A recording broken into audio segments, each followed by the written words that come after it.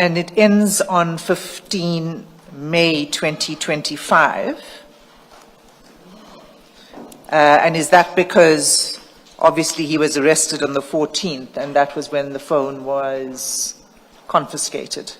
That is correct, Commissioner.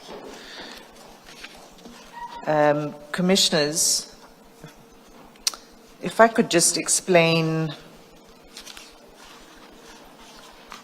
the date of the 15th, because Mr.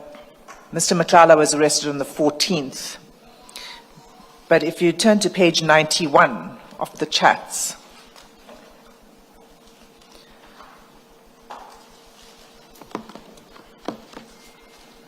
the reason it reflects as 15 May is that strange thing we were talking about yesterday, that the system kicks in, called unknown sender, which is reflected as 15 May, but that's the date on which the contents of the phone were extracted. So obviously there was no chats between Mr. Madlanga after the 14th. So just to explain why it goes up to the 15th. Okay. All right, so let's begin then with the first communication from Mr. Madlanga to Mr. Mokotsi. And that contains a video link which we'll display for the Commission.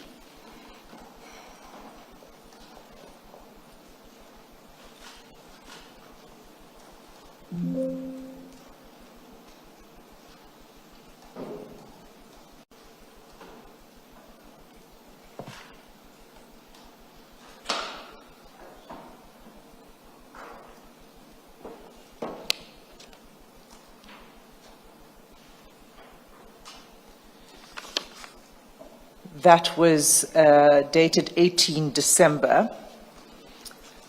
General, it's followed by a photograph of the same people, a photograph, a still. It looks like it's a still photograph taken from that video. Is that correct? That is correct, Commissioner. Can you explain what that's a video of? Sorry, Mr. Sim.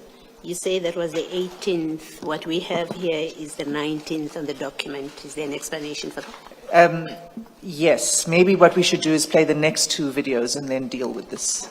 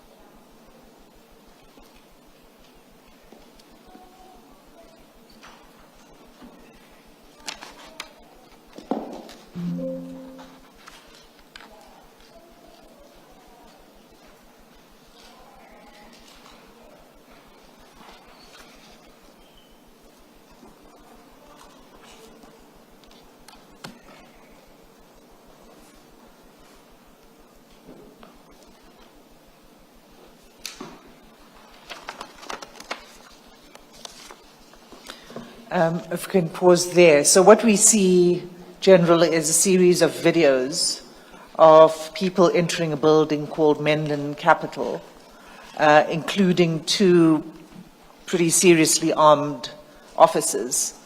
And it's on 2 days, the 18 December 2024 and 19 December 2024. Is that correct? That's correct, Commissioner. Okay, can you explain what's happening in that video and that photograph and who the people are? Thank you, Commissioners. The two videos were forwarded, as well as the still photo, were forwarded by Mr. Vusimuzi Madlanga to Mr. Brown Mokotsi. The two videos and the still photo are depicting the two-day operation that was conducted by the members of Gauteng Counterintelligence Operation with regards to the Firearms Control Act compliance inspection, which was a follow-up from the operation that was done on the 6th of December. Was Mr. Matlala informed that the team would be arriving for this inspection on those dates? That is correct, Commissioners. The arrangements were made with Mr. Vusi Matlala as well as his legal representative, and the appointment was set initially for the 18th, and one of them was not available, hence then it was postponed to take place the following day, the 19th. And can you explain why it was necessary to have an armed escort?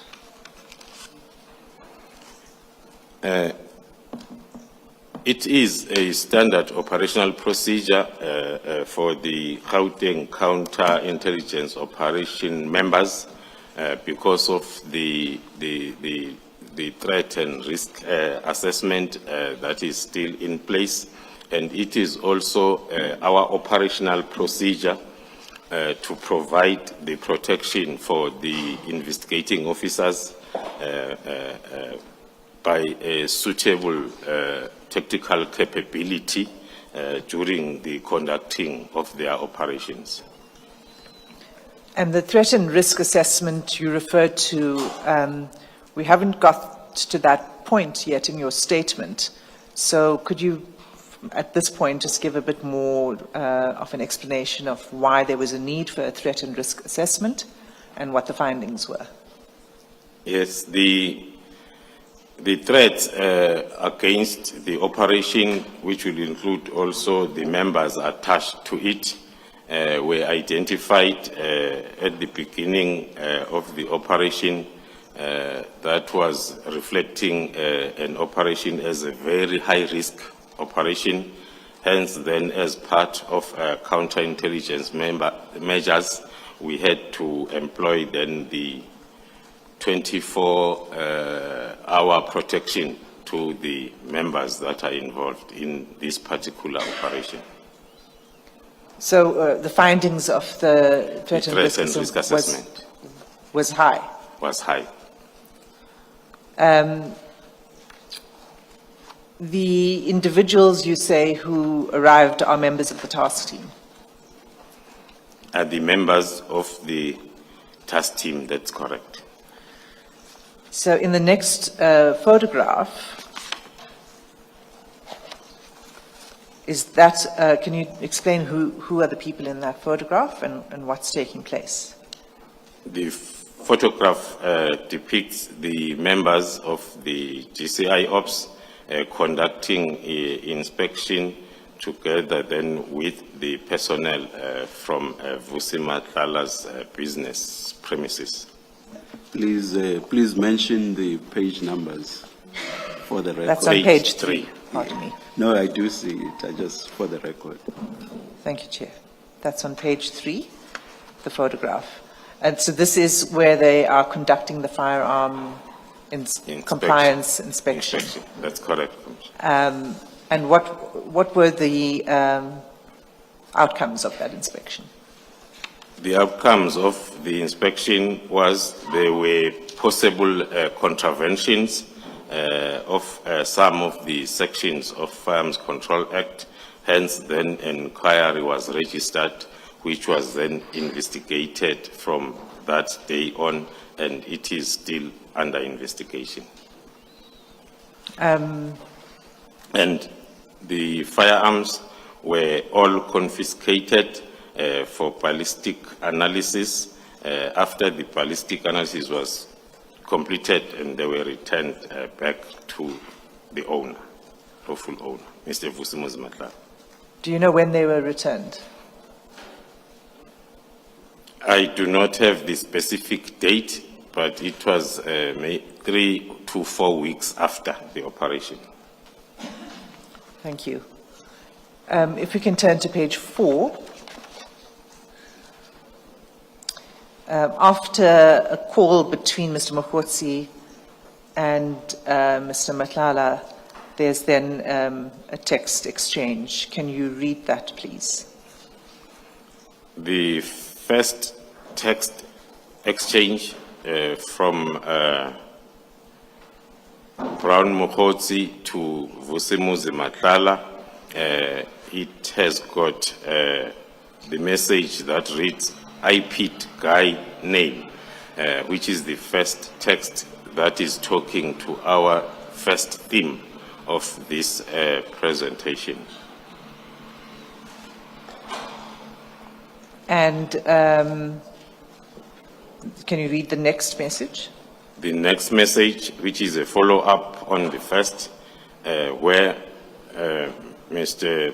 Brown Mokotsi is following up from Mr. Vusimuzi Matlala on the same IPID discussion, asking my brother any news from IPID. So you say that this is the first mention of the theme regarding IPID that you've highlighted for the commissioners. That is correct, commissioners. Maybe also to add or to sensitize the commissioners that we will find the discussion under this theme as we continue to the next page, page 5, 6, 7, as well as page 11 and 12. As we get to those pages, we'll be coming across the discussion around IPID theme. Thank you. So we'll move off that because we want to go sequentially through the chats, but it will recur, the theme of IPID. Okay, so the next message, if you can read that. The next message reads, my brother, how is the court proceedings? According to our analysis and interpretation of the message, we are aware of the fact that after the compliance inspection operation, Mr. Vusimuzi Matlala initiated an urgent court application for the return of the firearms that were confiscated.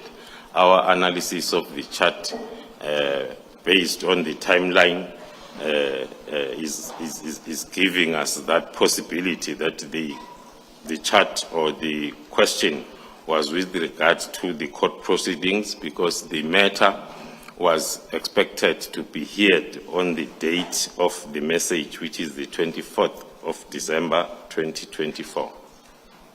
Advocate Hasim, I know we're dealing only with the chats, but between the chats, I see that there are audio calls and video calls. Are we leaving those and just assume that there were video calls and audio calls, but nothing more about it? We have no further information on the audio or video calls, so all we're able to discern from the chat is that a call was made at that point in time, and when the call was returned, and the times at which the calls were made, but we have no information beyond that. And I think that it's useful to just note, General, as we're going along, even though we're skipping sort of over the calls, but to just note for the record that a call was made between the two individuals.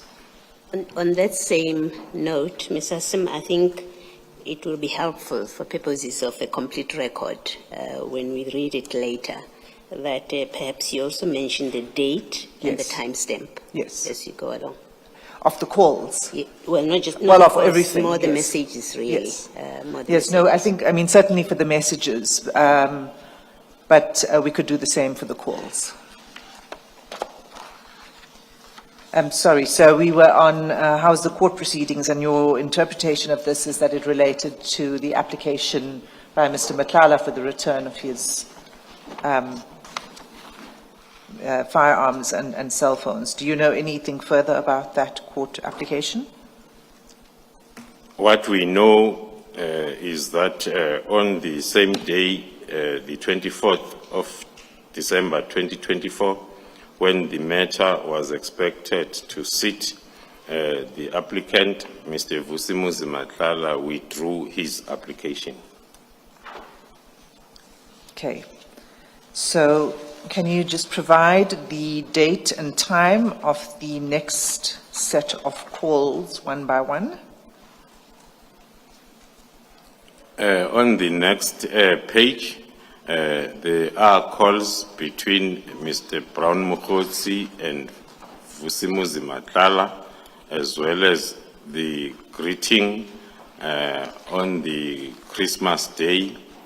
Let me pause you, General. So the first one is, I think we are going to be quite specific about this. So the first call was 24 December 2024 at 13:45.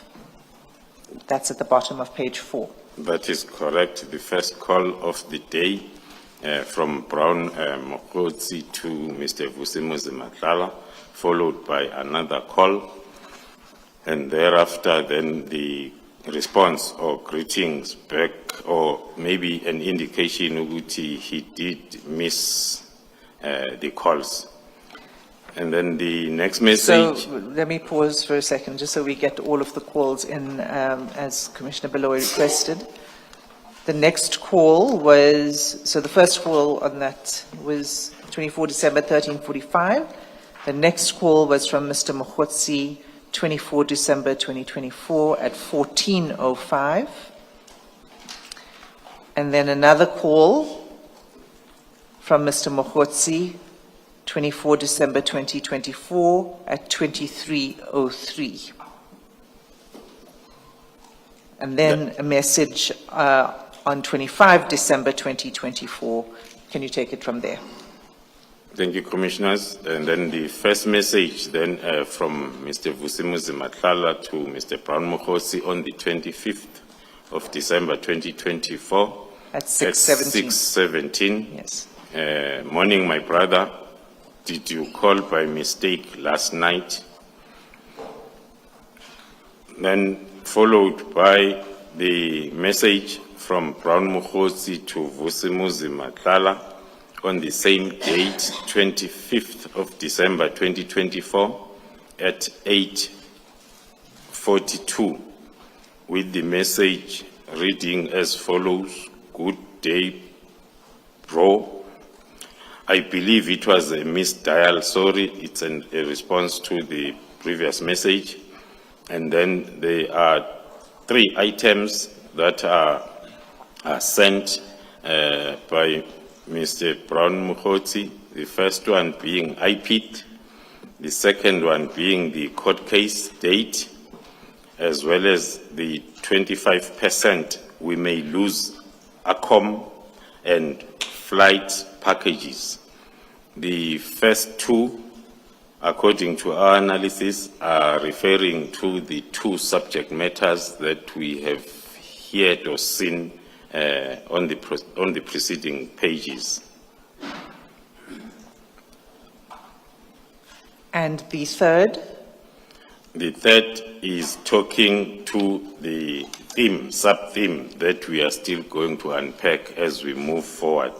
The 25% we may lose ACOM and flight packages. And which theme is that? That theme will be talking to the payments to the politicians. Can you turn to the next message? The next message on the same day, or the next 4 messages, starting with when are you available? I'm in Mafikeng. The next one, meaning in Joburg. The next one, are you in Joburg or you in Joburg? Those are messages that are suggesting that there was an attempt to set up a meeting between the 2. And those messages begin, when are you available, begins 25 December 2024, 8:47. And the response by Mr. Mokotsi, I'm in Mafeking, is the same day at 9:15. The next message, meaning in Joburg, is at 9:15, immediately after the previous one, followed by, on the same day, the message from Mr. Matlala saying, you in Joburg, and that's at 9:15. And then if we turn to page 6, Mr. Mokotsi responds, same day, 9:16, no. Okay, and then can you take it from there? Then the next message from Mr. Vusimuzi Matlala to Mr. Brown Mokotsi on the 25th of December 2024 at 9:16. It reads thus: "Let me know when you back and the banks open tomorrow. I will settle that deposit thing and the rest we'll discuss whenever you are available." According to our analysis of the chart, it relates to the lists of 3 items that were shared between the two the same day in the morning, the same day, the 25th of December 2024 at 8:42. Thank you. You can continue with the chats. It can't be all 3 things. Can it possibly be 1 and 2, or is it about 3 only? Apologies, Commissioners. It refers to number 3 of the list Thank sent. you.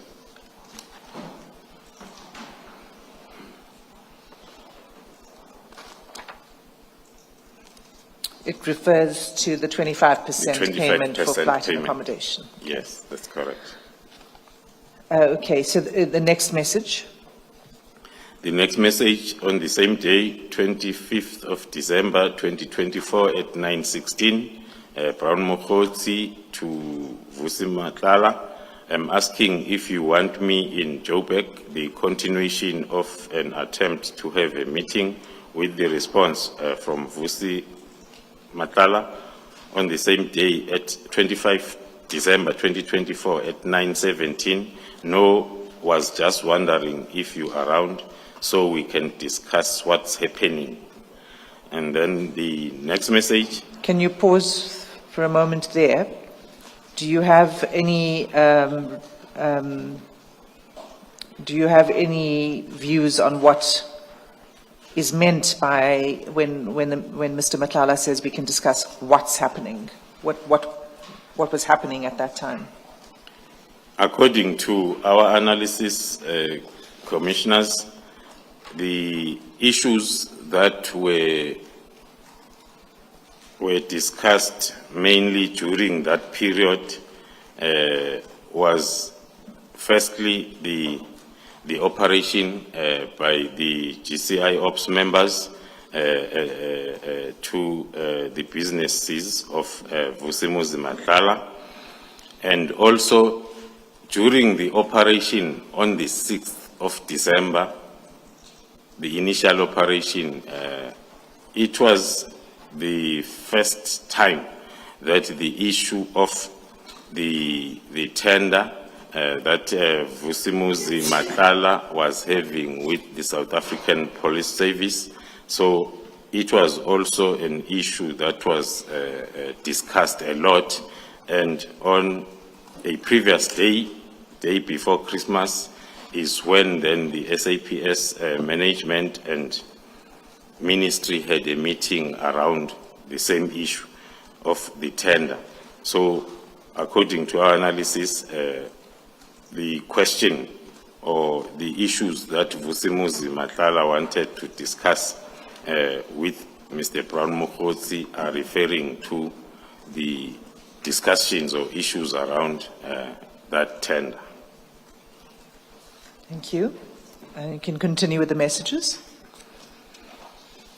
The next message is on the same day, 25th of December 2024 at 9:18, Brown Mokotsi sending to Vusimuzi Matlala indicating that the 26th is a holiday, and with the response from Vusimuzi Matlala on the same day at 09:18, yes, the open half day tomorrow.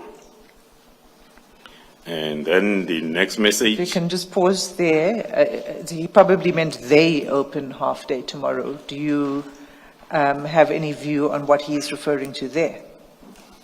Who's open half day tomorrow? According to our analysis of the previous messages or discussions and the ones that we are still going to go to, they are talking to the 25% deposit that had to be done So is it referring to the banks being open? to the banks. Yes, Commissioners. Okay, all right, continue. And then on the same day at 9:18, Brown Mokotsi indicating to Kat Matlala the continuation of the IPID theme, indicating to him that IPID can be a breakthrough. And then on the same day, Vusimuzi Matlala is responding back to Mr. Brown Mokotsi at 9:18 again, indicating that there is a bit of a hurdle there, but I will fill you in. Our interpretation is there means IPID as a direct response to the previous message from Brown Mokotsi. The Then next message. On the same day, Brown Mokotsi responding with, will it work At at 10:32. 10:32 on the same day? So which there's a will- bit of a hurdle there, but I'll fill you in, followed by from Mr. Mokotsi, will it work? Okay, and the next message?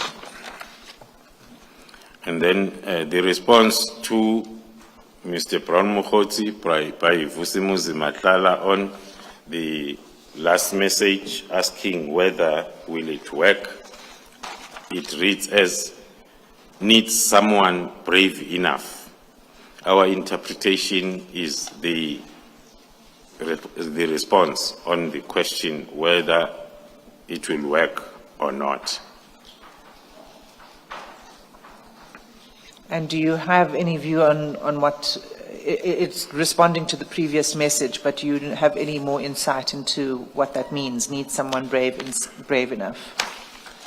Following the order of the discussion, the question, will it work, will still be part of the IPID theme as the previous messages or the initial message on that day came from Brown Mokotsi indicating to Vusi Matlala that IPID can be a breakthrough, then followed by a response that there is a bit of a hurdle there, but I'll fill you in. So if you read those messages, they give the suggestion that it's a continuation of the IPID discussion, ending with the message from Vusimuzi Matlala that it will need someone brave enough. Can you proceed to the next message? The next message, what we can indicate, Commissioners, Date for- and time first, please. the message is on the 25th of December 2024 at 13:06, where Brown Mokotsi sent a picture to Vusimuzi Matlala that is having a picture of what looks like a business or travel agency advertisement. And what is of importance there is to note the name of the travel agency, because it's going to come up very often as we move with this data chart presentation, which is Godclear Travel. Can someone who is Sotho Tswana speaking please pronounce that for us?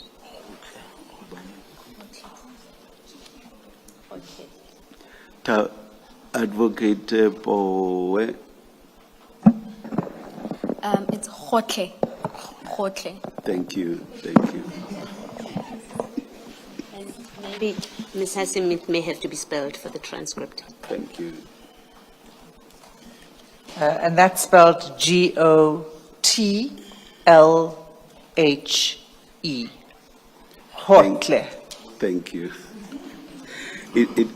General, it also looks like it's a still picture taken off a video.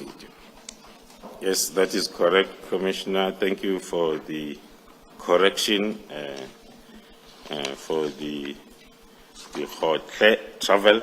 It looks like the still picture. I wouldn't have gotten it right either, General. So you are in good company. That is correct, Commissioner Chairperson. It looks like it's a still picture of a video that was sent then to Madlanga, Mr. Madlanga. So the next message is still on the same day, that's 25 December 2024. Can you take it from there?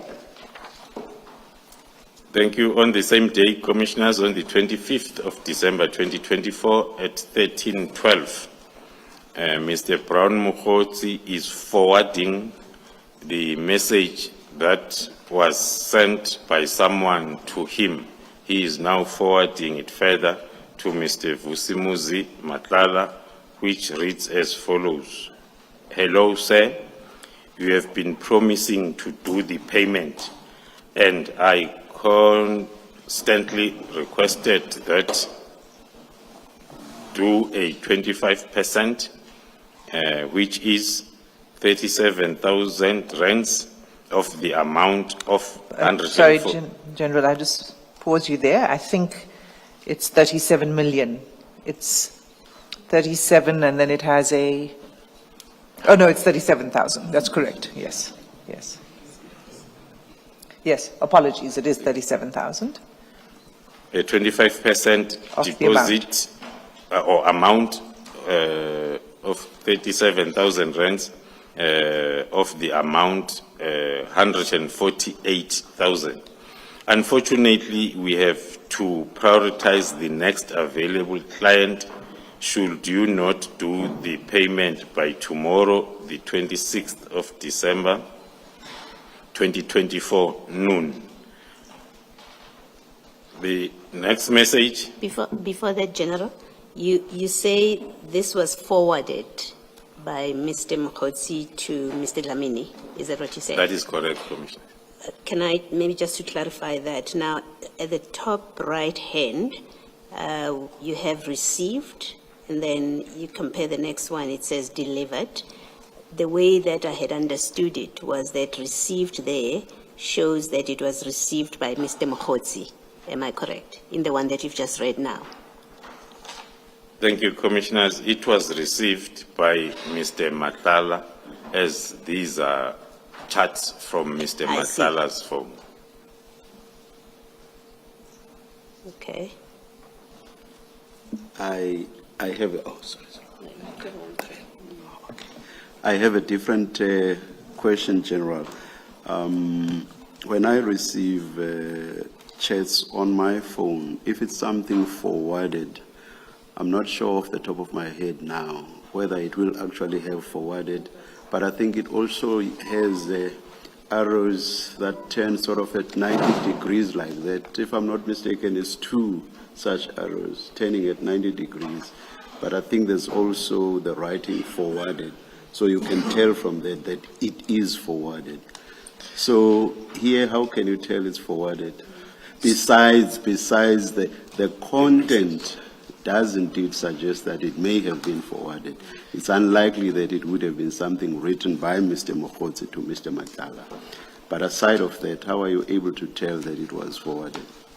So, Chair, this is the issue that we alerted yesterday, that the Commission's own software was unable to reflect it in that way in which we normally see it on our phones.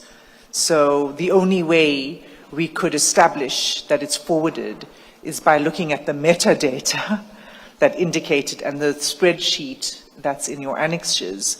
If you were to, I don't propose we do it now, but if you were to go to the spreadsheet and look at 25 December 2024, and then at the time stamp, it will indicate that this is a message that was forwarded.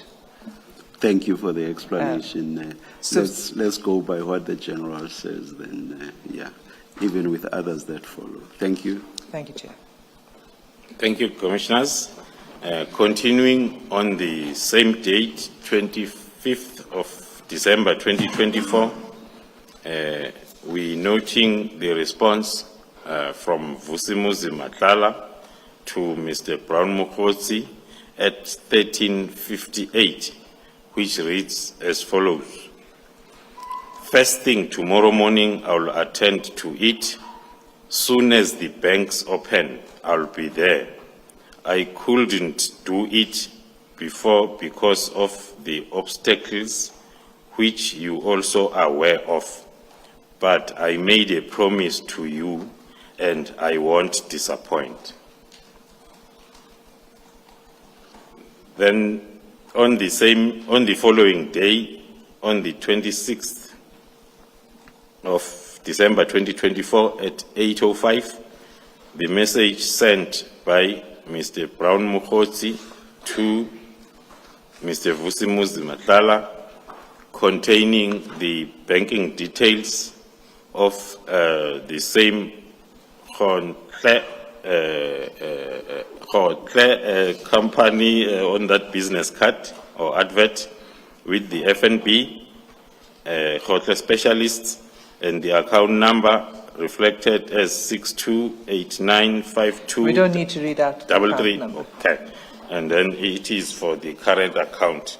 And then followed by the greetings. So just to pause there, General. So it's Mr. Mokotsi sending the bank account details to Mr. Matlala for payment. That's correct, And it's Commissioners. hotel specialists. And what was on the advert was hotel travel. Okay, you can continue. Then that, When you get to details like the banking details, please just say banking details indicated without reading it into the record, please. General. noted, Commissioners. Then that message on banking details is followed by the greeting on the same day, 26 December 2024 at 10:59.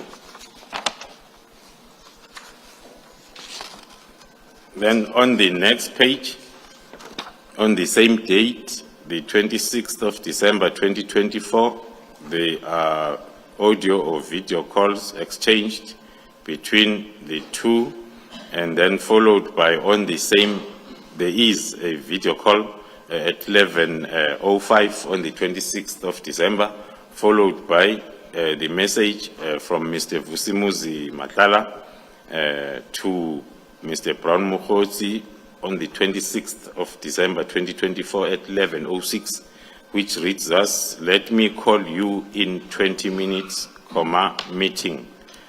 The response from Mr. Brown Mokotsi at 11:06 on the same day reads okay, followed by another message on the 26th still of December 2024 at 11:06 from Mr. Brown Mokotsi to Mr. Dlamini Vusimuzi, which reads, just send me a message that you are held up so that I send this woman, these women, please.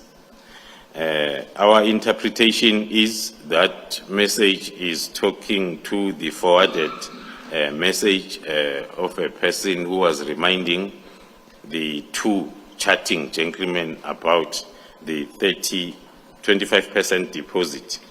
The response thereof on the same day, 26 December 24, at 11:13 from Vusimuzi Matlala reads thus to Mr. Brown Mokotsi, do not stress, my brother, I will take care of it. And then on the same day, the response from Mr. Mokotsi to Mr. Dlamini at 12:08, indicating that share a POP and thank you, hence. Then the next message on the same date. POP, which I understand to be proof of payment. Proof of payment. Is that a thank you or a please, as if somebody is pleading? I think it's a please, the interpretation, because there hasn't been a payment made yet, so it's a pleading hands, Commissioner. That's a reference to the emoji on the side, General. So, General, it says share a POP, and then the emoji of the hands.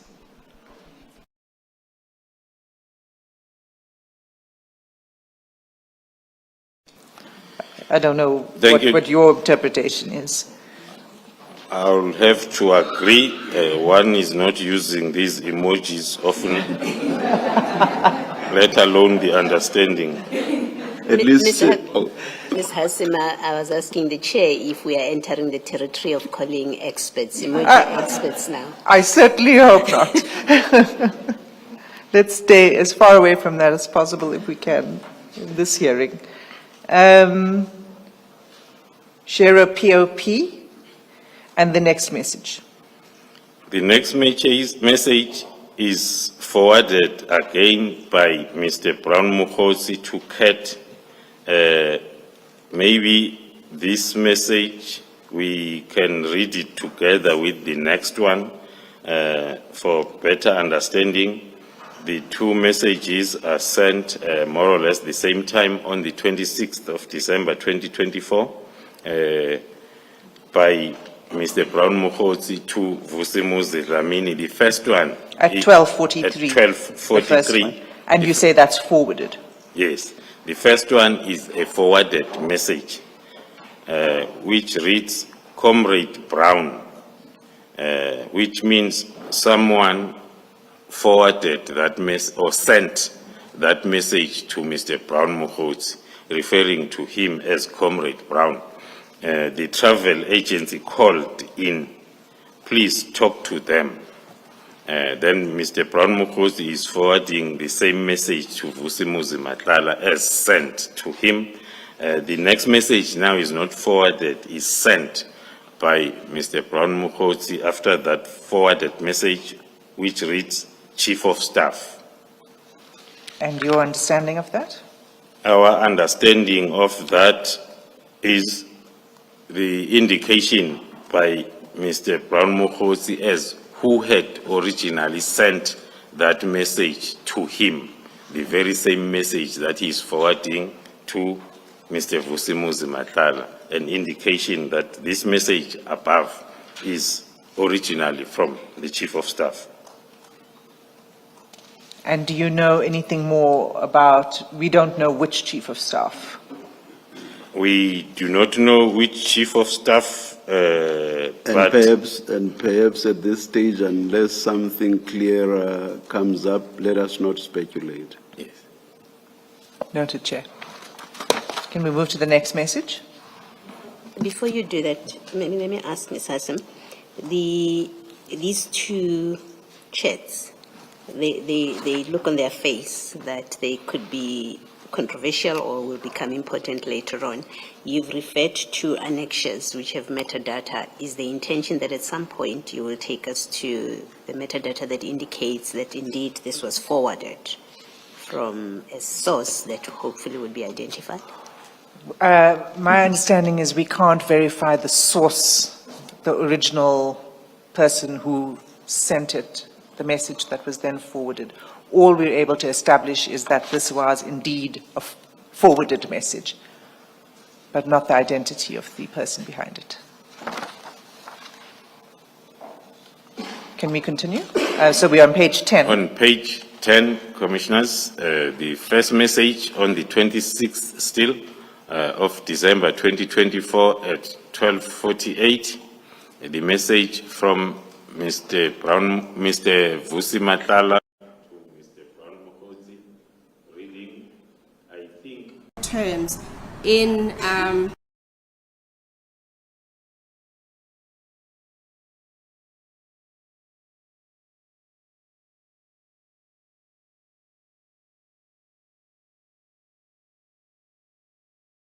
hoping they will be open today but still closed.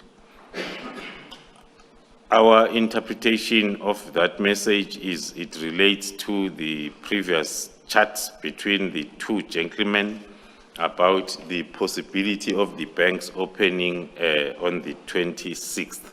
So this message is indicating that it is the 26th today, so the banks are still closed, and Mr. Vusimuzi Matlala is indicating that he has got a problem with his banking app, which will need him to go into the branch. Then with a response on the same day, 26th of December 2024 at 12:49 from Mr. Brown Mukhodzi, indicating that that is sufficient, with another emoji. Which is? Can you just? I'll guess that it refers to, I'll be strong. Yeah. So that's sufficient, and then an emoji of a muscular arm. And the next message? The next message, still from Brown Mukhodzi to Vusimuzi Matlala on the same day, 26 December at 12:49. Mr. Brown Mukhodzi indicating to Vusimuzi that no need to send the video. The video, according to our interpretation, refers to the previous message at 12:48, where Vusimuzi Matlala wished or promised to send a video of his banking app to Mr. Mukhodzi to show that it is not working. And the next one is a link, if we could just play that video attachment. And that's sent, sorry, just for the record, before you play it, it's 26 December 2024 at 12:49 p.m.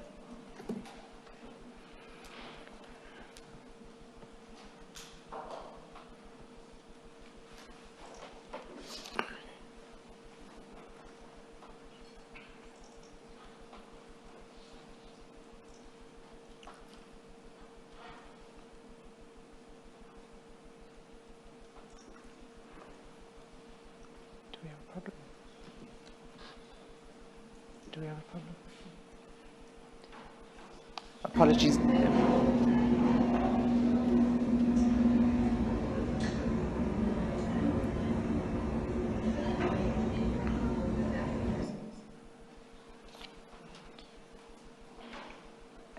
And then maybe you can just read the next message to explain that. Thank you, Commissioners. The previous messages, the first one on the same page indicated to Vusimuzi Matlala, prepared to send a video of his app that was not working as a proof, and then followed by the message where Mr. Mukhodzi said there is no need to send a video, but still on the same day at 12:49, same day, 26 December 24, Mr. Vusimuzi Matlala is sending a video proving that his app is not working. The next message on the 26th December 24 at 12:50, Vusimuzi Matlala explaining to Mr. Brown Mukhodzi that he can check it. It just turns blue, nothing happens. Our interpretation is he is indicating, of course, that his app is giving him a problem. The same day then,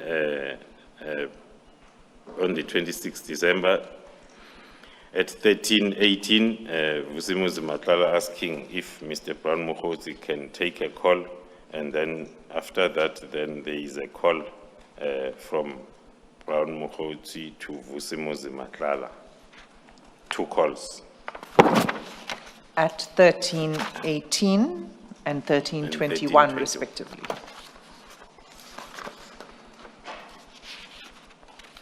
Can we turn to page 11? Then on page 11, we see the screenshot for the communication between Mr. Brown Mukhozi and the minister. According to our interpretation on the screenshot, we see Senzo Mchunu. The screenshot is forwarded by Mr. Brown Mukhozi to Mr. Vusimuzi Matlala with the messages, reading the first one, it was during your tenure, and then there are calls in between, and then on Monday. Before that, General, just explain that it was during your tenure. I don't quite get what it is. And as you do so, if you could explain who's communicating. So the darker blue versus the lighter blue, who is the person who's communicating? Yeah, according to our understanding and analysis, the communication, which is colored blue, is from the holder of the phone. In that case, it will be Brown Mukhozi, and the responses then will be different as we move on. So the first message is, please update with the response, it was during your tenure. Do you know what that is referring to? And we don't seem to know when that exchange took place either, because there's no date above it. Is that right? That is correct at this moment, because it's a screenshot with having previous discussions. One cannot then conclude or suggest or claim to be understanding as to what was the communication all about. But who is supposed to have said, please update? It's supposed to be the Minister Mchunu. And who says it was during your tenure? Can we tell? It's supposed to be Mr. Brown Mukhozi. And then there are phone calls. Yeah. Okay. The same for the breakthrough where it says Monday, December 2020. So I think that's Are where we the still witness coming wants there? to go to, is actually that exchange, Monday, December 2023. Can you go there, General Khumalo? Maybe before that, thank you for that, Mr. Sim. Right at the top there, so we've got the time stamp and date stamp of the 27th of December, and then 12:01. Then you've got 11:02. Is that in the screenshot? What is that 11:02? Do we know, General? Our limited knowledge will talk to the 27th, 12th was when the screenshot was sent to Vusimuzi Matlala by Brown Mukhozi at 12:01. And The 11:02 may be the time, the time that was reflected on the screenshot, but it's not linked to a date, so it's not that helpful. And then after those two messages exchanged between 13:55 and 15:07, there are 3 calls. And then on Monday, the 23rd of December, there will have been a message from Brown Mukhozi to Senzo Mchunu reading, "We got a breakthrough." And then followed by the calls on the same day Then turning, And do we know whether that was a call received by Mr. Mokhotsi or a call made by Mr. Mokhotsi? the interpretation of the screenshot as these two calls were received by Mr. Brown Mokhotsi as compared to the three above that were made by Mr. Brown Mokhotsi. General, before you go to the next page, still on page 11, top left of the page, it says there the message was deleted. What does that mean?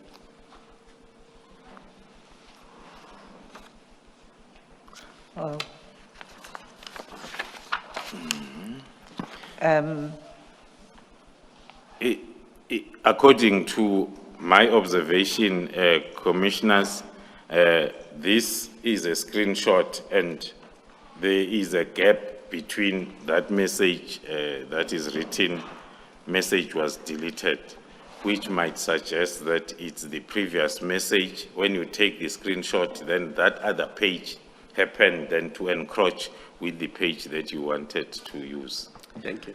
It's, I think, as a result of the printout. So if you were scrolling through the phone, you would see it's actually linked to the Brown Mokhotsi message before that. Just for the record, you said the first set of calls, and there are three of them, you said those were made by Mr. Mokhotsi. For the record, I think we should say the writing there says outgoing in respect of all three. And then the next set, you say those were received by Mr. Mokhotsi. I think for the record, we should say that it says incoming.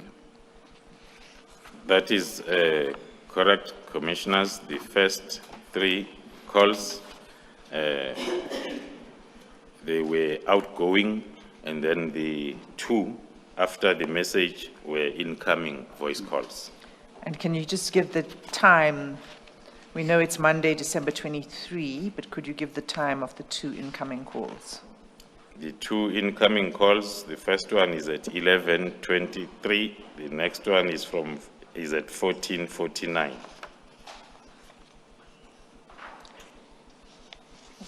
Can we continue with the screenshot? There's on the next date within the screenshot. The continuation of the same screenshot on Tuesday, the communication now is on Tuesday, the following day, as reflected partly on top, page 12, where Mr. Brown Mokhotsi receives the message from the number saved as for Senzo Mchunu on his phone, with the message was the arrest effected at 1919. And the date there is reflected as Tuesday, December 24. 24. Just remind us, what was the date of that operation where weapons were seized? Was it the second operation? Was it on the 24th? It was on the 19th, On the 19th. Commissioner. And this screenshot of this conversation is a screenshot not of WhatsApp, but of Signal. Of Signal app. Thank you, Commissioner. So the communications were taking place on Signal, is that right? That is correct, Commissioner.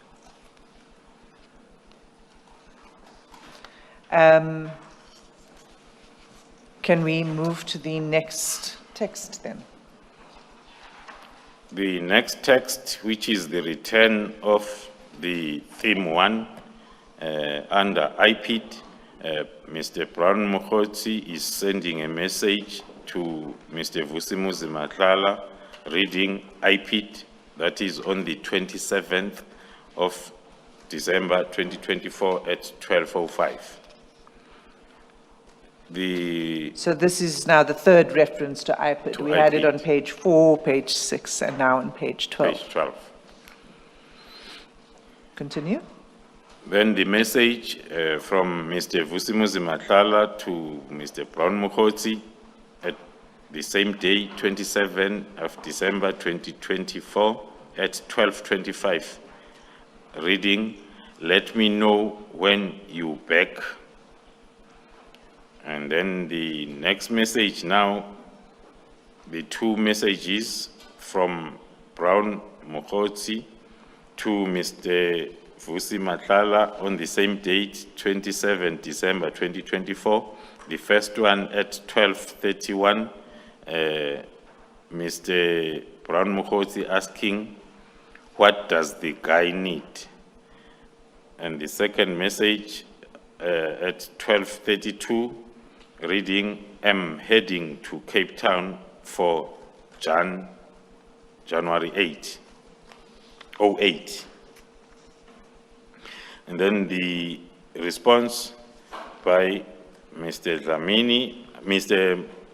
Vusimuzi Matlala at the same date, 27 December 2024 at 12:37, which reads thus: the case needs to have assault for him to effect arrest. He is saying he can't do arrest if there is no J88 to prove assault, and my wife is not keen to open up an assault case. The guards who were assaulted at my house only coming back in January, they went home for Christmas. Okay, if we can just pause there. What is that a reference to in your analysis of this? It's the arrest. The case needs to have assault for him to effect arrest.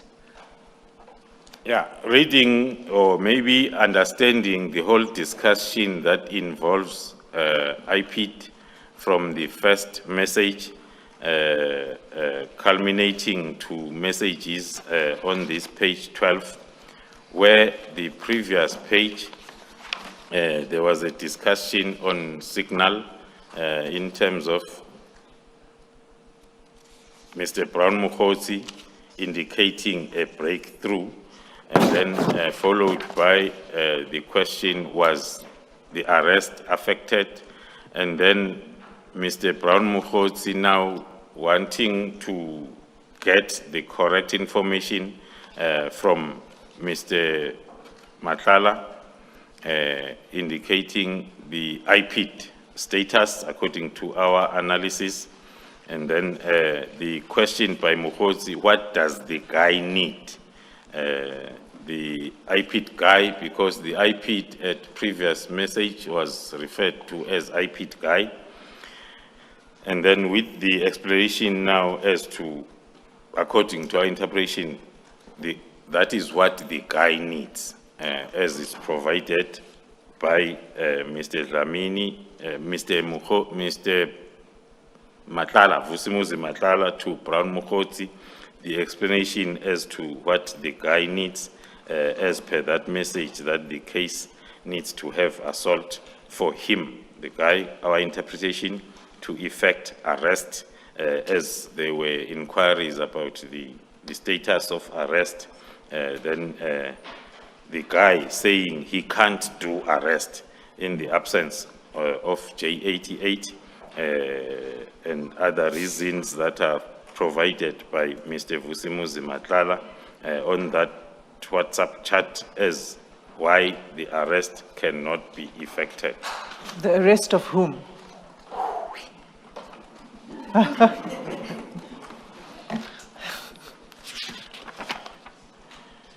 Maybe then, commissioners, if I may give a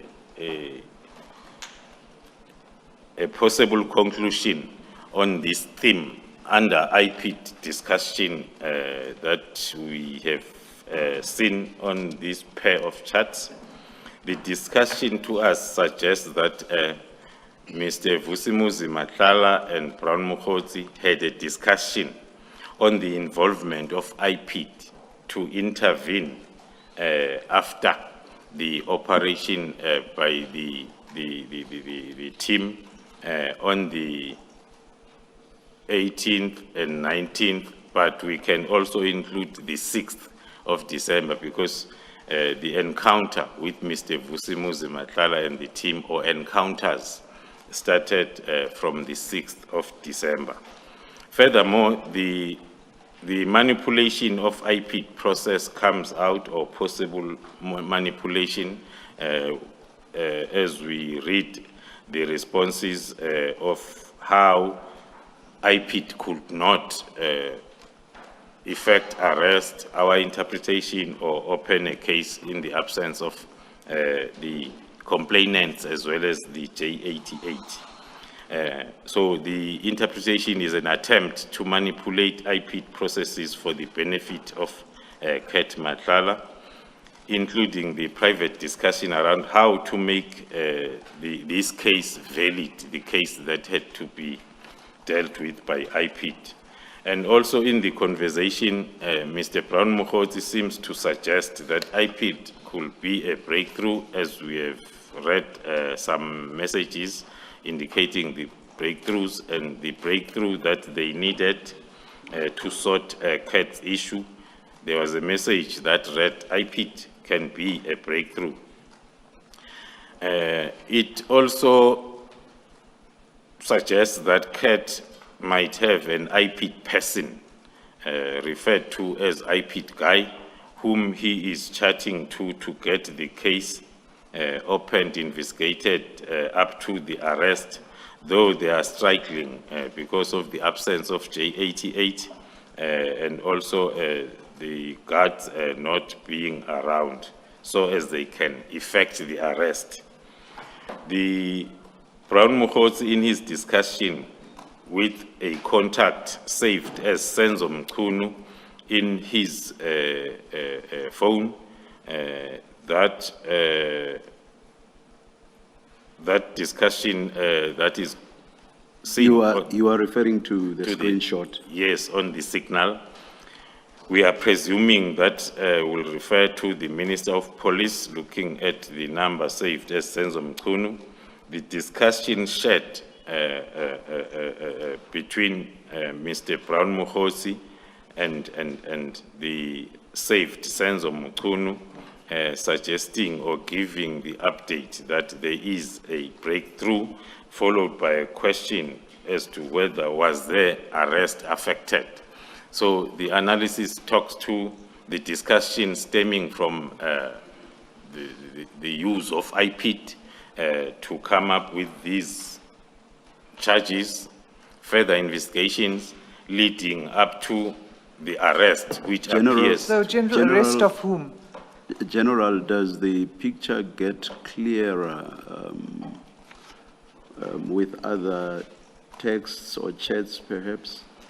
Because if it does, I would suggest that we should leave this here and see how things unfold as we go through later chats, perhaps. Or not? I think the only question is still that the only thing that we can, I'd like to ask the witness, but we can then move from there, is who is the arrest? When there's a discussion of an arrest, who is the subject of the arrest? See, the issue is, will the general respond based on facts that he knows, or will he be speculating? And why I say, if the picture does get clearer, let's go to where it does get clearer. Maybe we'll get to know. If we don't, because if it does, there's no need to rely on speculation. I hope I'm making sense. You know the picture better than I can ever hope to. Well, I think maybe we can park it for now, and we'll see where it goes. Thank you. Thank you, Commissioners. We are then going to move to the next page, 13. The continuation of the chats between Mr. Brown-Mokgotsi and Vusimuzi Matlala on the 27th, still of December 2024 at 12:38. The message reads from Mr. Vusimuzi Matlala to Mr. Brown Mokgotsi, and that payment is done, with another emoji. A thumbs up emoji. Oh, okay.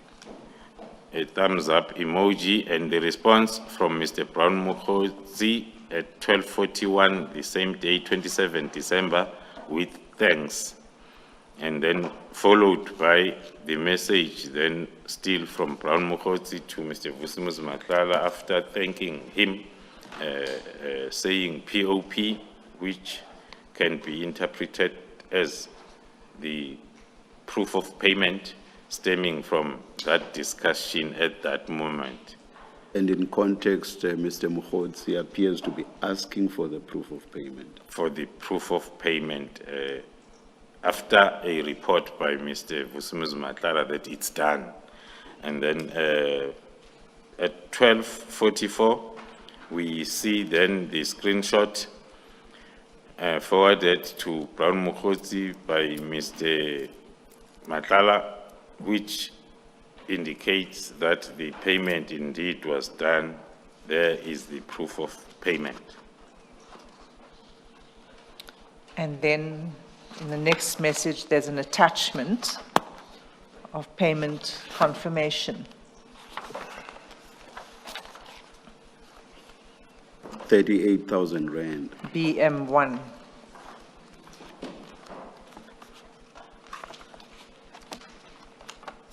BM1,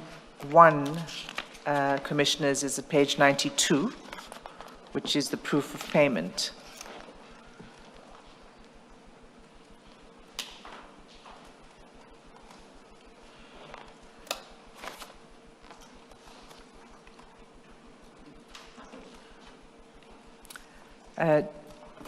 Chair, at this point, I'd like to just bring to the Commissioner's attention that we have done some investigative work on this account, and that will be provided to the Commission in due course.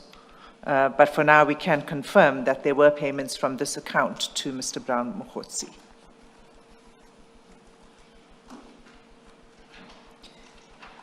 Do you mean payments other than the one reflected in the POP?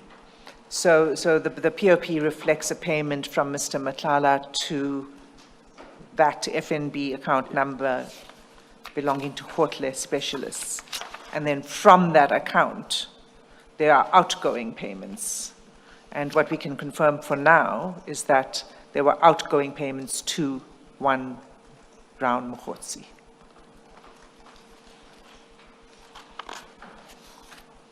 So we're on page 14. So BM1 was a proof of payment. And the next message, if we can move to that, on 27 December 2024. After then the payment confirmation as per Annexure BM1 was sent, and then Mr. Vusimuzi Matlala is sending a message now to Mr. Brown Mokgotsi, indicating that there is something I need to clarify from, please let me soon as you back. That message is sent at 12:46 on the 27th of December 2024. It is followed by another message on the same date, 27 December 2024, in the early evening, 18:51, reading as follows: "Can I call brother?" And then the response on the same date, 18:57, from Mr. Brown Mokgotsi to Vusimuzi Matlala, indicating 19:30, please, which can be interpreted as a response to the previous question. And indeed, then at 19:32 on the same date, Mr. Mokgotsi then is making a call to Mr. Matlala.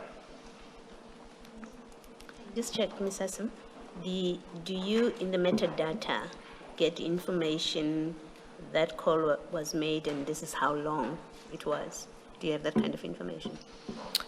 I'm not sure of the answer to that question, Commissioner, but I will check. Okay, thank you.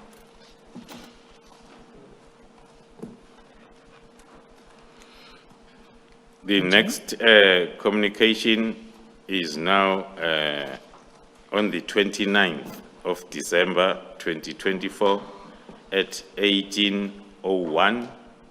The first message there from Vusimuzi Matlala to Mr. Brown Mukhosi. Afternoon, brother. Do you know Brigadier Nkwana from internal audit?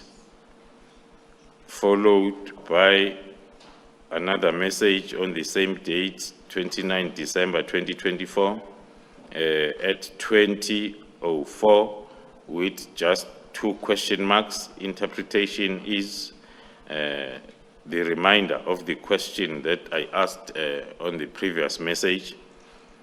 And then we see then the response at 2019 on the same date from Mr. Mokgotsi to Vusimuzi Matlala with a question, SAPS or CI.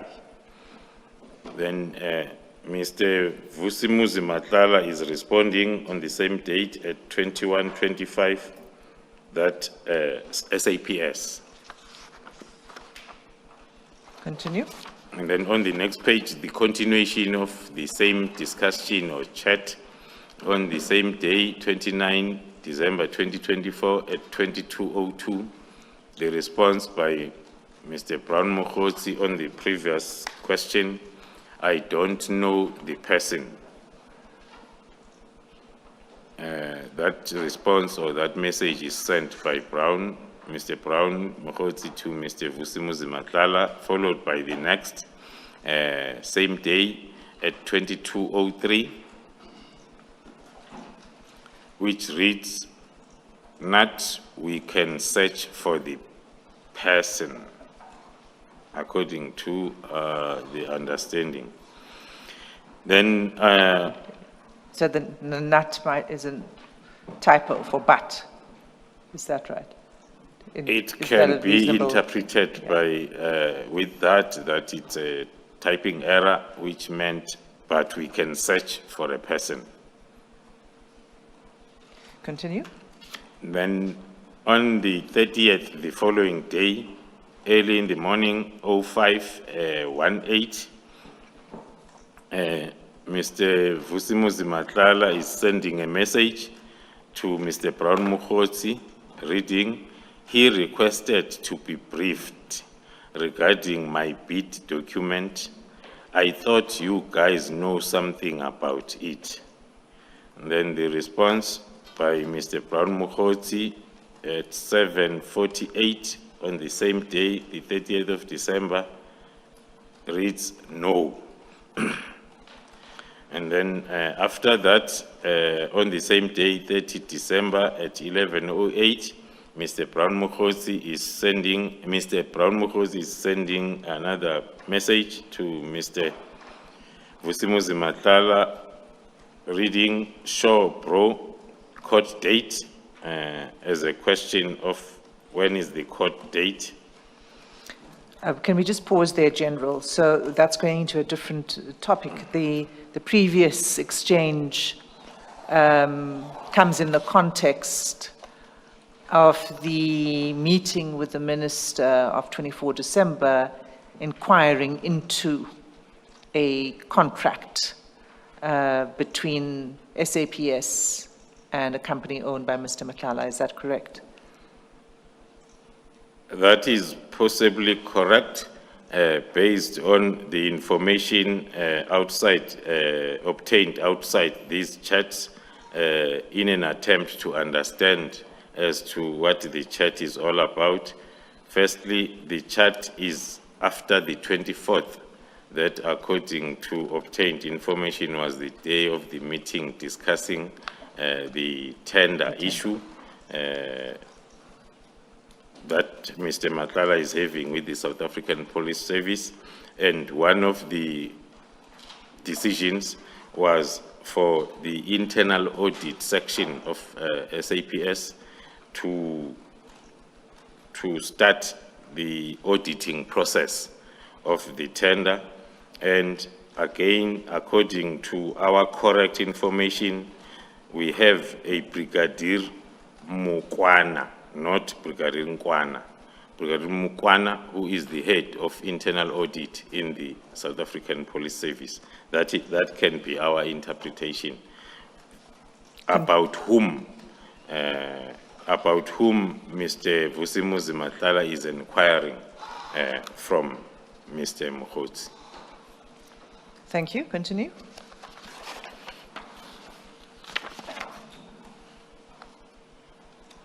So you've, Sorry, Advocate. Can you please spell the name of the Brigadier. Mukwana? Please spell that. It's, I want to write it against Mukwana. It's Mokwana. Thank you. Thank you.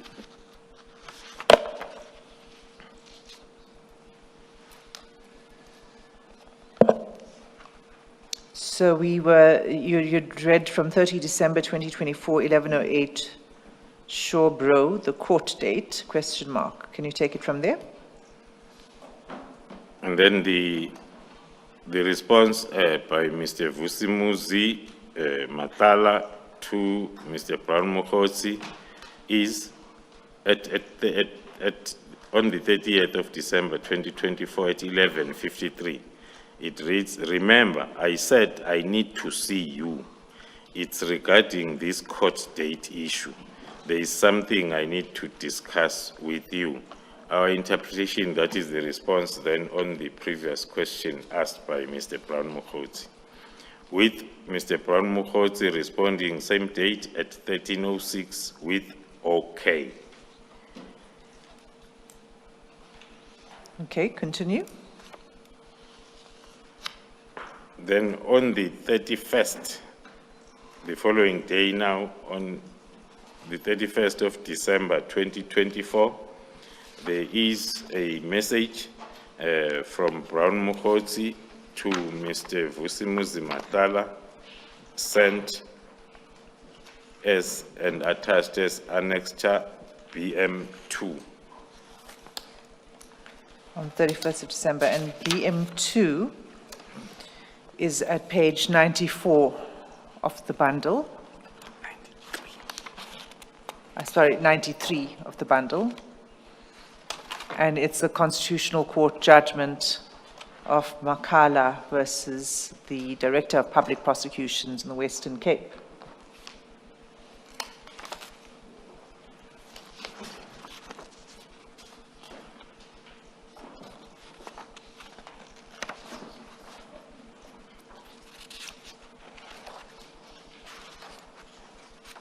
I believe we'll come to this in a moment.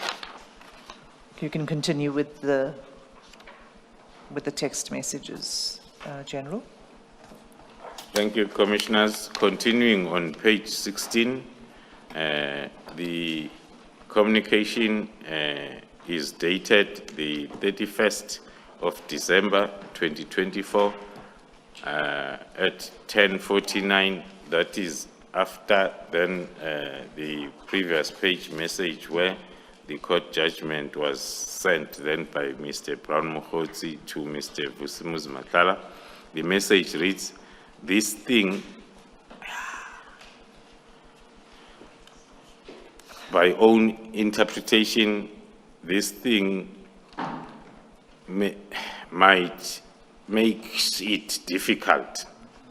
A very 100% typing error if it was meant makes, unless if it's a lingo that is used then between the two. Yes, for the record, let's read how it's typed, which is MYKZ.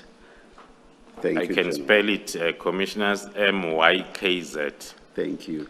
Chair. Let us, before going to the next chat, perhaps let's take the adjournment now, come back at 11:15. Let's adjourn. Thank you, Chair.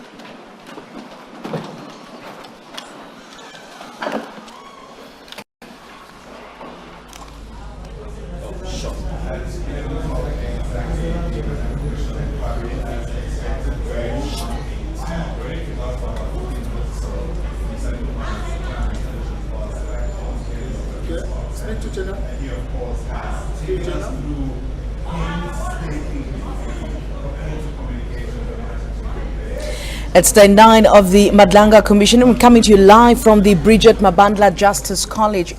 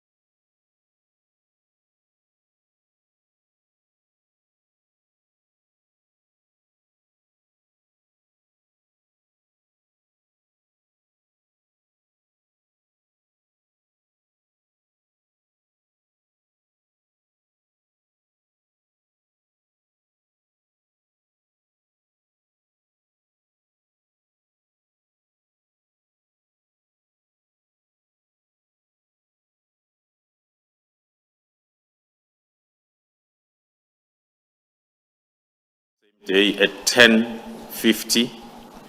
Let's take a call for that, followed by the call, then a second after that message from Brown Mukhosi to Vusi Matlala, and another one at 11:09, another call. On the same day? On the same day. Then on the same day, at 11:10, now a call from Vusimuzi Matlala to Brown Mukhosi, followed by another call from Mukhosi to Vusimuzi Matlala, same day, 31st December at 11:10. So it looks like they were missing each other. Is that right? Because That is correct. it's so quick.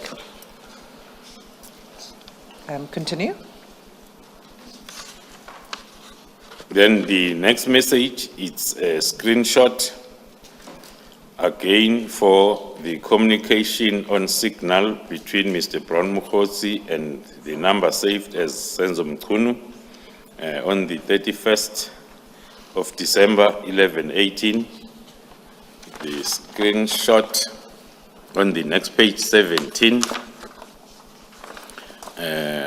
with the message in the screenshot that reads thus: "This is a constitutional court judgment that was issued on the 20th of December 2024, full stop, and then the message as screen grabbed, it reads, "Minister, I'm going to get this case number of this judgment for you. Now we got something proven by the court. This is the matter now which either Sibiya or the minister can charge Khumalo and apply Rule 9 of the disciplinary hearing. It took the Constitutional Court to release a man who was sentenced to life imprisonment through a forced Section 204 confession. Imagine, Comrade Senzo, after 30 years of democracy having this kind of policing. The good thing now is that these are not allegations but a court judgment." That is the message as contained in the screenshot of the communication between Brown Mukhosi and saved number Senzo Mchunu, which was screen grabbed and sent to Vusimuzi Matlala by Mr. Brown Mukhosi. Sorry, General. You say it's a screenshot, so I'm assuming it's sent by Brown Mukhosi to Mr. Matlala. That is correct. And it reflects the discussion between Mr. Mukhosi and Minister Mchunu. That is correct, Commissioner. And it's a Sorry, on the back, just for accuracy, Commissioner, it reflects communication from Mr. Mukhosi to the minister instead of communication between the two of them. It's one-sided. This screenshot shows communication one way to the minister. And it is a reference to the Constitutional Court judgment that we referred to earlier. It's at BM1. General Khumalo, have you seen that judgment, that Constitutional Court judgment? Yes, that is correct. The main interest was to determine the Khumalo that is in question in the judgment, and then one realized that it's not the same Khumalo testifying then in this commission now. It was referring to another Khumalo, so that's where the interest ended. So your name was not mentioned in the text of the judgment anywhere, is that correct? That is correct, Commissioner. So, Commissioners, at this point, may I seek leave to hand up CJC3, which is an extract from the record of that matter in the Constitutional Court, the only part of the record in which we could find a reference to Khumalo, to a Khumalo.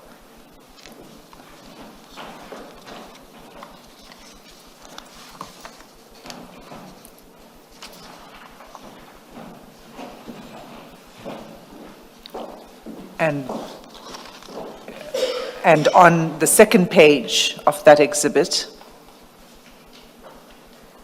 at line 19, is where you will find the reference.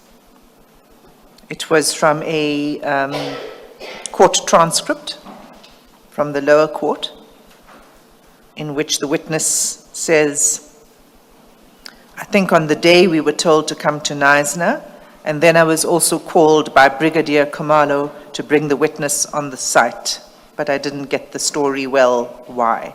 That's the reference to Khumalo, one Brigadier Khumalo. General, do you know who that is? Is that you? Thank you, Commissioners. Definitely, it's not me. Inquiries were made to lots of Khumalos that one might associate with the judgment. Until then, we found that it is the current Deputy Provincial Commissioner in Gauteng, Deputy Provincial Commissioner Crime Detection in Gauteng, who was a Brigadier Khumalo by then in the Western Cape, in Cape Town. Did you serve in the Western Cape at any point? No, I've never served or worked in the Western Cape. Thank you. You can continue then to page 18. Continuing on page 18, still on the 31st of December 2024, at 11:31, the message from Mr. Brown Mukhotsi to Mr. Vusi Matlala, am now worried, my bro, with the response on the same day, more or less the same time, a second after, asking worried about what? It's a question. And then the response on the same day at 11:32, a minute after, a response by Mr. Brown Mukhotsi to Vusimuzi Matlala, which reads thus, outstanding issues. Now this again, today is D-Day on the other side. I also think you must stand back.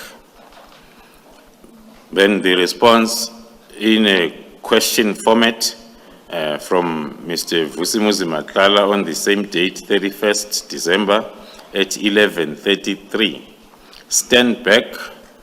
I don't understand what you mean. And then the response on the same date at 11:35 by Mr. Brown Mukhotsi, indicating that for your safety and business. And the next chart, 2 minutes after that, on the same date at 11:37, Mr. Mukhotsi to Brown, saying, we must fight what comes your way. We must just fight. We must just fight what comes your way. In response by Mr. Matlala on the same date, 31st December at 11:40, it reads thus, this won't change my contribution towards the minister though. I made a conscious decision and I'm not backing down. Whatever help the minister needs, whatever help the minister needs from my side, I'll be happy to assist. I just don't want to fight losing battles. The message then from Mr. Vusimuzi Matlala as a response to Mr. Mukhotsi. Moving on to the next page, 19, Mr. Brown Mukhotsi to Vusimuzi Matlala with the message on the 31st still of December 2024 at 12:25, with the message reading, "Here is our backlog and we now need to deal with this. It's a last day." Followed by another message at 12:30 on the same date, 31st December 2024, from Brown Mokgotsi to Vusimuzi Matlala.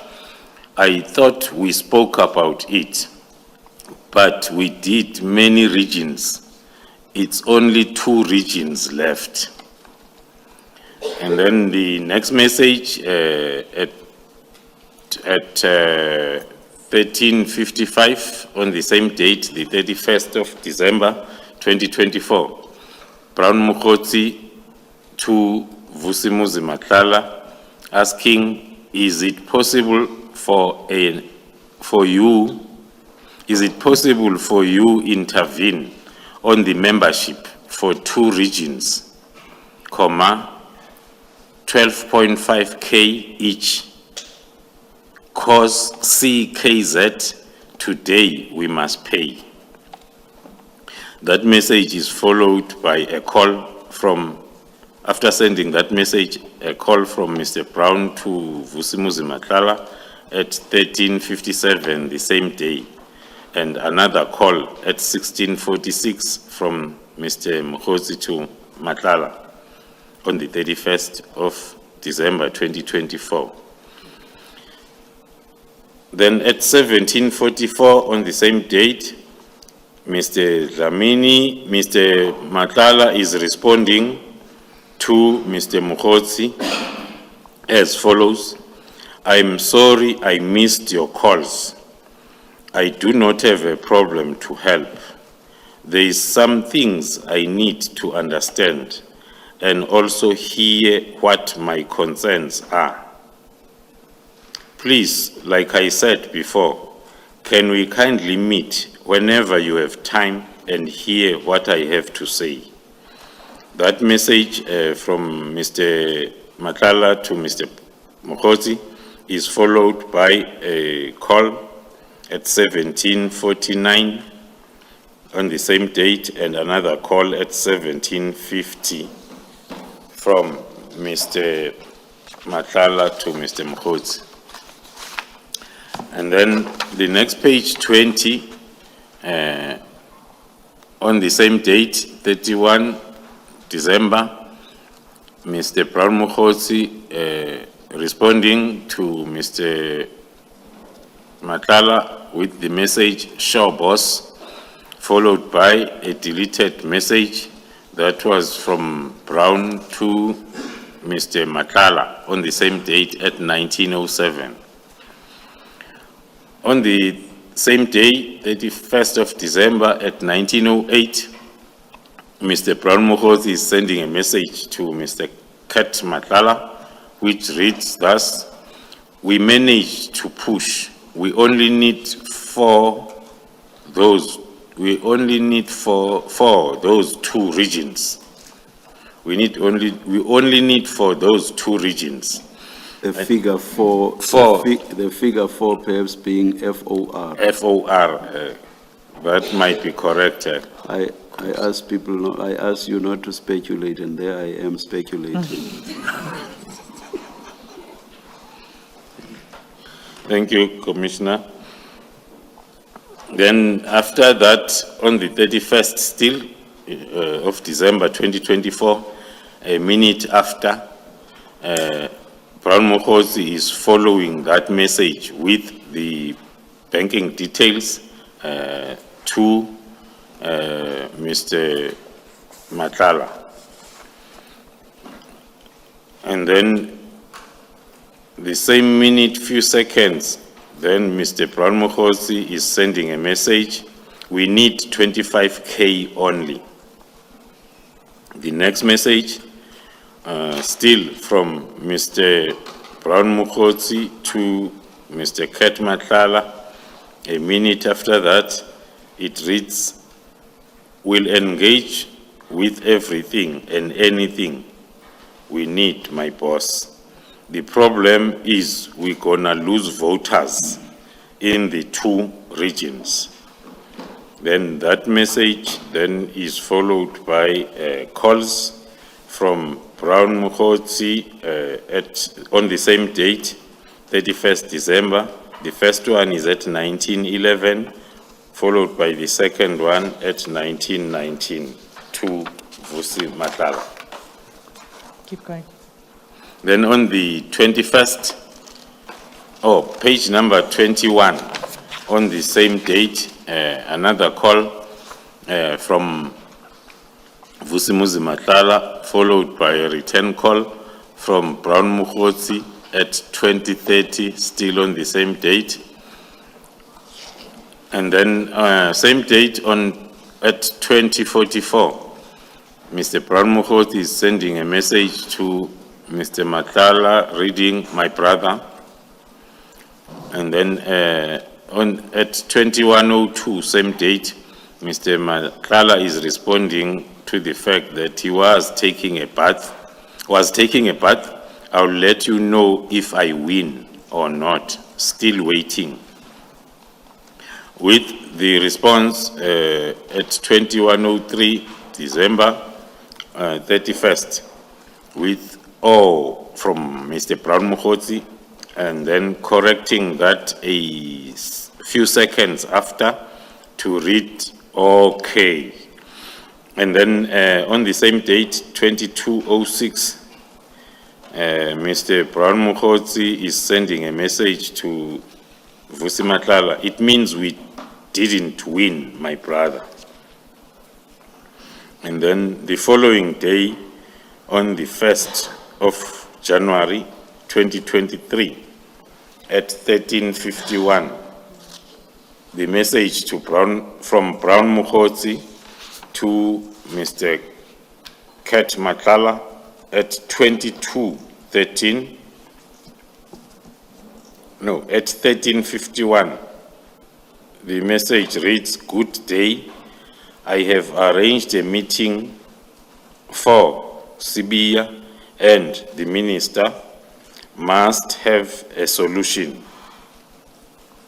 Then on the same date, 0101 at 22:13, Mr. Brown Mukotsi is making a call, followed by an emoji of a strong arm. On the same date, then at 22:13, same day, the 1st of January, at 22:14, a call from Mukotsi to Mr. Matala, followed by the message at 22:38, same day, 1st of January, 2025. The message reads, "The task team that came to your house and harassed you has been dissolved, / disbanded." Then on the 2nd of the following day now, of January, the first communication between the two is at 7:12 in the morning, where Dlamini is then responding to the message of the previous night with a message, "Oh, really?" followed by another message a minute after that, "I see you tried calling me last night." And then the next message at 7:14, another minute later, the question, "When is this happening?" Then the response is at 8:58 from Mr. Mukotsi responding to Mr. Matala, indicated on the message, "They got the letter on Monday. As we speak, they are bringing all the dockets to Sibiya." Followed by an attachment as Annexure BM3 that is sent by Mr. Brown Mukotsi at 10:05 still on the 2nd of January, forwarding the attachment to Mr. Matlala, which is annexed, as I've indicated, as BM3. And BM3 is the letter from the Minister to the National Commissioner dated 31 December 2024.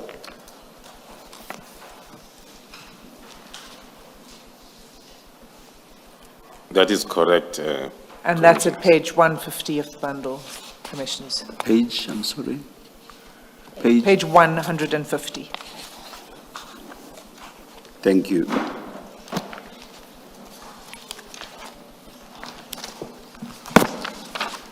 And on the same day, the 2nd of January, at 11:13, there is a call between the two gentlemen, and thereafter, on the same date, from at 11:57, same date, the 2nd of January, there are lots of forwarded messages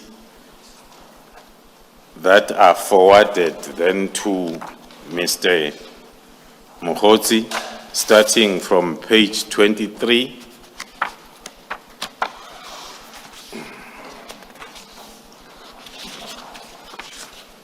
Starting from page 23 to page 34, 30 to page 34A, 34, the bottom part. All those messages are containing the information as well as the screenshots of classified information that is used or that belongs to the Division Crime Intelligence of the SAPS.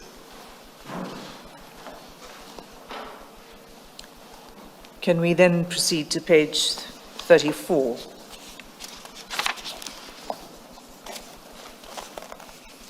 Just explain this, please, General. So are you saying Mr. Mokgotsi was in possession of classified information? Yes, Commissioners, And Mr. Mokgotsi was in possession of all this classified information that is forwarding to Mr. Matlala. Thank you. And that also as at the 2nd of January 2025, in the morning already at 10:05, he was already in possession of the minister's letter To the to the National Commissioner, the letter that disbanded That is correct, Commissioner. the PKTT. Thank you.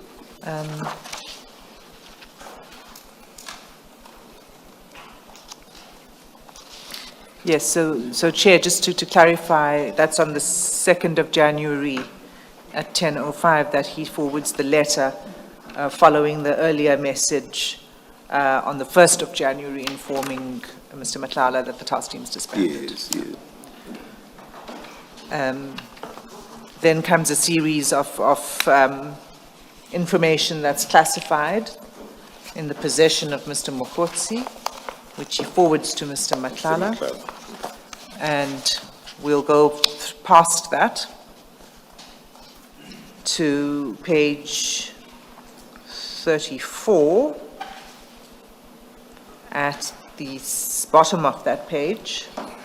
Can you take it from there, please, General?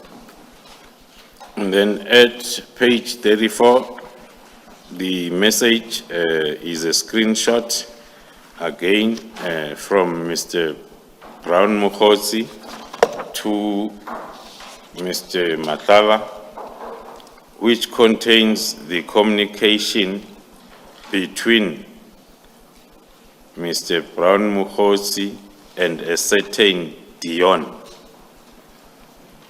The screenshot is having the first message that is visible, reading as follows: as Dineo Mukwili stroke Muhajane Peyele Angestel as BRIC, limited interpretation of Afrikaans. It's a question asking if is there any Dineo Mukwele or Mkhajana who's working by them as a brigadier.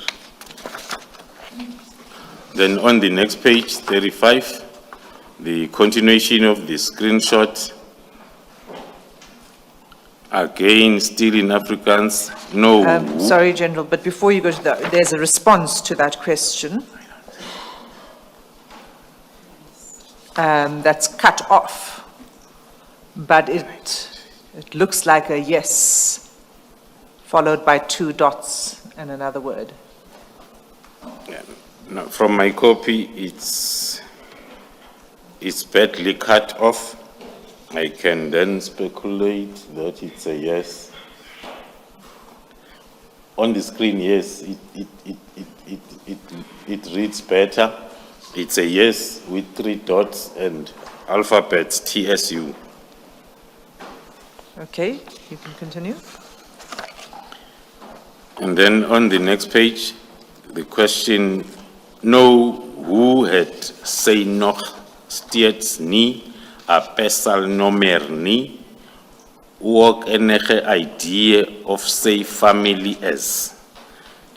It's still the screenshot of the communication between Mr. Mokotsi and a Dion that was then forwarded to Mr. Madlanga.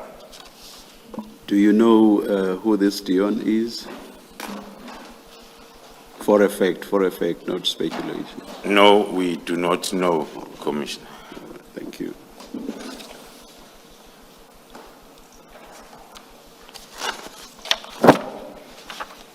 Then, moving on. Ms. Hassim, don't we want to have a translation of the Afrikaans in both texts? As Dineo Mukwele / Mohajane Beyele aangestel as brigadier. Chair, are you asking me to translate it?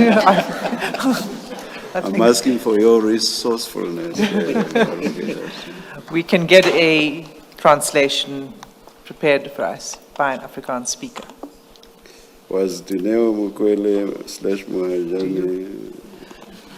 My colleague. No. Let's get a translation. Okay. Please, thank you. Advocate Asim, those of us who did our LLB in Afrikaans can figure it out, but I know Chair does not have the same advantage. So you'll help the Chair then. Thank you, Commissioner Khumalo. We'll get a transcription. Thank you. General, you've answered that you don't know who Dion is.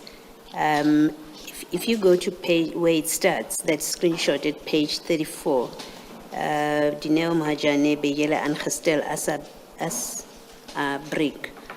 Is it fair to surmise that this is asking a SAPS member about the employment of Dineo Mukwele? Can one say that from this? Yes, Commissioner, that is the interpretation that one can come up with, that someone is asking about the status of appointment of a certain brigadier. Okay, thank you. Thank you. Thank you. And there's more in this vein as we go through.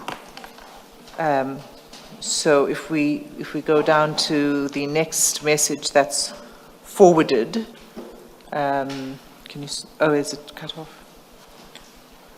In your file, General, so below that screenshot is another message that's forwarded.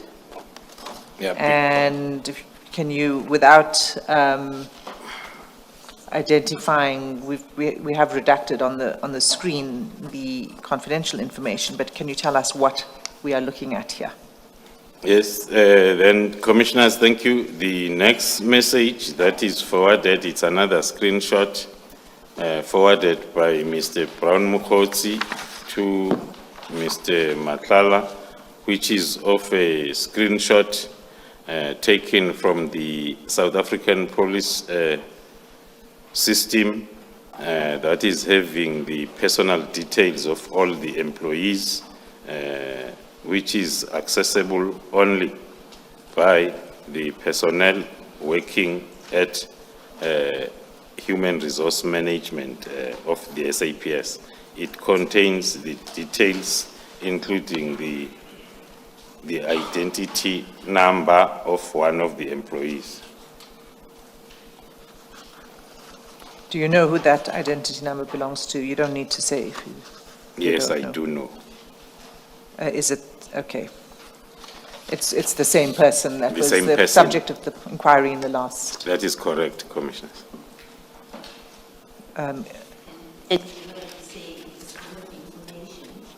Sorry, you say this kind of information would only be available to SAPS employees? It's internal information? No, the kind of information can only be made available to the employee, him or herself only, see. not to another third party. Okay, thank you. So as I understand it, there's two aspects to that. The first is who has access to this software, this program, the Purcell system. Who would have access? And as I understand you, you're saying it would only be SAPS employees, and in particular HR. Yeah, that's correct, Commissioner. And the second aspect of that is that even those who have access can't disseminate the information other than To the to the employee. employee. And Mr. Mokgotsi, you may have already spoken to this. Is he at this point an employee of the SAPS at the time that he's forwarding this information? Yeah, according to our investigation, Mr. Mokgotsi is not the employee of the South African Police Service. Thank you, Commissioner. So can we then turn to the chat that starts on page 36?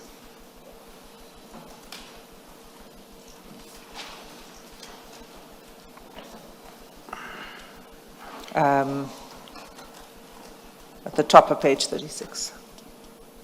On page 36, it's a message from Mr. Matlala to Mr. Mokgotsi with the question reading, what is these things you just sent to me, brother? I see it shows several registration numbers of cars and residential addresses. The response on the same date, the 2nd of January at 14:18 from Mr. Mokgotsi to Mr. Matlala. The message reads, they used state money to buy those properties. Then followed by a call. Is this out of sequence now? Because it does not seem to flow from what you were dealing with before, or am I lost?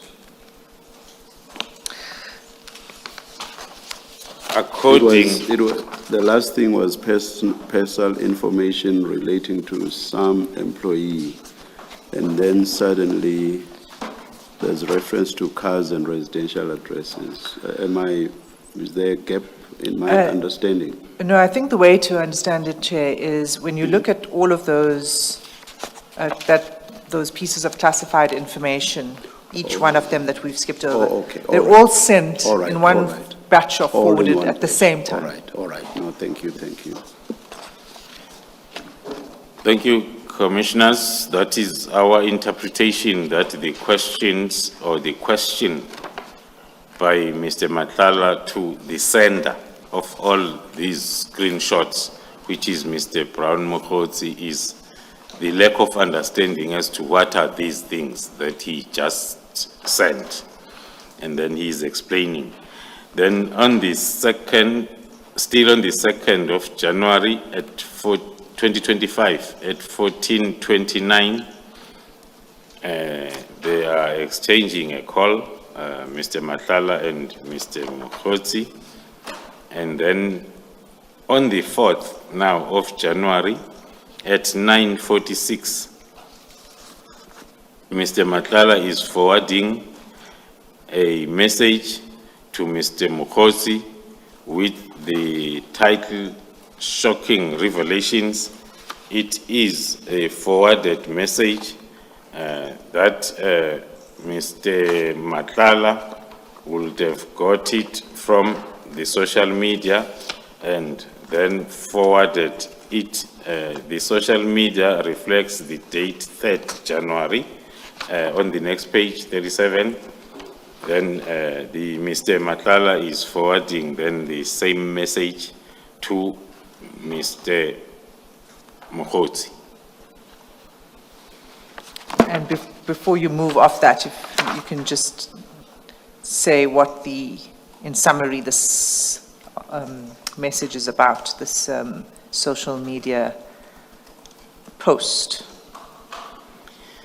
Thank you, Commissioners. Scanning, as I've indicated, that it looks like a message that Mr. Matlala got from the app social media X, from the social media X on the 3rd of January, and then screen grabbed it and forwarded it to Mokgotsi.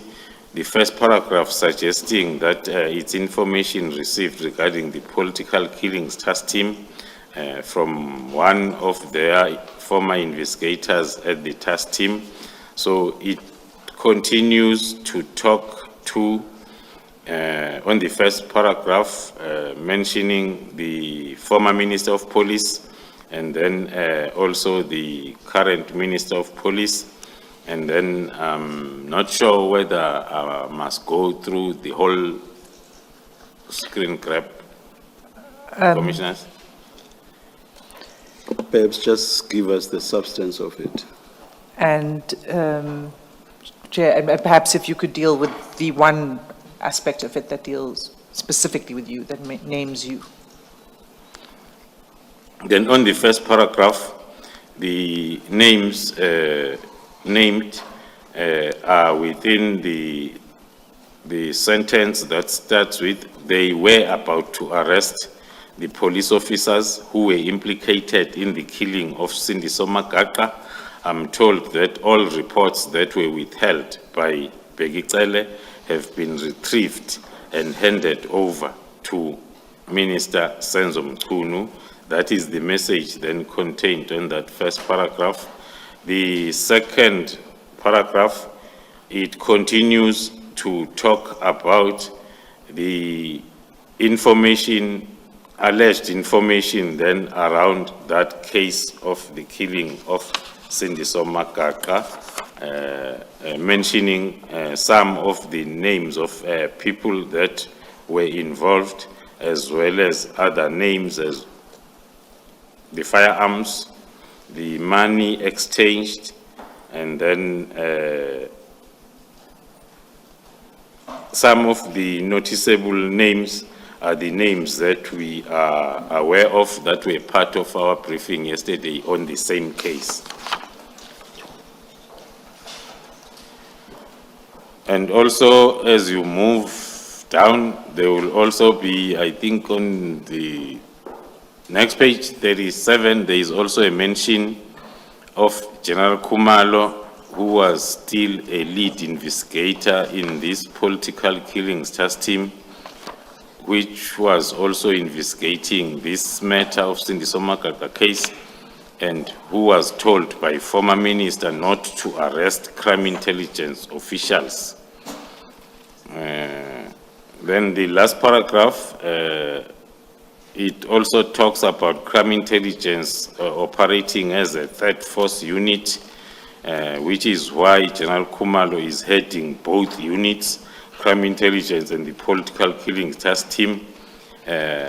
He appointed his brothers, families and friends as investigators and bodyguards for him and Lushaba. Lushaba's bodyguard is a guy called Lushaba. And it's signed, if one can say, by someone called not a peace officer. Yes, And that's correct, It's on Commissioner. the X platform. Do you want to respond to what you've just read, the allegations relating to you? Do you have any comment on that? The shortened version of the response, commissioners, will be, that is what we experienced soon after the disbandment letter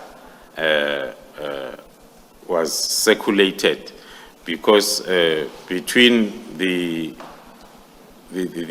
first and the second, when the letter was circulating on the social media before its official communication channels within SAPS, soon after that, then we saw lots of misinformation that was all over the social media space, talking to either the political killing trust team or the General Khumalo and others, but the misinformation will always have either the political killing trust team or General Khumalo. Okay, you can continue. And then after sending or after forwarding that X information, Mr. Matlala followed it up on the same day at 1946 with the message to Mr. Brown-Mokgotsi reading At 9:46. at 9:46 with the message reading, "I see something very interesting here." And then the response at 9:49 from Brown-Mokgotsi to Vusimuzi Matlala reads, "Yeah, ne, gloves are off. Gloves are off." And then on the next page, 38, on the 6th now of January at 10:55, Mr. Brown-Mokgotsi is sending a message to Mr. Dlamini. "Morning, is it still fine that we meet tomorrow? I'm off to Cape Town on Wednesday, the 4th of January. On Wednesday, 4 January. Sorry, Advocate Hasim, there seems to be an issue with the screen.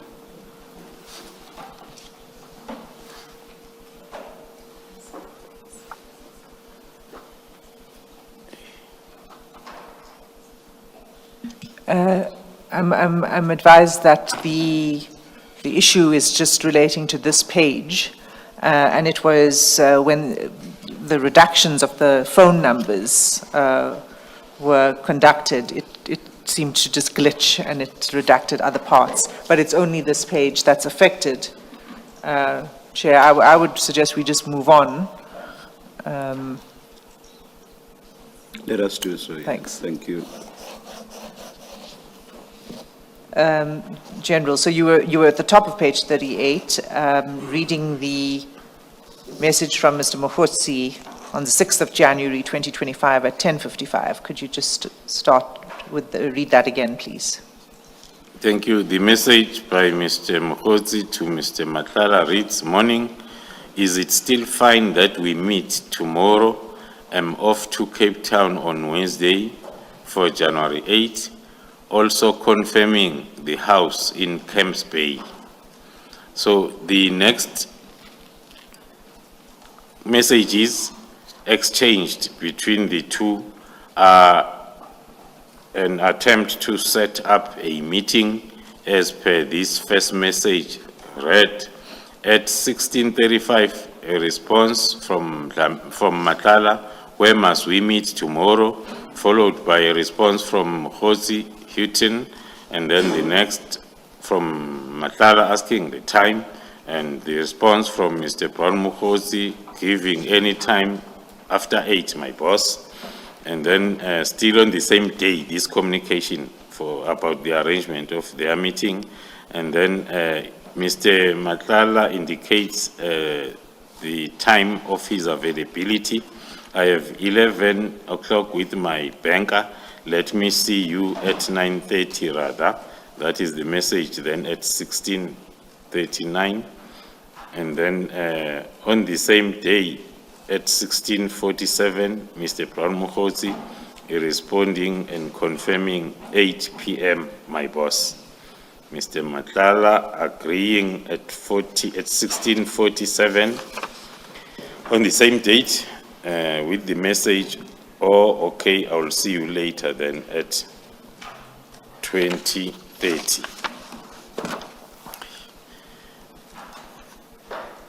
The page 39, the message, the first message is a strong arm emoji from Mr. Brown Mokgotsi to Mr. Matlala at 16:48, and then followed by 2 calls on the same date, the 6th of January.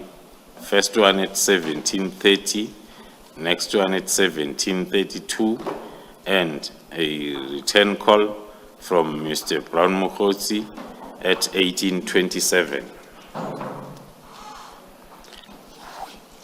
Then still on the same page 39, Mr. Matlala is forwarding a message to Mr. Brown Mokgotsi. The message that is read as if it was sent to Mr. Matlala by someone else, and thereafter he is forwarding the message as it is, he's forwarding it to Mr. Brown Mokgotsi. The message reads, "Hello, Mr. Rafadi." That is where we can speculate that this message was originally sent to Mr. Rafadi, who If I can pause you, General, we are going to get to the chats of Mr. Rafadi, and then we'll see there that this message was forwarded to Mr. Matlala from Mr. Rafadi, and Mr. Matlala is now forwarding it on. Continue. Sorry for the interruption. So I'm not sure then, Commissioners, whether we deal with this message as it's forwarded or we deal with it when we're dealing with Mr. Rafadi's chats. I propose that you deal with it now.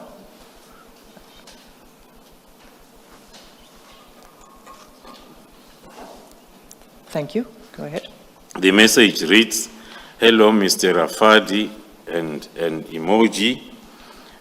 Good day and compliments of the new year. It's Henrika from Power FM. I see you really don't want to describe the emojis, General Khumalo, but it's fine. Continue. Unless if I'm allocated an interpreter, Commissioners, really not good. And also, then it's Enrina, producer of Daily Talk show hosted by Lerato Pele, who would like to kindly ask for your time for an interview on our show tomorrow morning to talk about the dissolving of the task team dedicated to political killings. The police minister did mention that the task team services were no longer, and we just want to discuss this with you as you paint a picture of the current state of political killings in the country, especially because there has been criticism of the team still being needed, with some analysts saying it was time for the team to be dissolved. If you may please join us at 10:30 tomorrow morning, we will truly appreciate it. That is the content of the forwarded message by Kat Matlala to Mr. Mokgotsi, and it is followed by a screenshot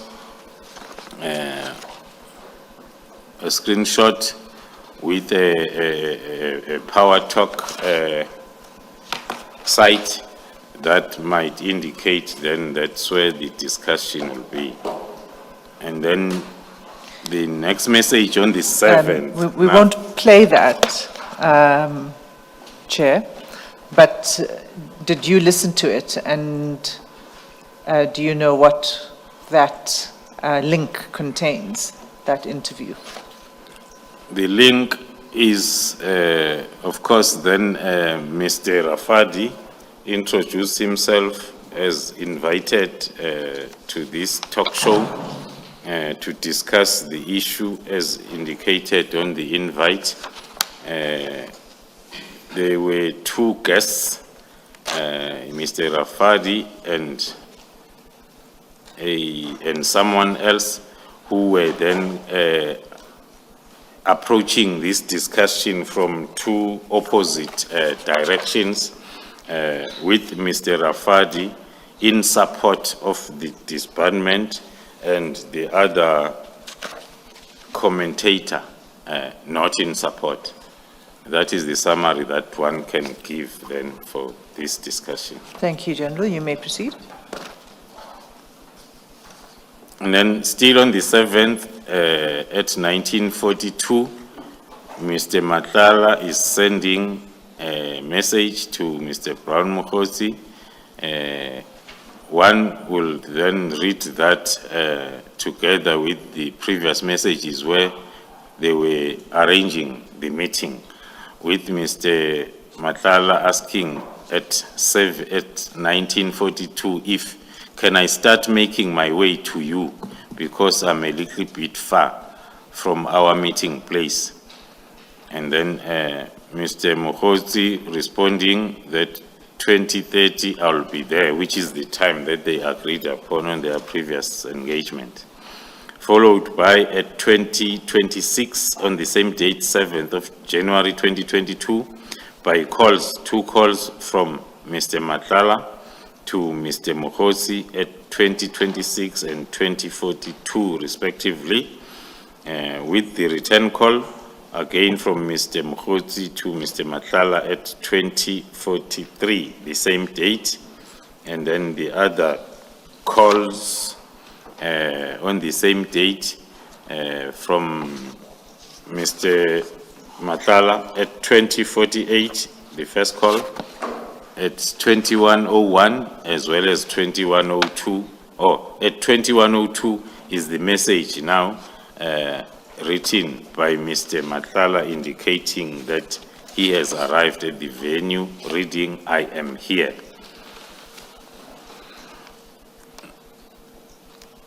Then the next, on the following day now, the 8th of January, in the early hours, 0047, Mr. Mokhosi is sending, definitely not an emoji, it looks like two dots, and then at 0048, Mr. Mokhosi is sending a message to Mr. Matlala that this is outstanding. And then on the same date at 0049, now Mr. Mokhosi is specific as to what is outstanding. He says you paid, in the message, you paid 37,000 and the 111,000 is outstanding, which can be related to our previous charts that were talking to the payment of 25% deposit to a travel agency. And then still on the 8th of January 2025, Brown Mokhosi is reminding Mr. Matlala that this is what you paid on that message at close to midnight, that discussion at 0050. And then at 8:14, still on the 8th, Mr. Mokhosi is sending to Mr. Matlala a a notice of an annual BPF presidential gala dinner with those particulars at 14:39. And then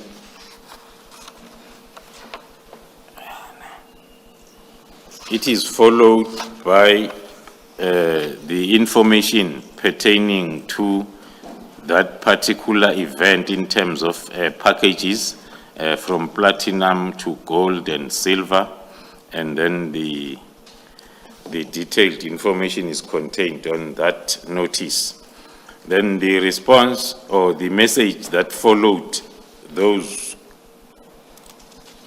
pictures that were sent by Mr. Mukhodzi, it's followed by a message indicating we'll take silver package.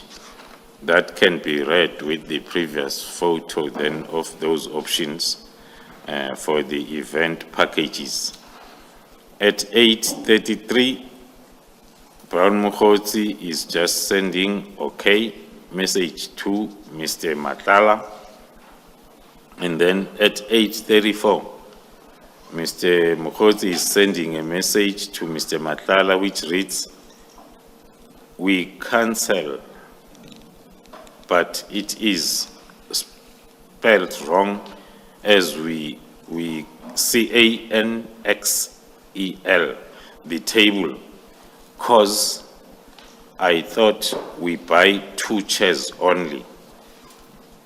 That is the message then from Brown Mukhodzi to Mr. Matala. And then Mr. Matala is responding at 8:40, saying, "I will call you later, brother. I think we don't understand each other." And then the next page, 43, the next message at more or less the same time, which is a response by Mr. Mukhodzi to Mr. Matala, read, "Sorry, 4 tables." And then it's followed by the banking details that are forwarded by Mr. Mukhodzi to Mr. Matala.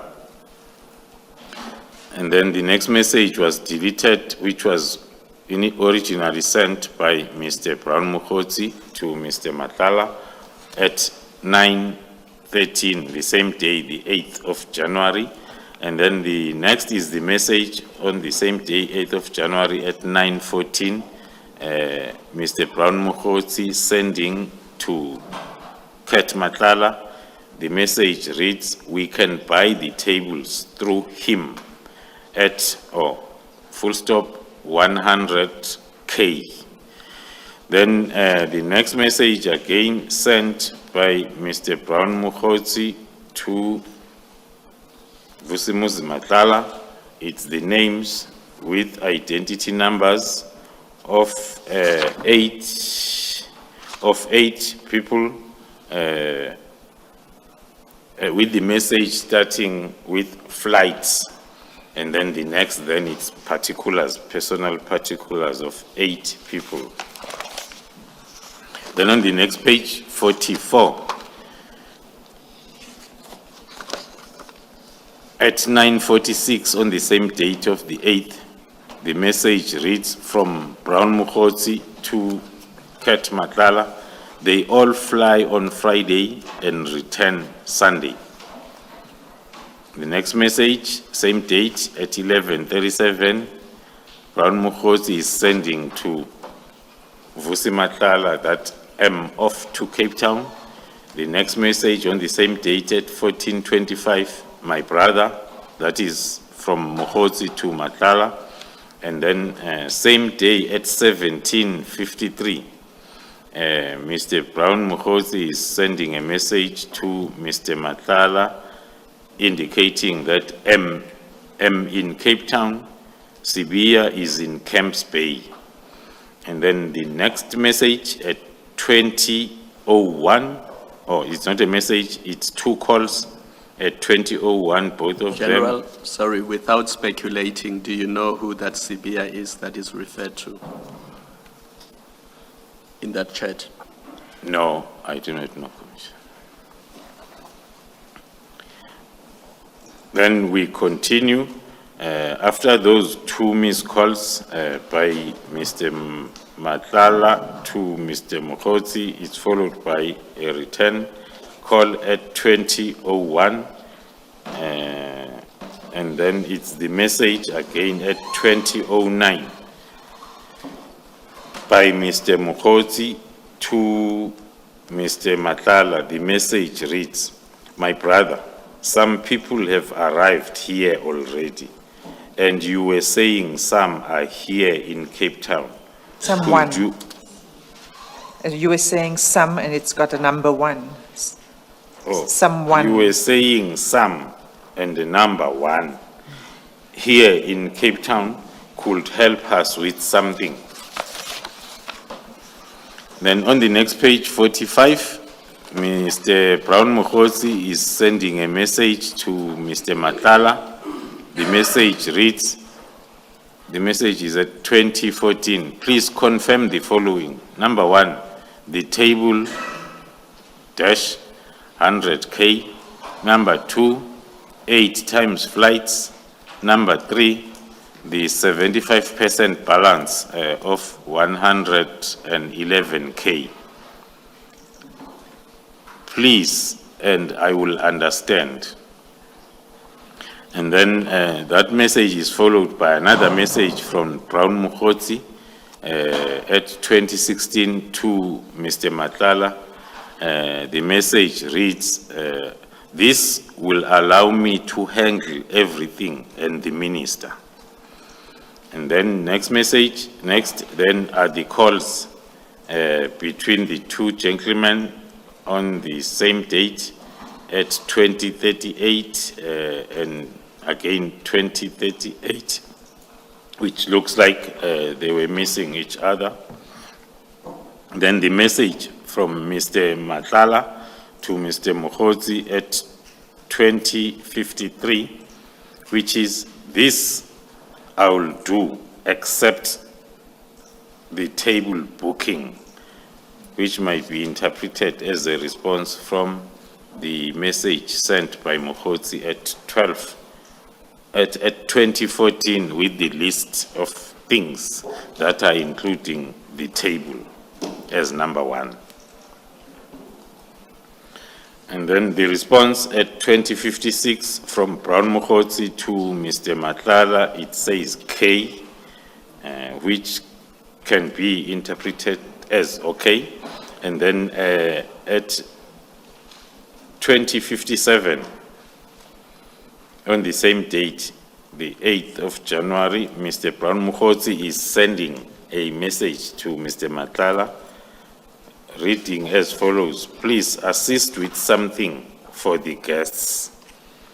And then on the same date at 2252. And just to pause you there, General, this message may be related to the message on the page before, the last message at 2009, that people have arrived and can you assist? It can Is that how be, it can be circumstantially related to it, Commissioners. Then the last message on page 45 at 2252 on the same date, the 8th of January, it's written by Brown, sent by Mr. Brown Mokotsi to Vusimuzi Matlala with one word, Impala, in a question mark, Impala. And then Mr. Mokotsi. General, do you have any idea what this is referring to? What's this Impala? Only if you have an idea. I only have a knowledge because in Zulu we also have an animal called impala. I'm looking at the spelling. It looks the same as how we spell impala, animal, in Zulu. But in this context, you have no idea what this means? No, I don't have idea, Thank you. Commissioner. And then the next message on page 46, on the same date, the 8th of January, at now 22:54, Mr. Brown Mokgotsi is following that message of Impala that he sent with next time. And then at 22:55, another message, the emojis that I've been struggling with the interpretation, commissioners, unless if I get assistance. It's like two laughing faces. I'm told- With tilted heads.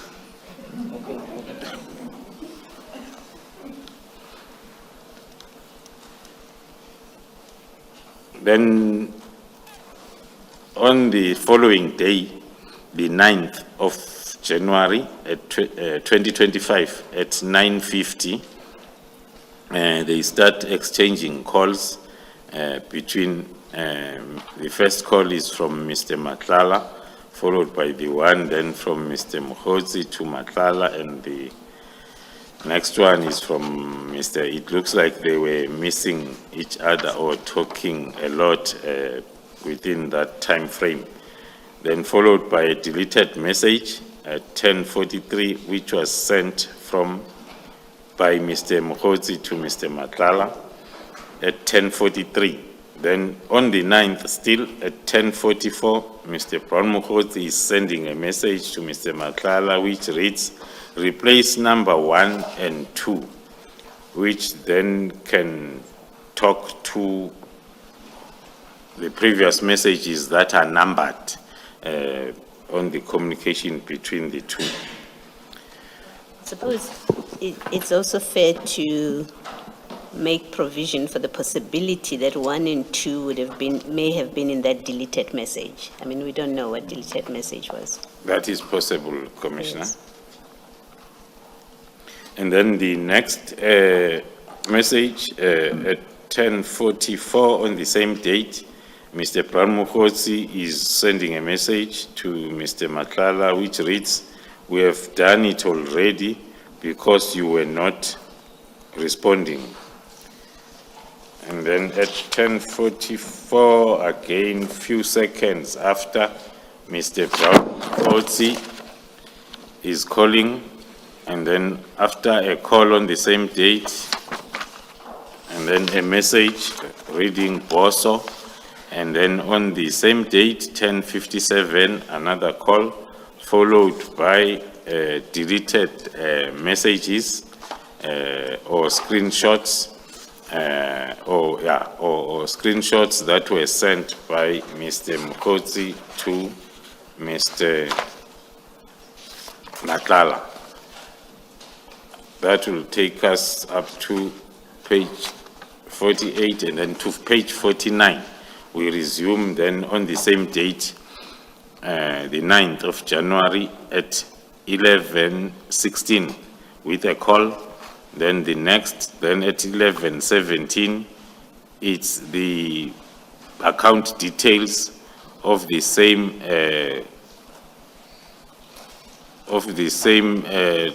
travel agency that was sent previously. Now Mr. Mokgotsi is sending the same account details at 11:17, and then followed by a call at 13:01 from Mr. Mokgotsi to Mr. Matlala, another call at 13:41, then the return call at 13:42, then from Mr. Matlala. Then the messages on the same date from 13:47,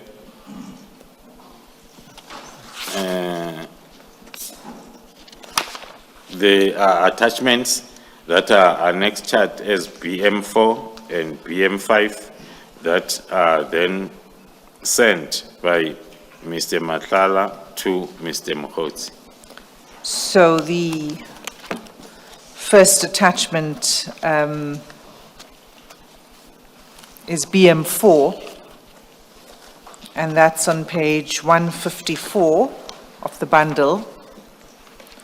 And can you just say what is reflected on that annexure?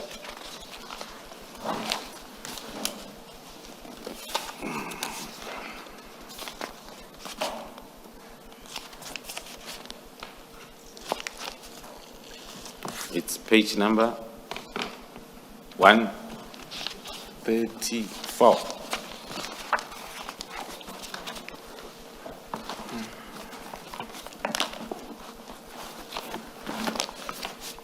Uh, 154, apologies, General.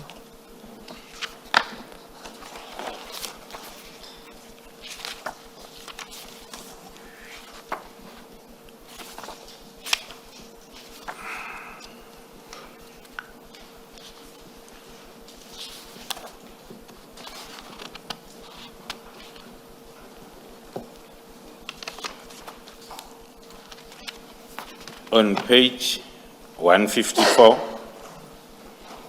the annexures are not clear on the copy that I'm having, Commissioners.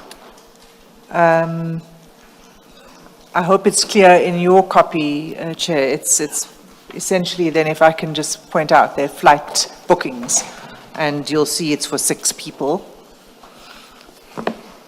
And then BM5, which is at 157. So that's, sorry to be clear, it's flight bookings for 6 people, the first one from Johannesburg to Cape Town. BM5, it's the same 6 people, return flights from Cape Town to Johannesburg. And the date of the first flight is 10 January, and the return is 12 January.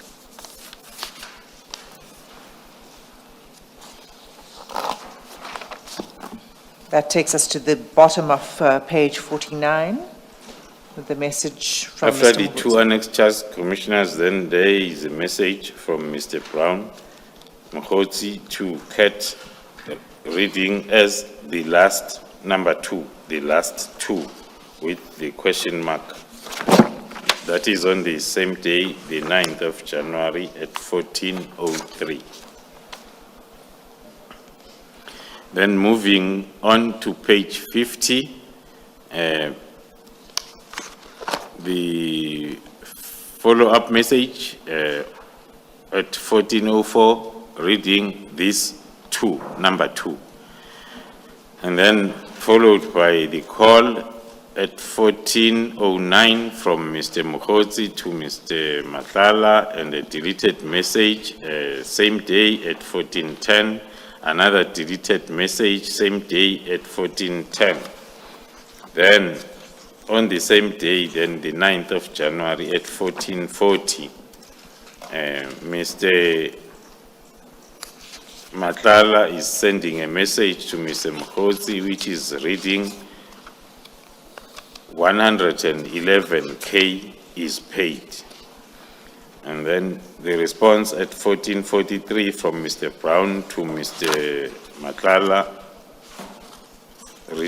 reading thanks, spelled as THNX.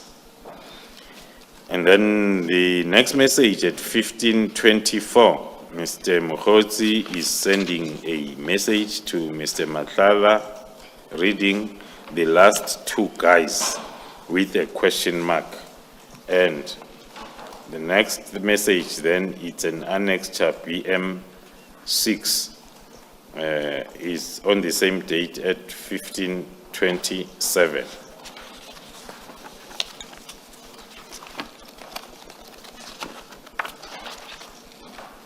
And that has the annexure BM6, and that's at page 160, which is a proof of payment, again, from the same, Mr. Matala, from the same, his company, to Gotle Specialist.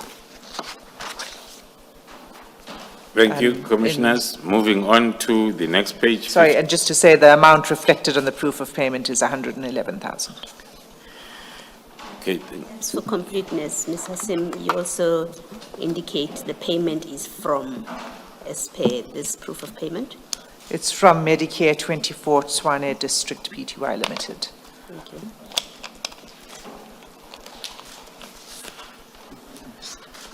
Continue, Then, General. continuing on page 51, on the same day, the 9th of January, at 16:51, the message from Mr. Mkhotsi to Mr. Matlala, which reads thus: "My brother, thanks for everything. With a spelling mistake on brother, it's spelled BROTJER, and thanks is spelled as THNX. The 4, it's in a number 4, and then everything. And then the list, number 1, 2 people outstanding. Then number 2, the contact person with a spelling mistake on the contact, instead of N, it's M, and then another spelling mistake on person with the end, at the end of person. The location, which can read, and the location of the accommodation in Camps Bay. Number 3, it's entertainment. That is the list, then that is sent by Brown Mukhosi to Kat Matlala on the 9th of January at 16:51. That is followed by a call from Mr. Mukhosi to Mr. Matlala at 20:06 same day. At 20:20 same day, Mr. Mukhosi is sending a message to Matlala reading, "We spoke about this." And then the next message, a few seconds after, Mr. Brown Mukhosi saying, but I think you did your best, with you spelled as a U and your spelled as you are. And then the greetings morning on the morning of the 10th at 10:46 by Mr. Mukhosi, followed by a call at 10:48 still from Mr. Mukhosi, and another call at 18:43 on the same day.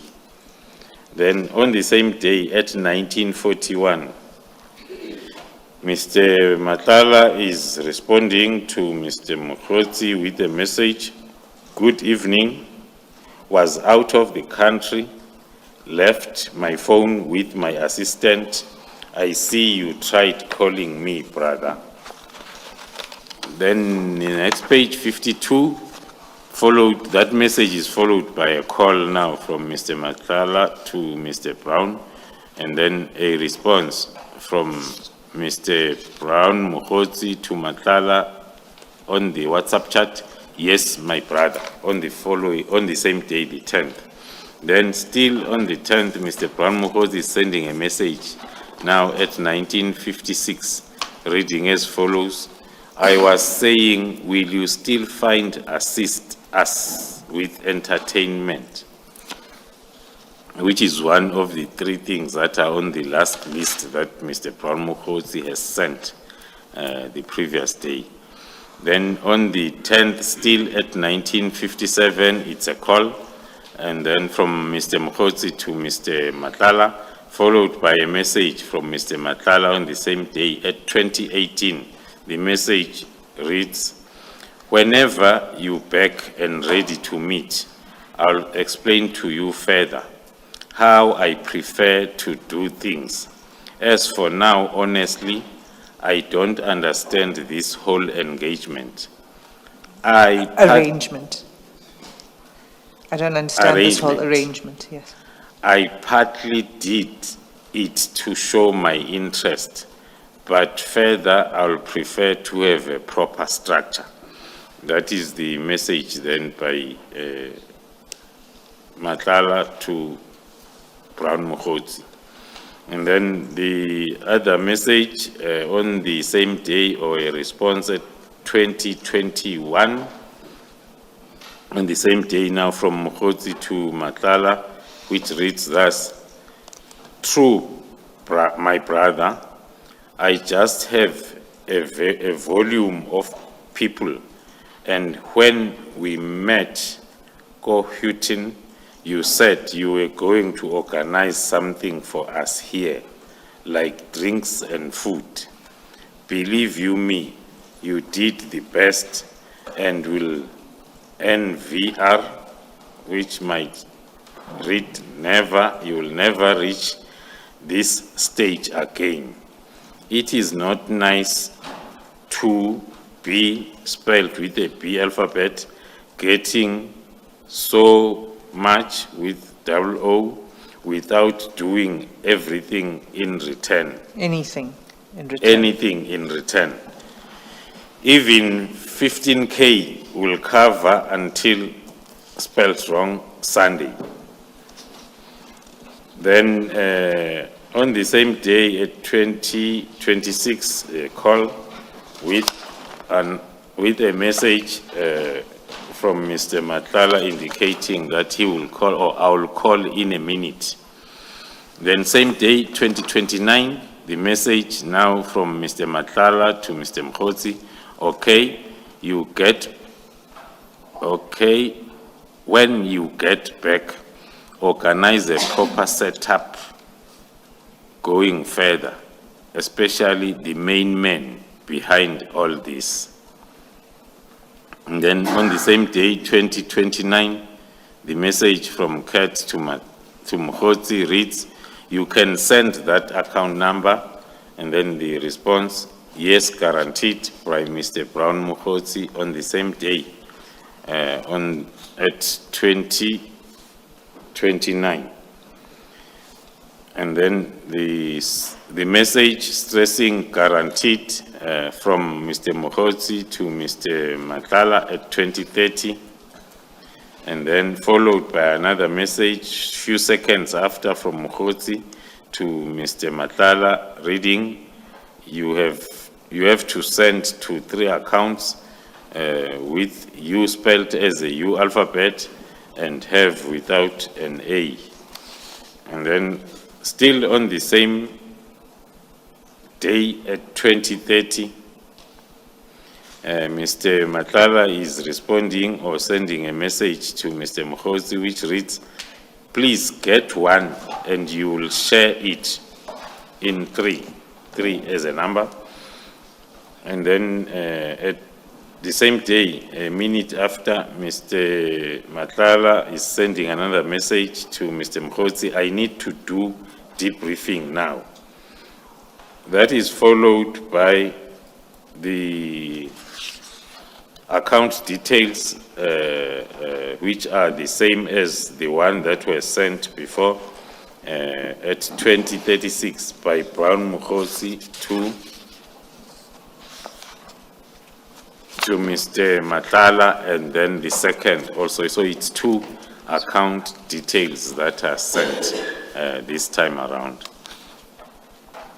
And then on the same date, 2037, Mr. Brown Mkhotsi is sending a message to Mr. Matlala, which reads, I only got the card and I won't transfer to Mulikwa. And that is followed by the calls on the same, on that day, the last call at 2039 from Mkhotsi to Mr. Matlala. The following day, on the 11th. Before the following day, General, these names here with account numbers, do you know who they are? Was any check done to see who they are? The first one, it's similar to the previous one that we have seen, and it is linked with the travel agency company, Hotle. Okay, thank you. It's only this second one that is new in our chart analysis. Then moving on, the following day, on the 11th, it's just one call from Mr. Matlala to Mr. Mkhotsi, and then Mr. Matlala, then the following day, the 12th, at 9:04, he is sending to Mr. Mkhotsi a screenshot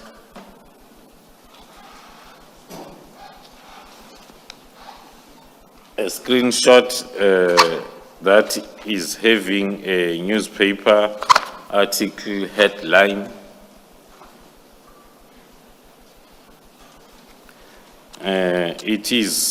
It reads, the lone robber walks out of crime intelligence unit with 1.3 million intelligence unit in a bag. Yeah, it's cut, that screenshot, it's not clear, but those are the words that are reflected there. It is a newspaper headline. Can you read the next message before I ask a question on this? Then the next message from Mr. Matala to Mr. Mohozi, after sending that newspaper article, the message reads, the message is at 0904. It reads, Nanzo, with 4 zeros or 4 O's and an N before Z. The message reading, they covering up so minister won't find out the splash funds corruption, staging robberies. Another emoji, which is much clearer on the screen, like a happy person. A happy person, yes. Do you know anything about this incident that's being reported about a robber walking out of crime intelligence unit, your unit, with 1.3 million in a bag? Yes, commissioners, we are aware of the incident that is related to the story. It relates to an incident where one of our offices in the Eastern Cape was robbed of cash, which is similar to the one reflected on the story, 1.3 million. But then the investigation was completed within a day or two of this incident. It was a staged robbery, and then a captain and all other officers were charged departmentally and the captain criminally, and so the matter is at court. So it was not a robbery according to our investigation, but maybe to give also a background to that, the alleged robbery took place after I had assigned personnel from my office to go and do the surprise inspection in Gauteng province in our cash offices, where then they found lots of contraventions of policies, and then there were cases that were registered. After the Gauteng surprise inspection, I then brought the team together to plan for simultaneous surprise inspections in all other 8 provinces, which might look like then that plan leaked, because on the same day of that surprise inspection, that's when this fake robbery was then reported. And were the inspections taking place in all provinces? Yes, that's correct. Okay. This continues the exchange between the two gentlemen on this article. So if you can just take it from Page 56. Well, it starts at the bottom of 55. Message from Mr. Mokotsi on 12 January at 9:04. But the message, I'm sorry to say, General, is an emoji. Thank you, Chair, Commissioners. It's an emoji. I'll take it. It's another laughing or happy face, as I'm told, which is much clearer on the screen than on the copy I'm having. Then followed by, on the 12th at 9:05, Mr. Brown Mukhosi, a message to Kat Matala the message reads on it. And then the next message from Matala to Mr. Mkhotsi reading, my guy wants to run a story regarding this. Can he go ahead? One can interpret that it's a discussion after the exchange of that media article screenshot. And then Do you know who the my guy refers to? with the further analysis that was done on these charts, my guy might refer to the same guy that we referred to when there was an exchange of fake news from X, Mr. Rafadi. So this is referring to the same person. Thank you. And then on the 12th of January at 9:05, a message from Mkhotsi to Matlala came Friday. And then on the same day, 9:05, yes, please, spelled with a Z and PLI. And then on the 12th again, 9:05, Mr. Mkhotsi is sending a message to Kat Matala, which reads, must share that without A, we see prior. Do you know what he's referring to there?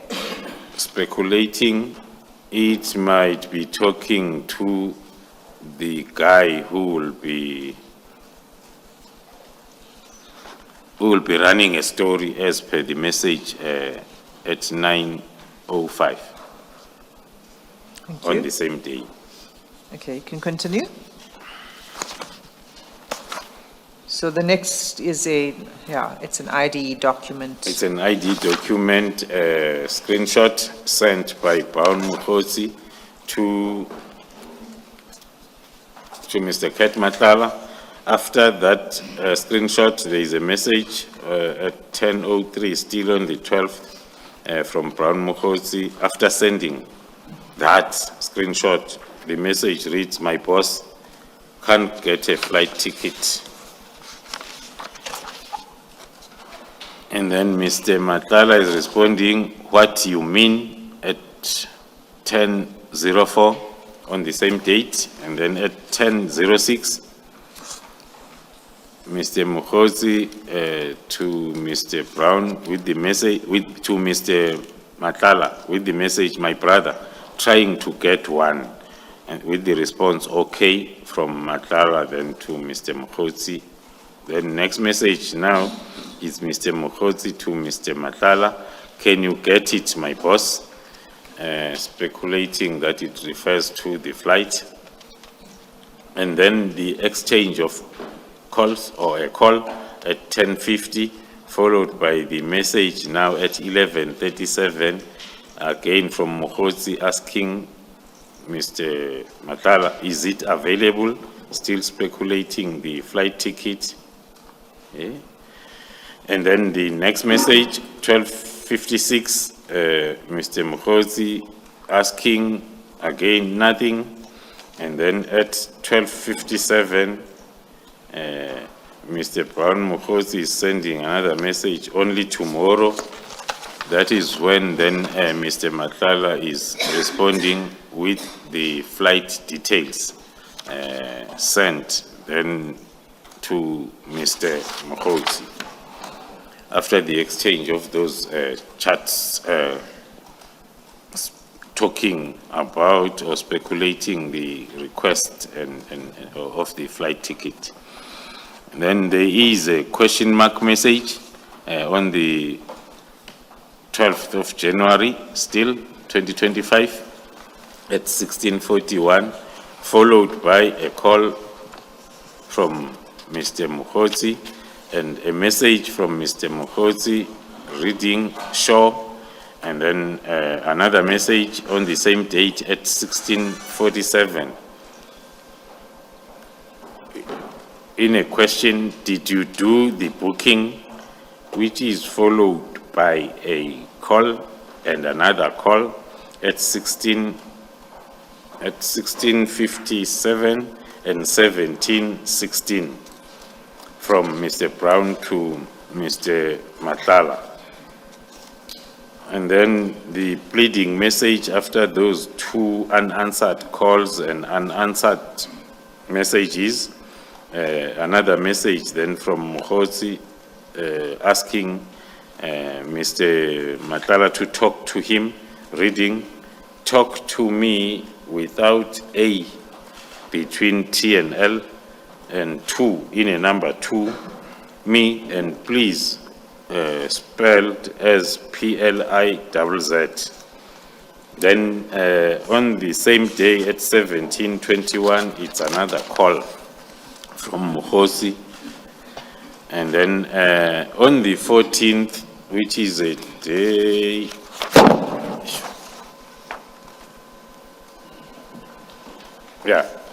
on the 14th, which is almost 2 days after the last call, and then 14th of January 2025 at 12:36, a message from Mokgotsi to Madlanga, reading, "Sure, don't forget to work on your invoices." Back in Josie, and then the following message is a screenshot, which is a screen grab, talking to the supply chain management system of SAPS, which is sent by Mr. Madlanga to Mr. Brown Mokgotsi. And can you just tell us what we're seeing in that screen grab? What's the significance of it? Firstly, it's identified as the South African Police Service System screenshot. It talks to the information that is captured within the supply chain management when then the invoices are submitted. So is this, as with the Purcell screenshot that we saw, is this a system that only employees of SAPS and particularly supply chain management staff would have access to? That is correct, Commissioners. This is the supply chain management system screen grab that only personnel attached to that environment will have access. Just halfway down that photo, there's a section that says, "No errors found on data set, invoices to be uploaded." What do you understand that to relate to? Does it mean invoices have been submitted but have not yet been uploaded onto the system? That will be my layman understanding and interpretation, Commissioner. Then on the same day, the 15th of January, Mr. Madlanga is sending a message to Mr. Brown Mokgotsi asking him, "Can you please try to speed it up?" The interpretation will be maybe on the invoice submitted as per the screen grab above. So, sorry, General, so just to be clear, because the screenshot is sent at 13:22, which says invoices to be uploaded, and then immediately after that, still 13:22, is the message, "Can you please try to speed it up?" That is correct, Commissioner. And then that is followed at 17:25 by a call from Mr. Madlanga and another one on the same date at 17:28 to Mr. Mokgotsi. And then at the following day, on the 16th, in the morning, 9:01, another call from Mr.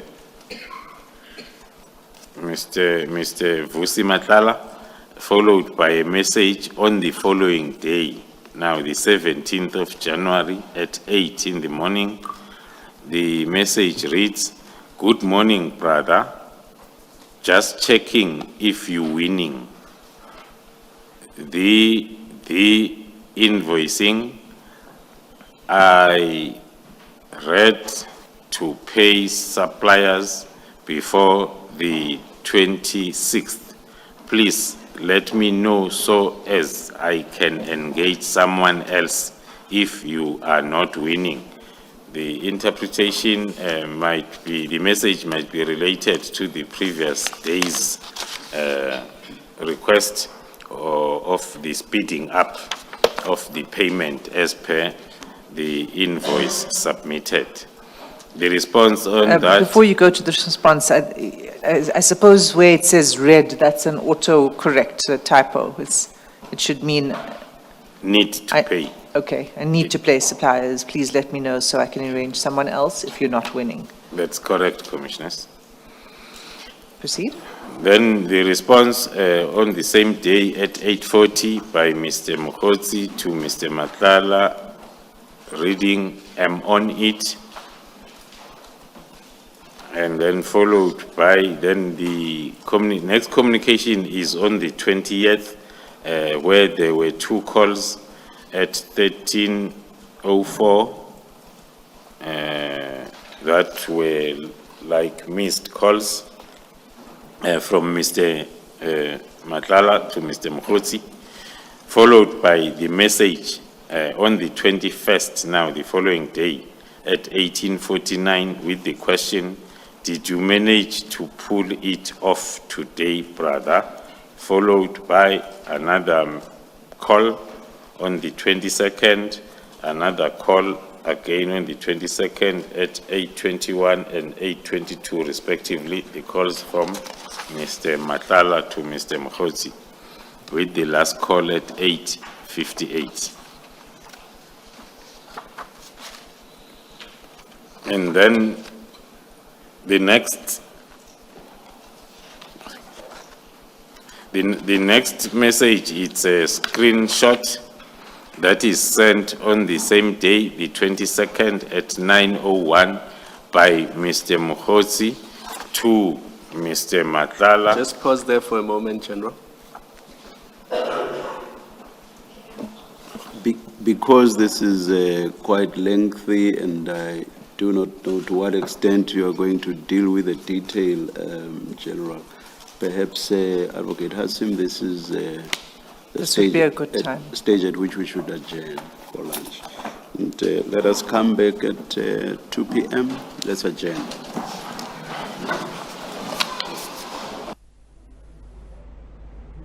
It's been another experience.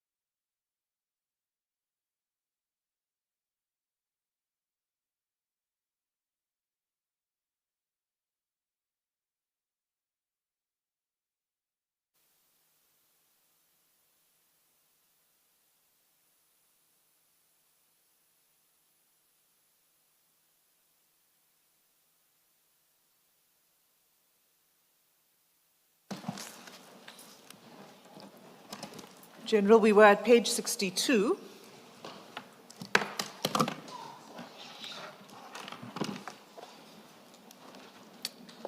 Are you there? Let me know when you, are you there? Yes. You're there. And it was, we were beginning with the forwarded long media article on that page. So if you could begin there, please. Thank you, Commissioners. On page 62, the forwarded message on the 22nd of January 2025 at 9:01 in the morning, Mr. Brown Mukhotsi is forwarding this long media article message to Mr. Matala that is titled How Police Minister Peggy Cele and National Police Commissioner General Masimula covered up Peggy Cele's 26 million tender corruption. The media article is talking about the investigation that was conducted by ID with regard to allegations of fraudulent activities in the KZN, as well as at SAPS head office.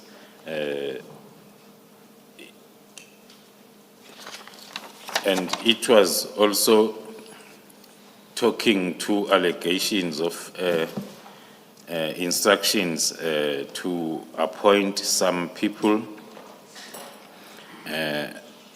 also attached to the, or it's also touching on the division human resource management, and it's cited as a developing story, which then tells us that it was a circulating message that was then taken from the social media platforms, and then that's what Mukhotsi was sharing with Brown. So just to be clear, the message on page 62 and the one on page 63, you say were both forwarded? Yes. And that those are social media, come from social media? Platform social media that are written by people. And you don't know who wrote these? No, I do not know who the author is, and it's not even reflected on the screenshots that we are going through. General, do you perhaps know, or do you have an opinion as to why Mr. Mukhotsi and Mr. Matala would be so interested in the PKTT, and you specifically? Because there are many of these documents that are shared between them and they relate to the PKTT. Yes. Do you have an opinion, or do you have personal knowledge? Thank you, Commissioner. My opinion, as I've indicated before, that we noticed this trend soon after the disbandment letter on the 31st. There was this increase on stories that are written containing negative facts, or negative or wrong, false allegations around the political killings task team, as well as the project leader, which is myself. And even when we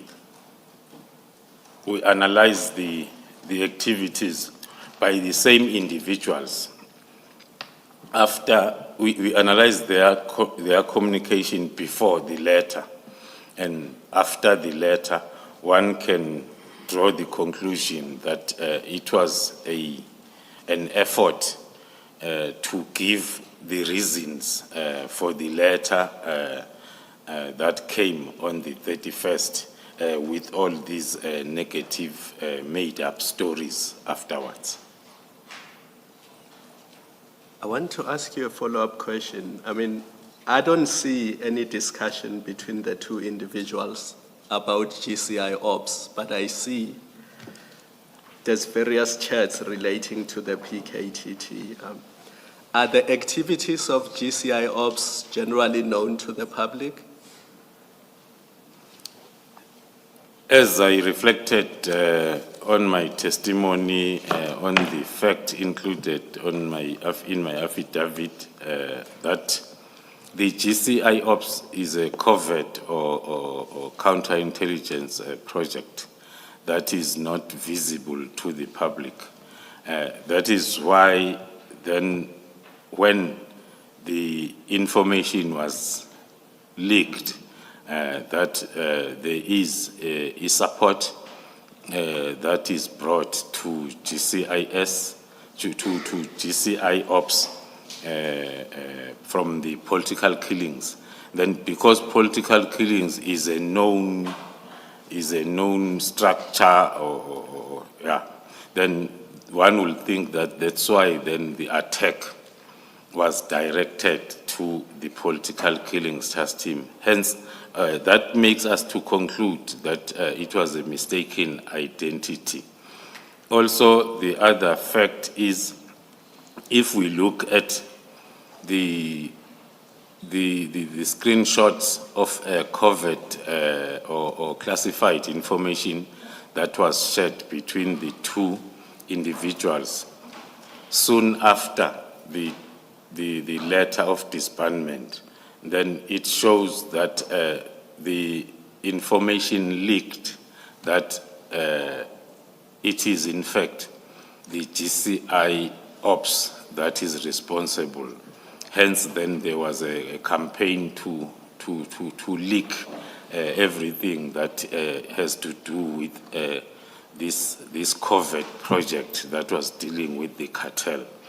So, but the clear campaign was in the form of misinformation, was directed towards the PKTT, the Divisional Commission of Crime Intelligence, who happens to be the project leader also of the PKTT, as well as the division itself, whatever that is happening within the division, because the leader of both will always be part of the misinformation. If something is happening within the division during that particular period, it will still make sense for it to be spinned around because whatever picture is painted for the leader, it automatically transfers to the PKTT. Whatever comes from the PKTT, so that was the triangle of the misinformation that we saw coming up thick and fast, especially between the two gentlemen that were also very vocal before even the letter of the 31st from the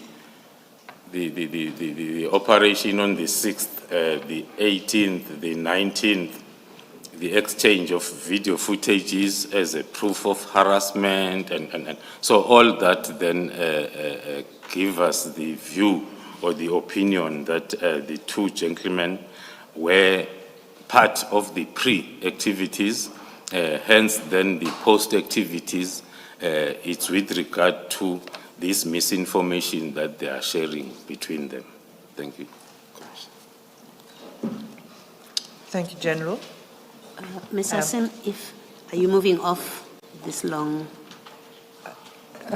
text, chat? Yes. Okay, can I just ask my question Yes. then? General, in the last paragraph, just before developing story, there are two parts there to this. There's the first part, which is that President Cyril Ramaphosa and GNU parties have asked the ID and IPID to probe the National Commissioner and yourself. Is that fact? Was there such a request from the President and whoever the GNU parties is referred to there for such a probe? No, from our understanding, thank you, Commissioner, from our understanding, there's never been any formal notice with regards to this investigation or probe that is reflected on this media article. All right. And the second part, it says this comes after the Portfolio Committee on Police opens cases against Crime Intelligence Head, and that Crime Intelligence Head is you. Has the Portfolio Committee, as a committee, opened a case against you? The only fact that can come closer to that line is the knowledge that a member of the Portfolio Committee on Police did open cases against senior officials in the division, including myself, around the same period. Yes. So an individual member of the committee, but not the committee itself. Yes, is what I'm it's an trying to individual member find of out the if it's committee. correct. Okay. Thank you. Thank you, Mr. Sim. Thank you, Commissioner.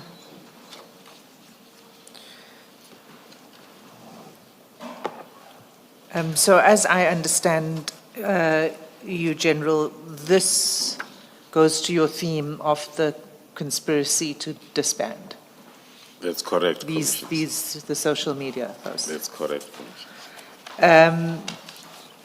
So moving on, then we get into these, there were some phone calls. Can we take it from there?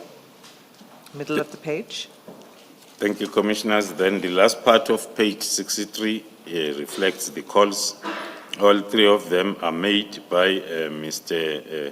Matlala to Mr. Mokgotsi on the 22nd and 23rd.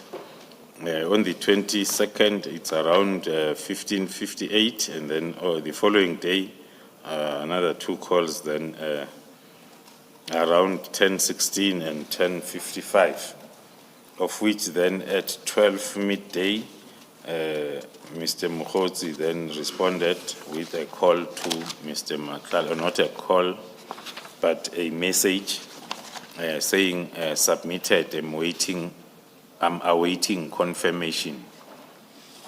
And then the next message, still from Mr. Mokgotsi to Mr. Matlala, reading I see, on the 23rd, still around 12:34.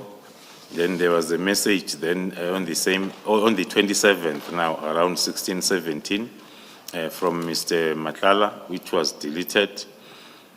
And then on the same day, around 16:17, a message from Mr. Mokgotsi to Mr. Matlala, written, wrong man. And then same time after that, then a call from Mokgotsi to Matlala. And around 16:31, a message from Mr. Mokgotsi to Mr. Matlala, which reads, don't mention. And indeed, then Mr. Matlala acknowledged at 16:31 by a message written, sure. The last call on the 27th between the two gentlemen was around 16:32, which was from Mokgotsi to Matlala. And the following day, the 28th, around 23:21 at night,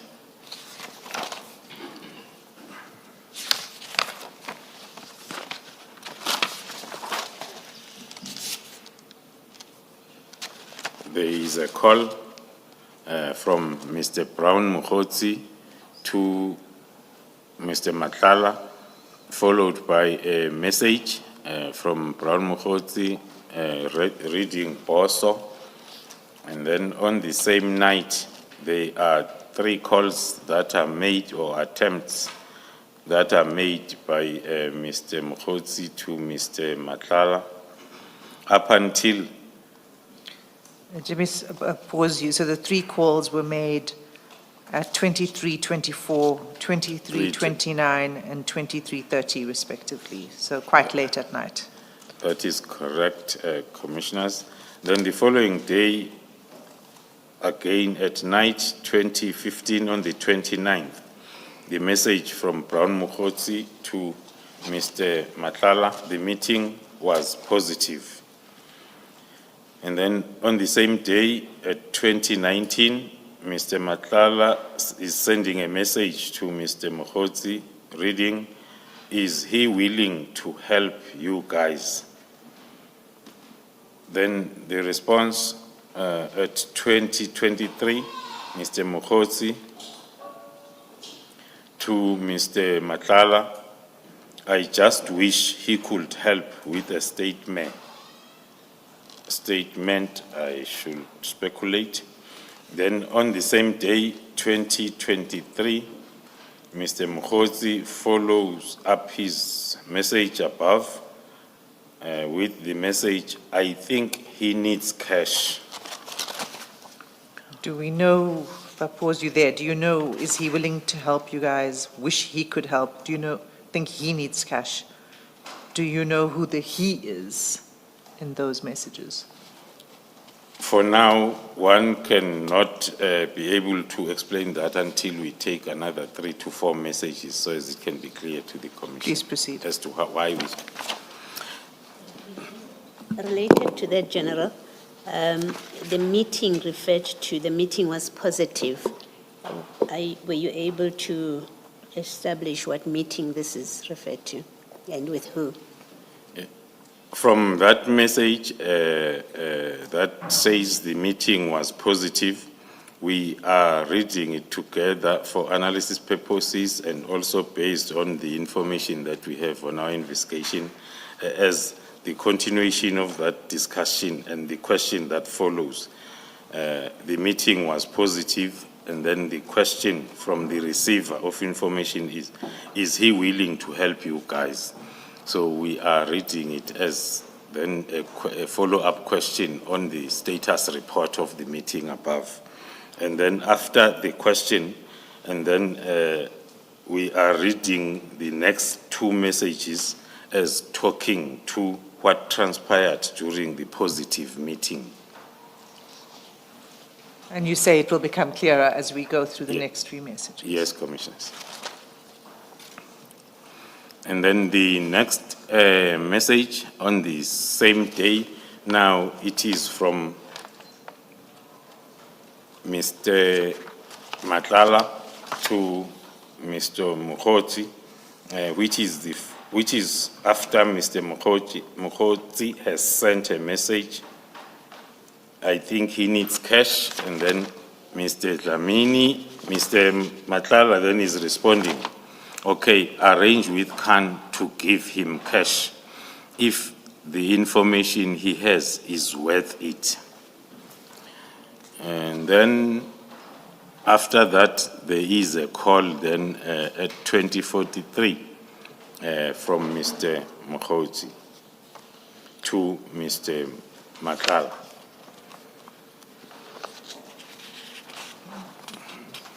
So before, I think it moves on then to a different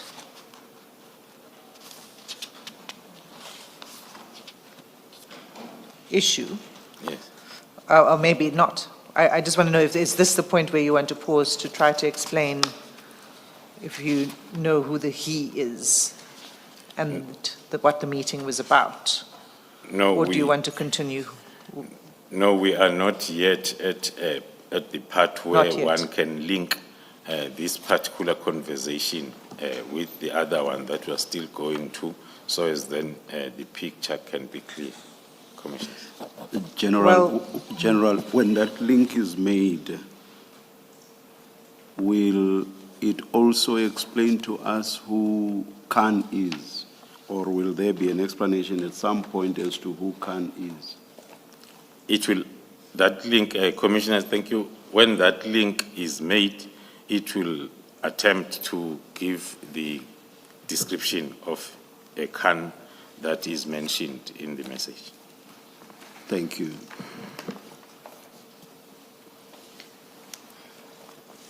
Then moving to the next message, it's now the next day, on the 30th of January at 10:56, that is still 2025.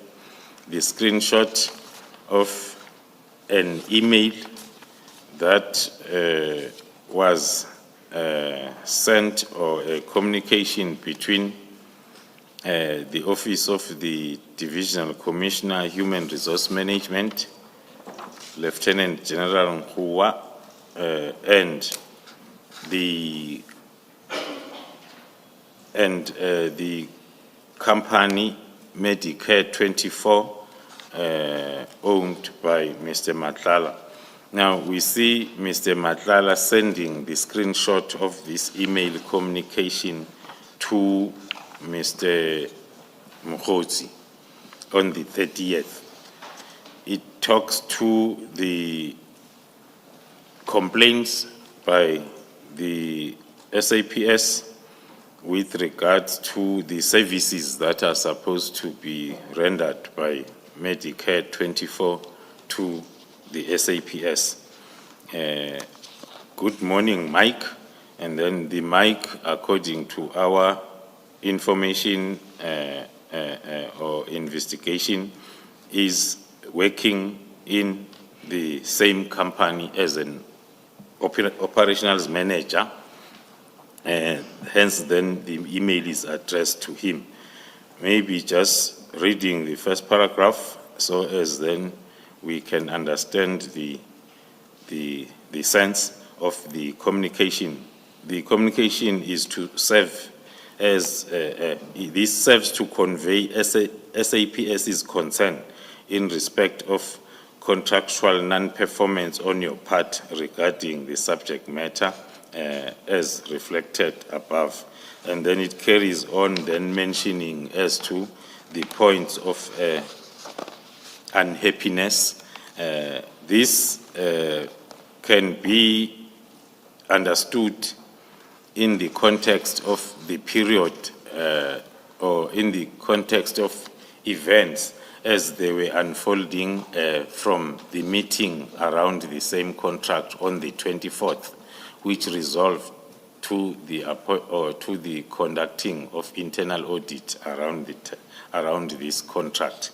So this communication was talking to the same issues that were part of the internal audit investigation. That will take us to still the same email to page 67 and up to 68. Then after that, then the sender of this screenshot, Mr. Kat, is calling then Mr. Mokgotsi on the same date, firstly at 10:58 and then secondly at 11:24, with Mr. Brown Mokgotsi calling back at 12:29. Then still on the same date at 12:31, Mr. Mokgotsi is sending a screenshot of his communication with the number saved as Senzo Mchunu. The screenshot, the communication is between Brown Mokgotsi and the number saved Senzo Mchunu. It is talking to the beginning of the message, which is sent by Brown Mokgotsi to a number saved Senzo Mchunu, but it's screenshotted and sent to Mr. Kat Madlanga. It reads, "Morning, Minister, in General, Durban." just before we go into the body of the text, so this message was sent to Mr. Madlanga 30 January 12:31. And then I just wanted you to, before you go into the body of text, there's a date above the text, before it says Morning Minister. Is that the date? The date on which Mr. Mokgotsi communicated with the person he calls minister? That is correct, Commissioners. The date that is within the screenshot is the date the message in the screenshot was sent by Mr. Mokgotsi to the Minister, which is Sunday, the 26th of January. But the screenshot is sent on the 30th, so around 4 days after the communication. Thank you. You can now go to the body of the text. And the message reads, "Morning Minister, I'm in Durban and can confirm that they got nothing. They got nothing on Phoenix Saga, and our contact says they could not even go to any bank. By the way, the girl is also here." Then it continues. Do you know what the Phoenix Saga was? No, that's negative, Commissioner. We do not know. And do you know anything about the girl, the person described simply as the girl? No, we know nothing, Commissioner. Thank you. And then the next paragraph it reads, "Tomorrow we are signing the practice notes on the Northwest PEC matter for the SCA in Pretoria with the senior counsel. The matter will be a month from tomorrow." That is the second paragraph on this communication. Do you know what matter that is? No, also we do not know what the matter around the signing of practice of practice notes. We do not know. And then the next part then talks to the briefings. The first briefing, number 1, it talks to the business women who would like to assist our program, also participated in the BRICS cybersecurity, is available to meet with the minister. Apparently you did meet before. Same applies to that number 1 under briefing. We do not have an idea or the whole information beyond that, what is written there. Then number 2, the guy of the funding 20 is also in Johannesburg from Tuesday. He is the one I said has 3 billion contract with SAPS. Again, on number 2, although it can talk to some of the charts that we have been going through, but its accuracy is not 100% if it's referring to Mr. Matlala or any other person. Then the next point under briefings, number 3, or it's just the last paragraph, it says, also meeting with the DNC and COS today in Durban for finalization of Khumalo and Mkhwanazi matters. Then the next message, or maybe let me pause there, Chair, and say, according to our analysis of that, it talks to the General Khumalo and General Mkhwanazi in terms of the communication charts that we have been seeing between especially the two, Matlala as well as Mokgotsi. Then the next message that is forwarded, still sent by Mr. Mokgotsi to the minister, and then a screenshot to Mr. Matlala. DNC is waiting for the COS here. This is very significant. Our interpretation is the DNC is the short weight of Deputy National Commissioner in the SAPS, and the chief and COS is a short weight of Chief of Staff. And then the two generals referred to there, would that be you and the provincial commissioner, or would it be different people? That is correct. If we look at the the events starting from the 31st, the signing of the letter, as well as the misinformation. The misinformation will always have those two names or one of those names.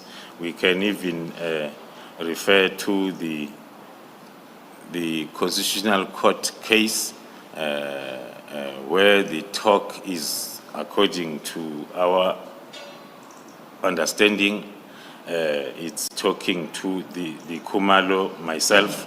Hence, then we say we can deduct that the Khumalo and Kwanazi referred to are myself and the Provincial Commission of KZN. And the matters of these generals referred to, do you know what those matters are? We cannot exactly point out, Commissioner, as to which matters there were. During that period, there were a lot of matters that will be discussed within that space. Would matters possibly even mean issues, not... That is correct. Okay, thank you. And then at the end of those messages, then the response interpreted as from the number saved, Senzo Mkunu, response is don't unnecessarily. So that will be the end then of that screenshot that was shared by Mr.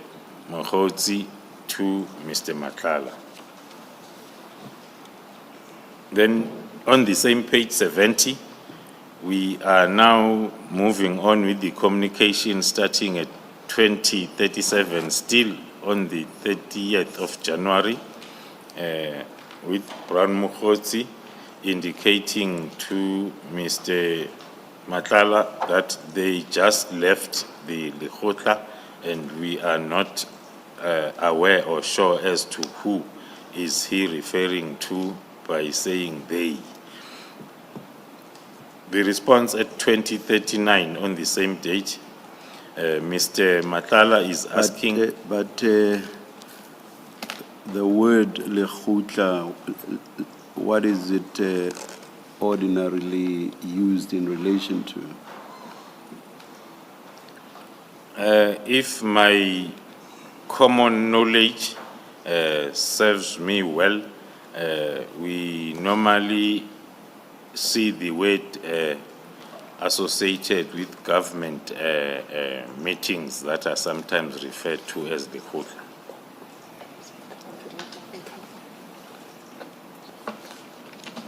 Is it not usually used in relation to cabinet?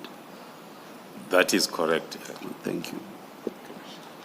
Did you perhaps try to find out whether there was a Lekgotla, a cabinet Lekgotla in that period? No, not yet. In the analysis? Okay. We have not yet followed that part of the investigation.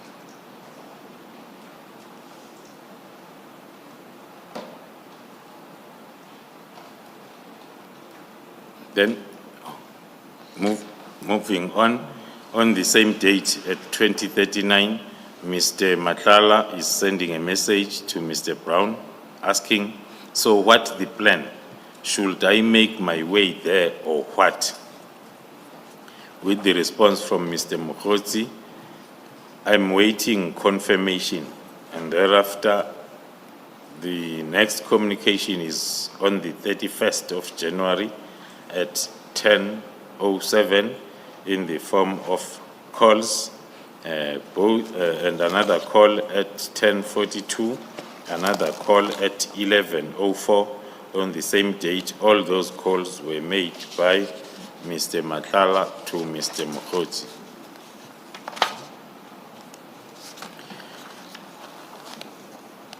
Then on the same day, around 11:05, there is a message that is sent by Brown Mokhotsi to Mr. Matlala, reading Chief of Staff.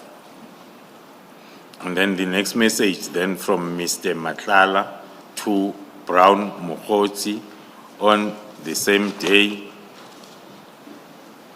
It reads, please arrange meeting as soon as possible. I think they are escalating the matter to him of non-performance. Or rather, let me meet you and you will explain it to the minister.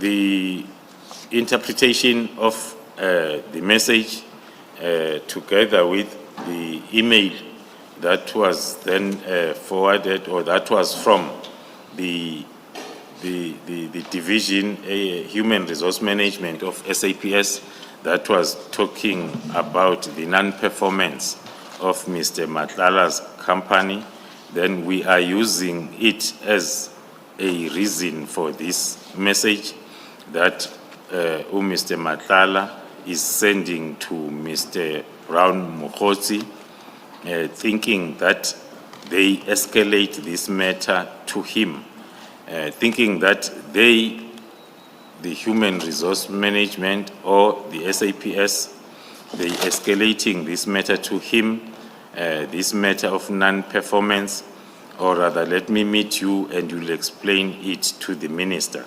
So the interpretation is the escalation of this matter to the minister. Then the next screenshot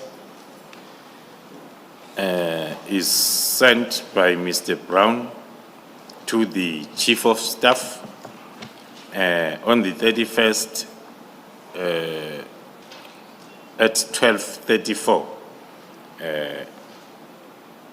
to a number saved as Senzo Chief. Hence, then we are concluding that is the Chief of Staff in the office of the ministry, because of how the number is saved, Senzo Chief. Then the screenshot, it is for the screenshot of the same letter, parts of the letter that was sent then by the Division Human Resource Management to Mr. Ket Matlala. This screenshot is now forwarded by Mr. Brown Mokgotsi to Mr. Matlala, which is then followed by... So just to pause there, General, just to be clear, this is the same letter, this letter that it seems Mr. Mokgotsi is sending to this person, is the same letter that's on page 66 of the chats. That is correct, Commissioners. You can It's see that part it's the of- same, but it's part, yeah. But the difference is, it is now the screenshot which shows that this letter was somehow received by the Senzo Chief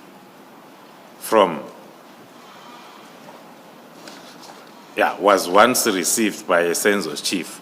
Now, the same letter now is a screenshot that is sent by Brown Mokgotsi to Mr. Matlala. Then on the next page, Mr. Brown Mokgotsi is sending his screenshot of his chat with the Chief of Staff as a proof of escalating the matter to the minister, as it reads, "This matter may be escalated to you because of non-performance. Our guy needs your intervention. January 8 guy, who is about to take over our program. This non-performance is as a result of non-payment or late payment." Then the next message reads, "I am sending him your numbers that you meet, please."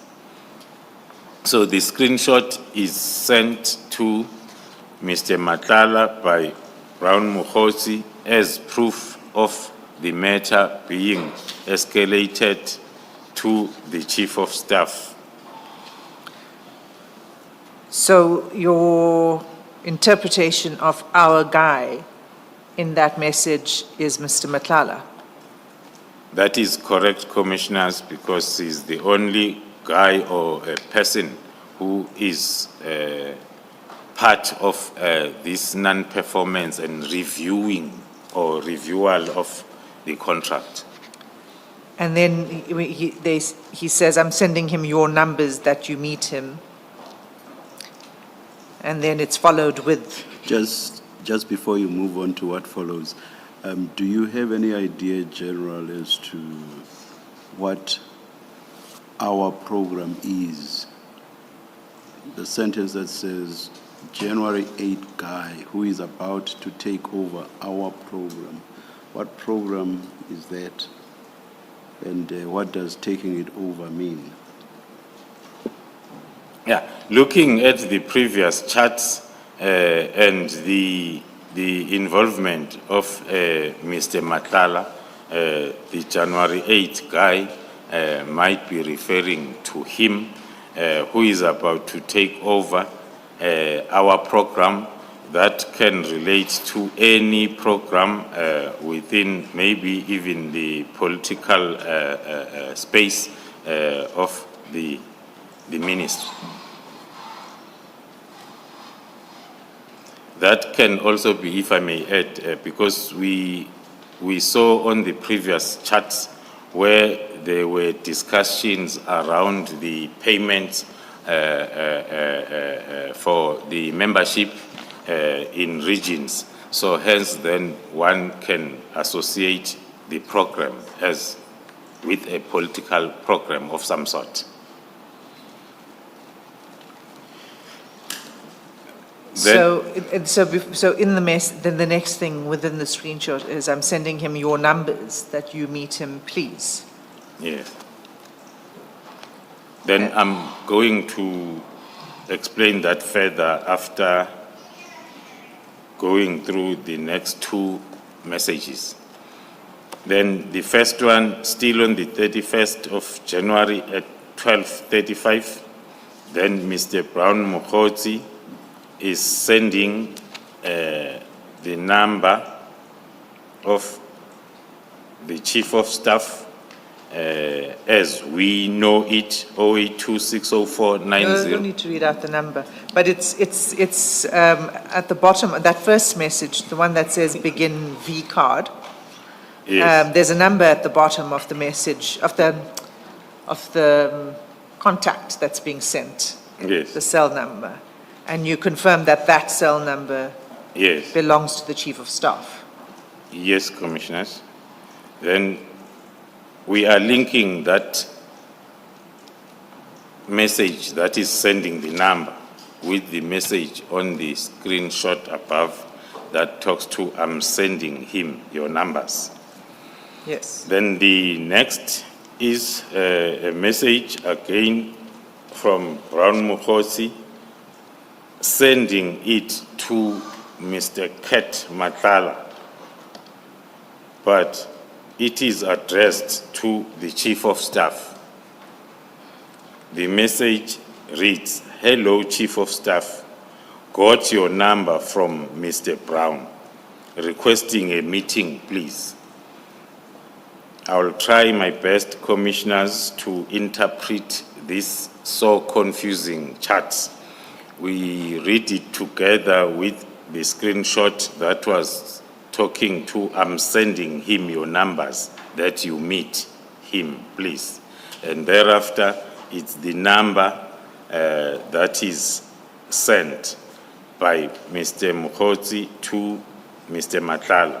Then next is a draft message drafted by Mr. Mokotsi to Mr. Matlala to send it to the Chief of Staff, addressed to the Chief of Staff. That is the interpretation of that whole, looks like confusing charts on page 72. And then after that, then Mr. Mokotsi is sending a message now, please talk to him. The him then is interpreted as the Chief of Staff. Then the next page, 73. Still on the 31st at 12:39, a call from Mr. Mukhosi and another call from Mr. Mukhosi at 13:40. And then Mr. Matlala is returning those calls then on the same date at 13:40. We then move to another breaking story, which is a screenshot of a story or a screenshot that is now forwarded, sent by Mr. Matlala to Mr. Mukhosi. The screenshot, it's about the breaking news. Police witnesses changed their statements.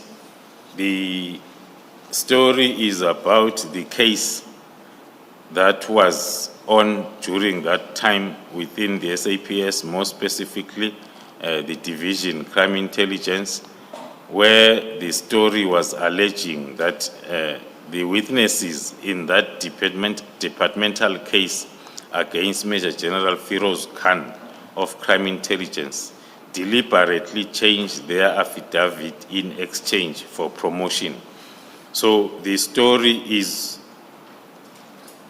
alleging that the chairperson of that departmental case, which was the Provincial Commissioner of KwaZulu-Natal, Lieutenant General Mkhwanazi, has approached the witnesses to change their statements to ensure that the findings during that hearing will be against Major General Khan. And then it goes on then to say Mkhwanazi was appointed by... General, before you go on, when was the hearing? Do you know when that hearing took place? The hearing, I do not have the exact date, but it was around the same period or week the message was sent, around the beginning of February. So that was then another news or misinformation that was circulating then on both the print and social media. So, and was this the hearing that General Mkhwanazi testified to in the commission? That is correct, Commissioners. And the outcome of the hearing was contrary to what he said in this? Yes, paragraph. the outcome of the hearing was contrary to what the story is pointing towards. Because Which was, just if you remind the commissioners what the outcome was. the outcome was Major General Khan was cleared of any wrongdoing, which is contrary to what the story is projecting.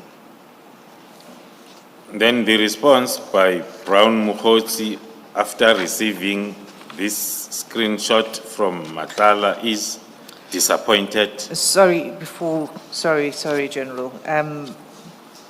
Your name is also mentioned in this this post or this article, and it refers to first that the provincial commissioner was appointed by you to chair that departmental hearing. Is that correct? That is correct, Commissioners.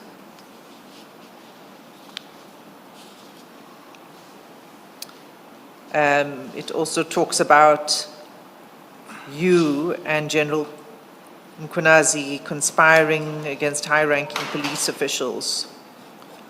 You see that paragraph, the third from the bottom. Do you want to comment on that? Third paragraph from bottom. Yes. Of page 73. On page 73, Mkhwanazi and Khumalo, who are long-time friends from KZN, and they meet regularly, monthly, where the two conspire against high-ranking police officials to have them removed with false cases from their positions, which allow them to appoint their own puppets to the set positions. that is the paragraph that talks to what I explained, that the misinformation was preempting the case, the departmental case that Lieutenant General Mkhwanazi was going to be the chair appointed by myself. So that paragraph is summing up the unfounded allegations that the appointer and the appointee, definitely they are going to make sure that the affected employee then will be dealt with the other way round. Whereas then, that's when I said then the outcome then came opposite to what the misinformation note was preempting.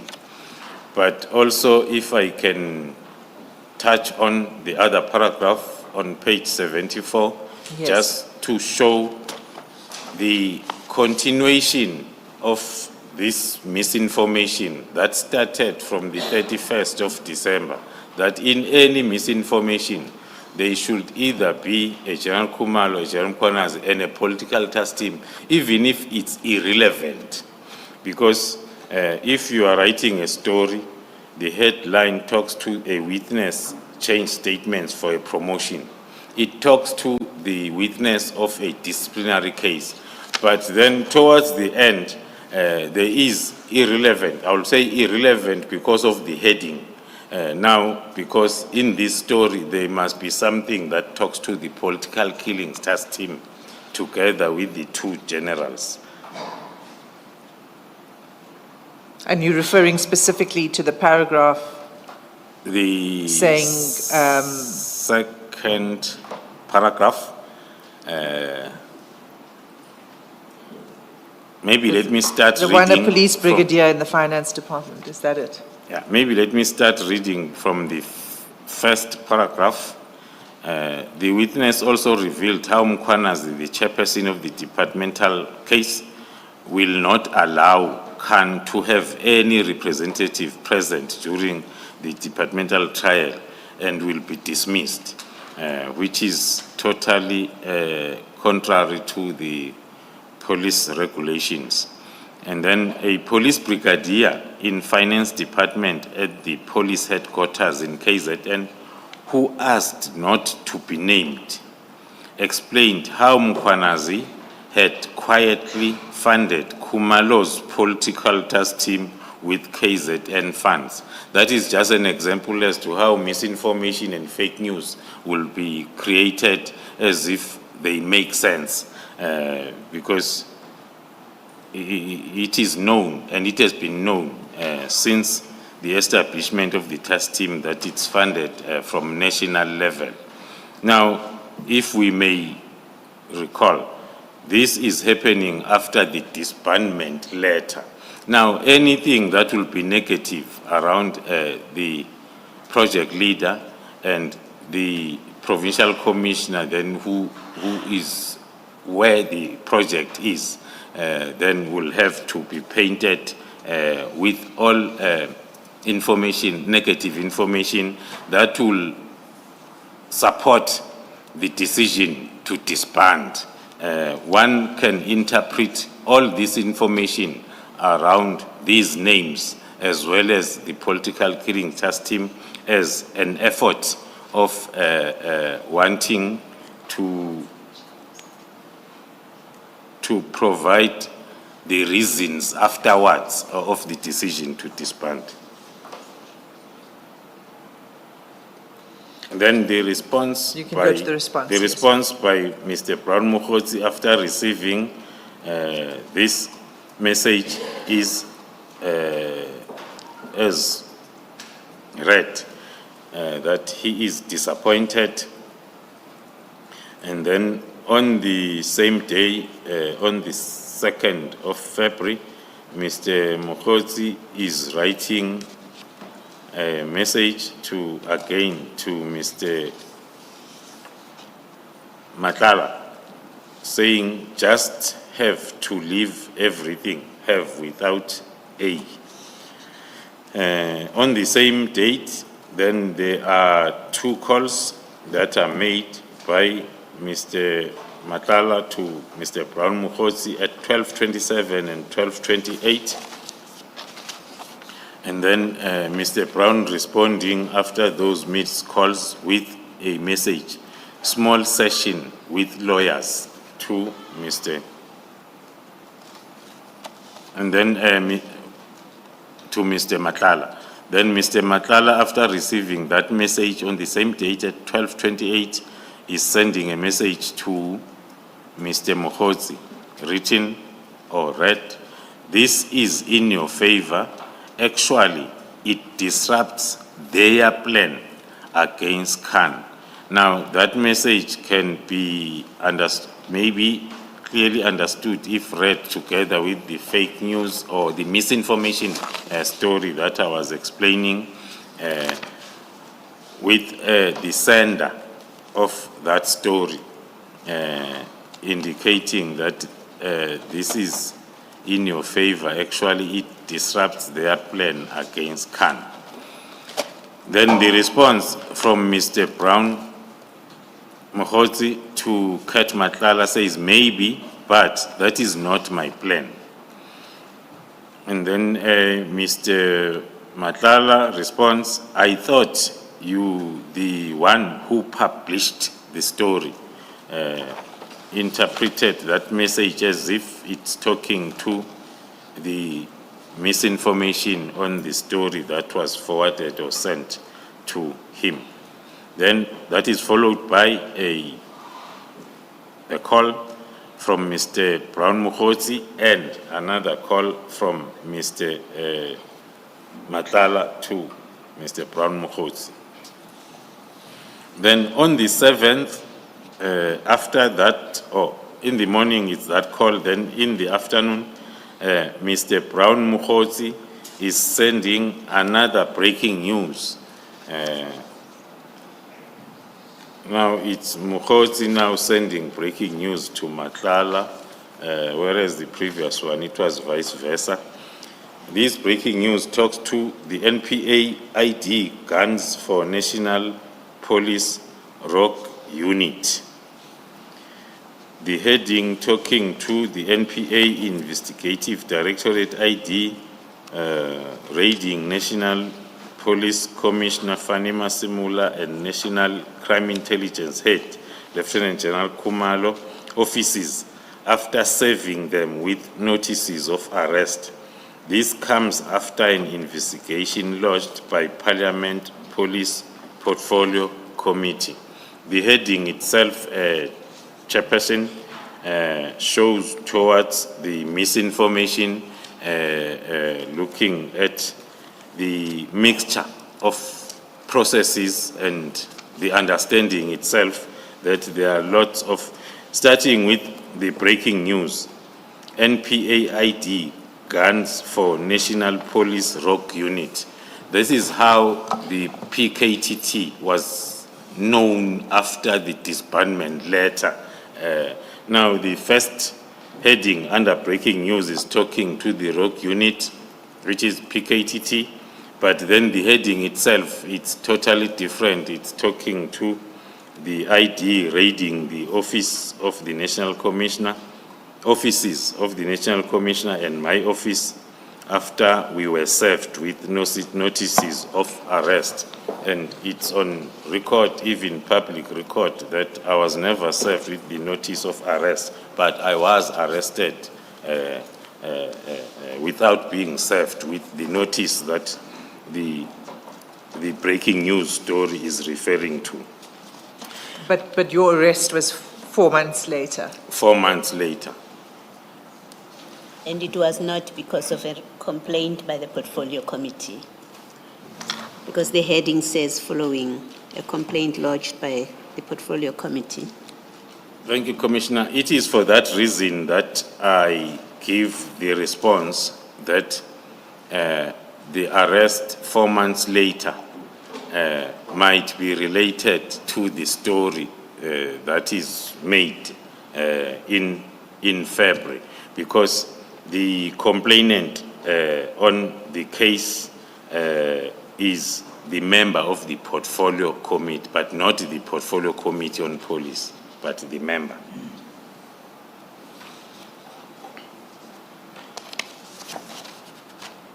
Then it was a developing story.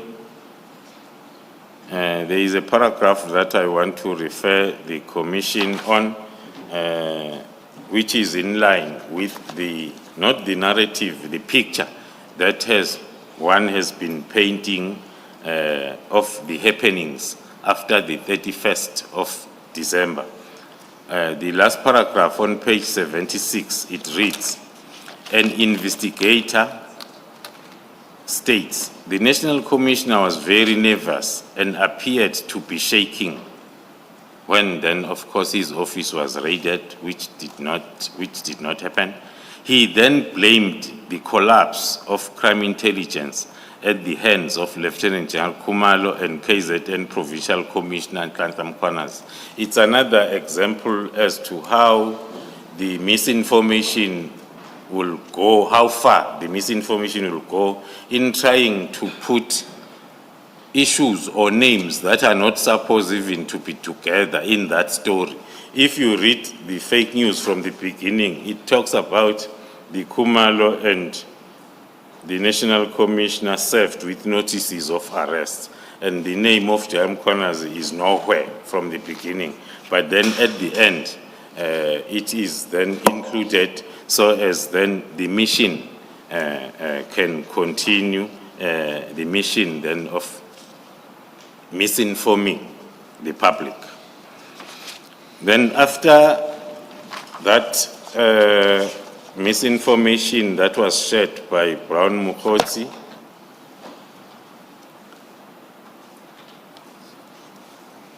maybe then commissioners, if I may add, the interpretation of that misinformation to illustrate as to how during this period from December 31st, how a fact can be changed to suit the misinformation that needs to be pushed.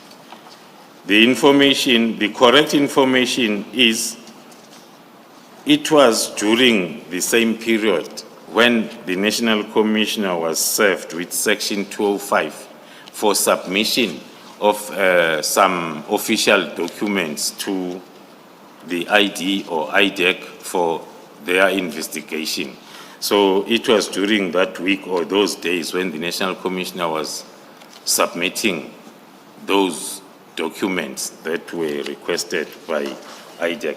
But it is not talking to the raiding of offices and arrests.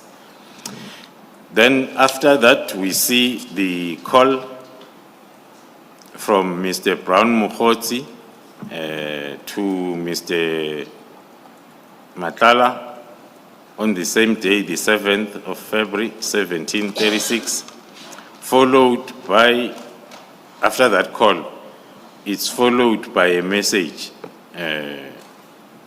from Brown Mukhozi to Mr. Matlala, trying to correct the misinformation that he has shared already, saying it's notice of investigation instead of notice of arrest. And then next, it's J175, which is the notice to appear at court. It's following. And then Mr. Matlala is asking, as he's always confused when it comes to these,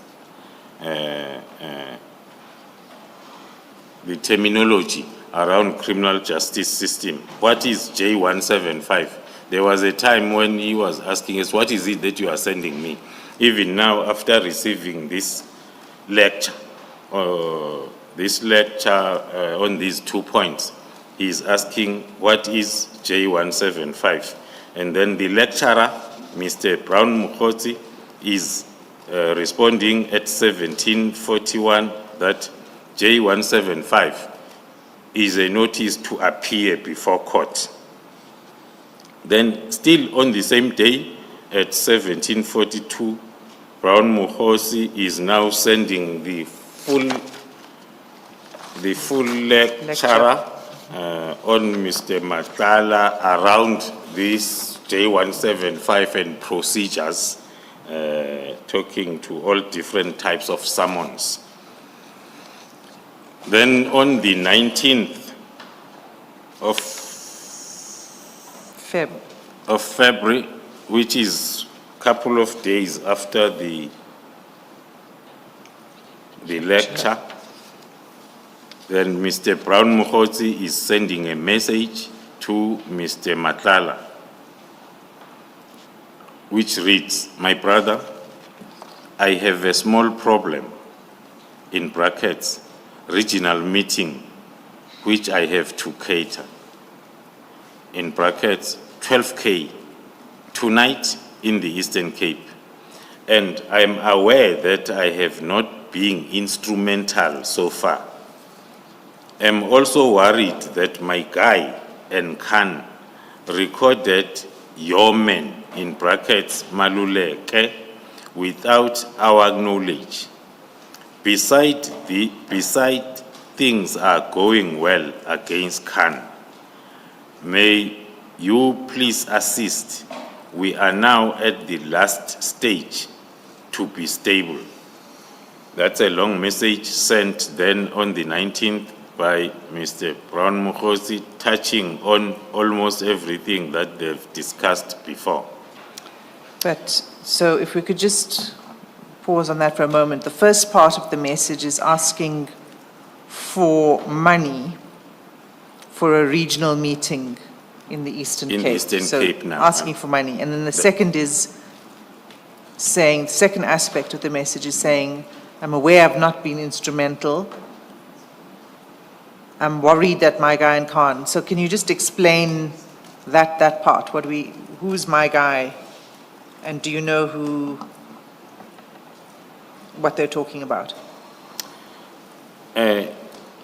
Commissioners, we cannot confirm currently as to who is referred to as my guy, but then the Khan will take it that it's the Khan that has been appearing on the previous charts as Major General Khan, who was busy these days with his disciplinary hearing. And who's your man? Do you know anything more about that?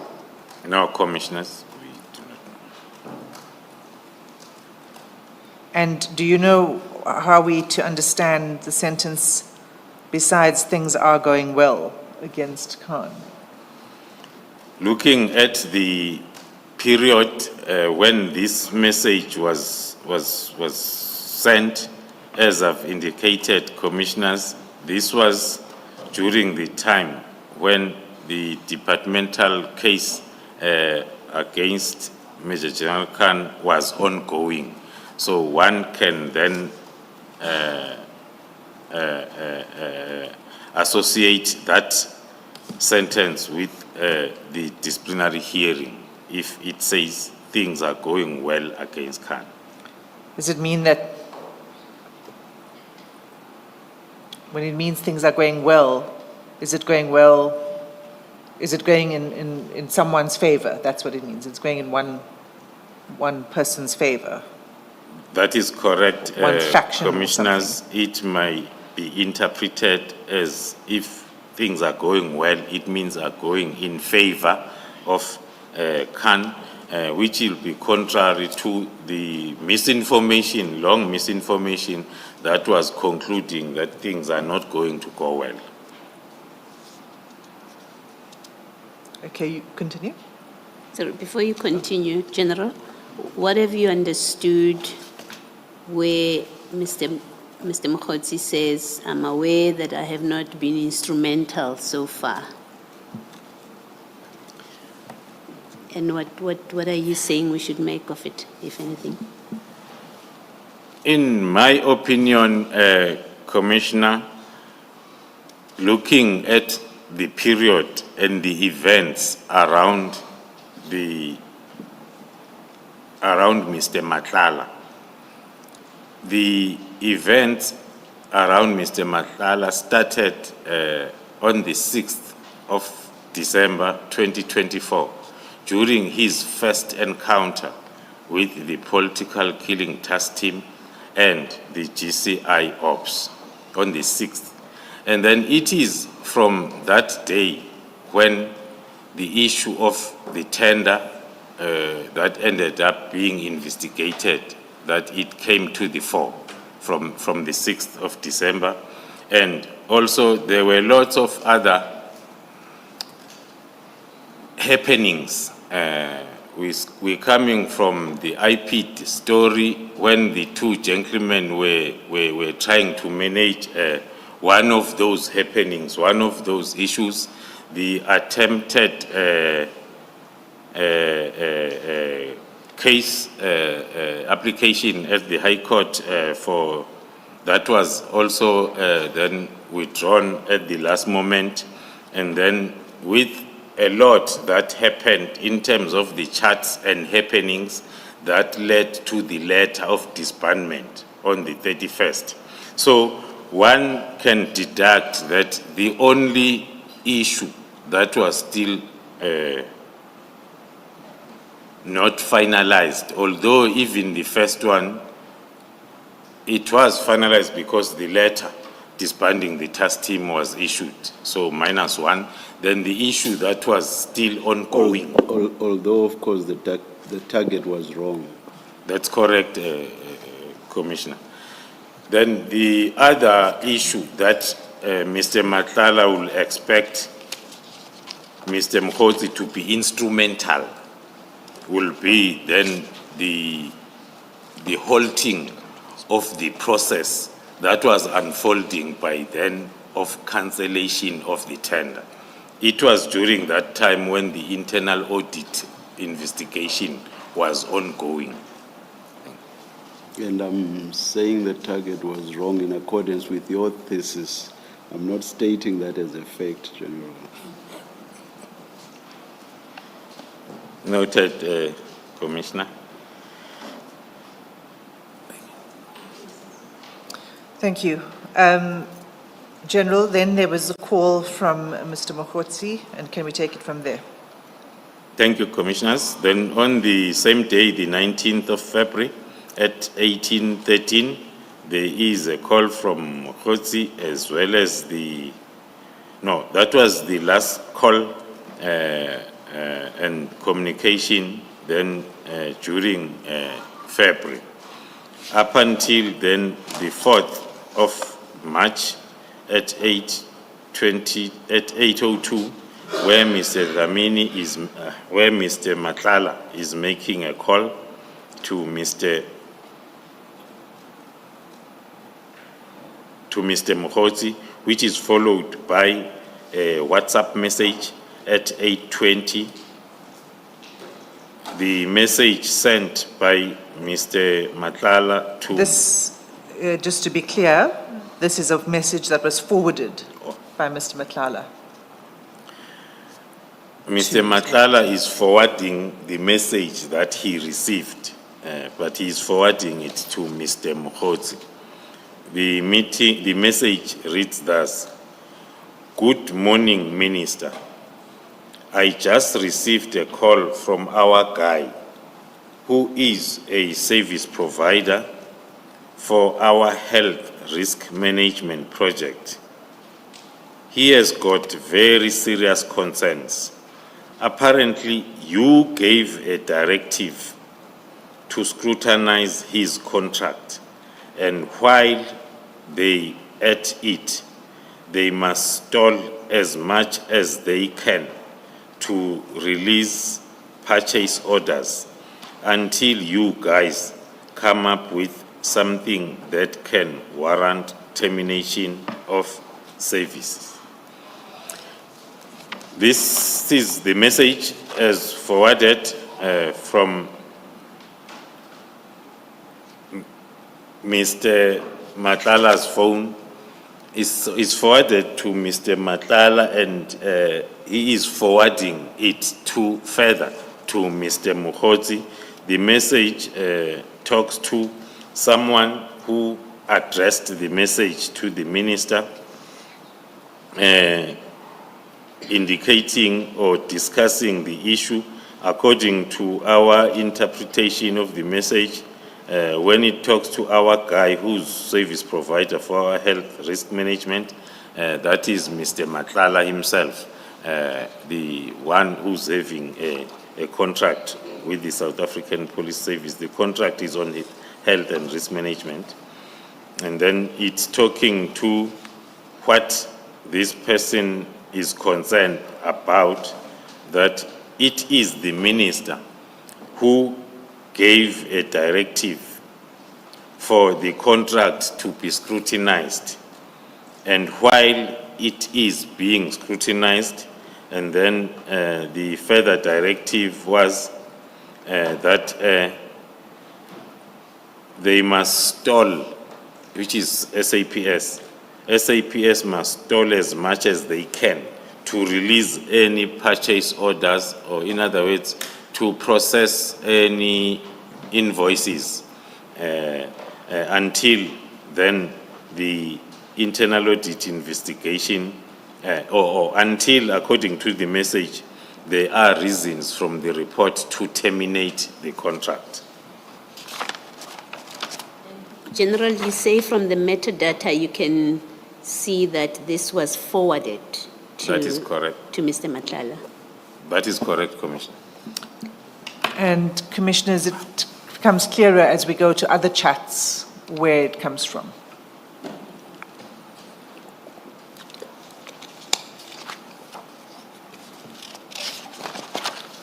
Then moving on to page 78, on the 7th of March, which is few days after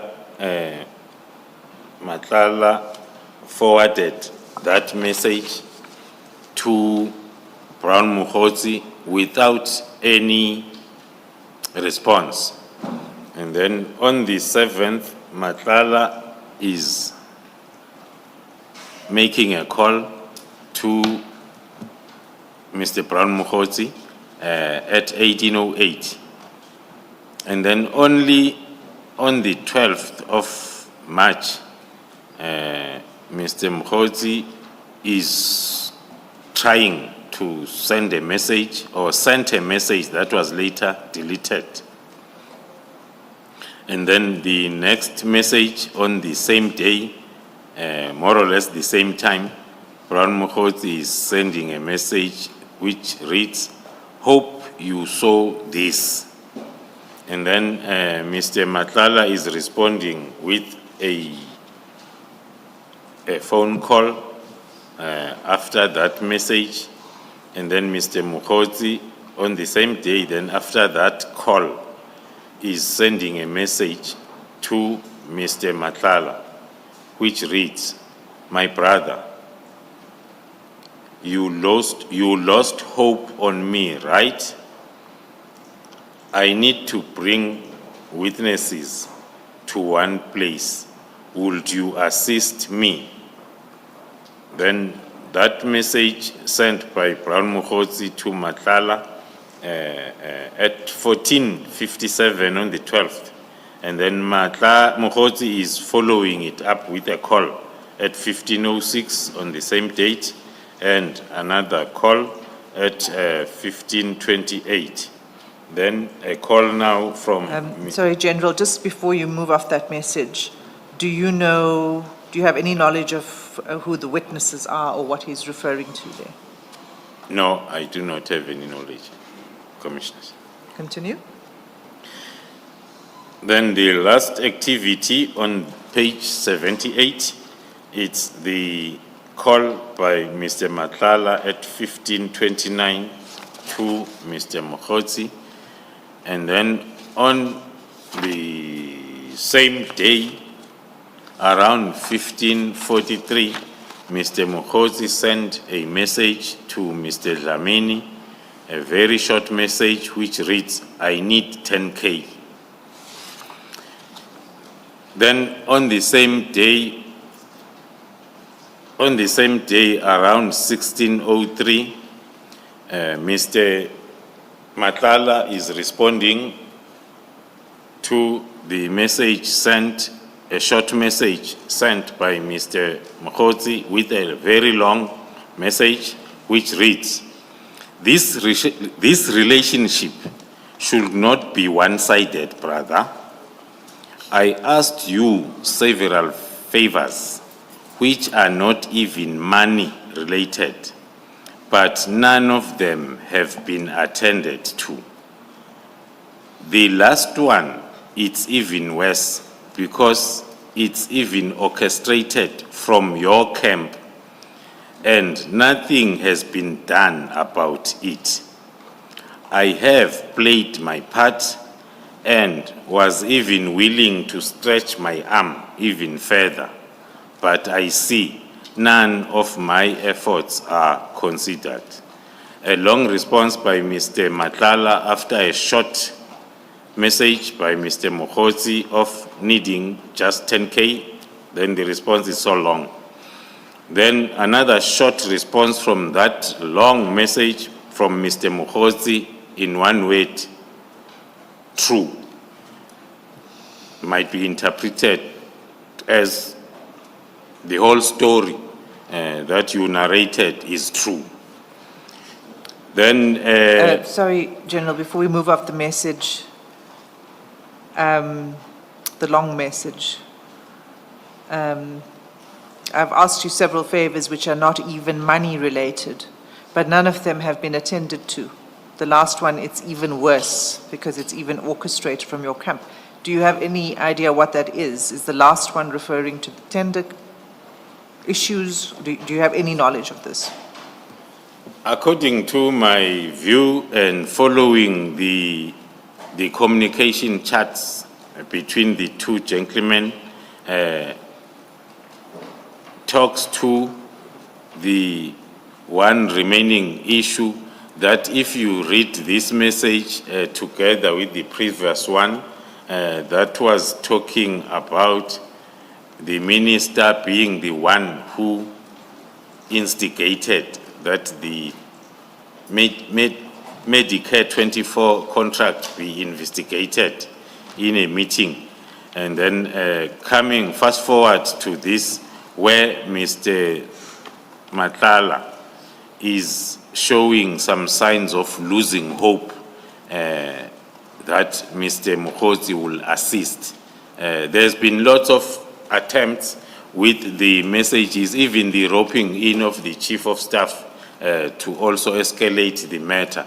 So according to my view, this message is talking to all those failed attempts to halt the investigation and the possible cancellation of the contract. So then Mr. Mokhozi says true. And then there's silence for a few days until the 17th of March. You can take it from there.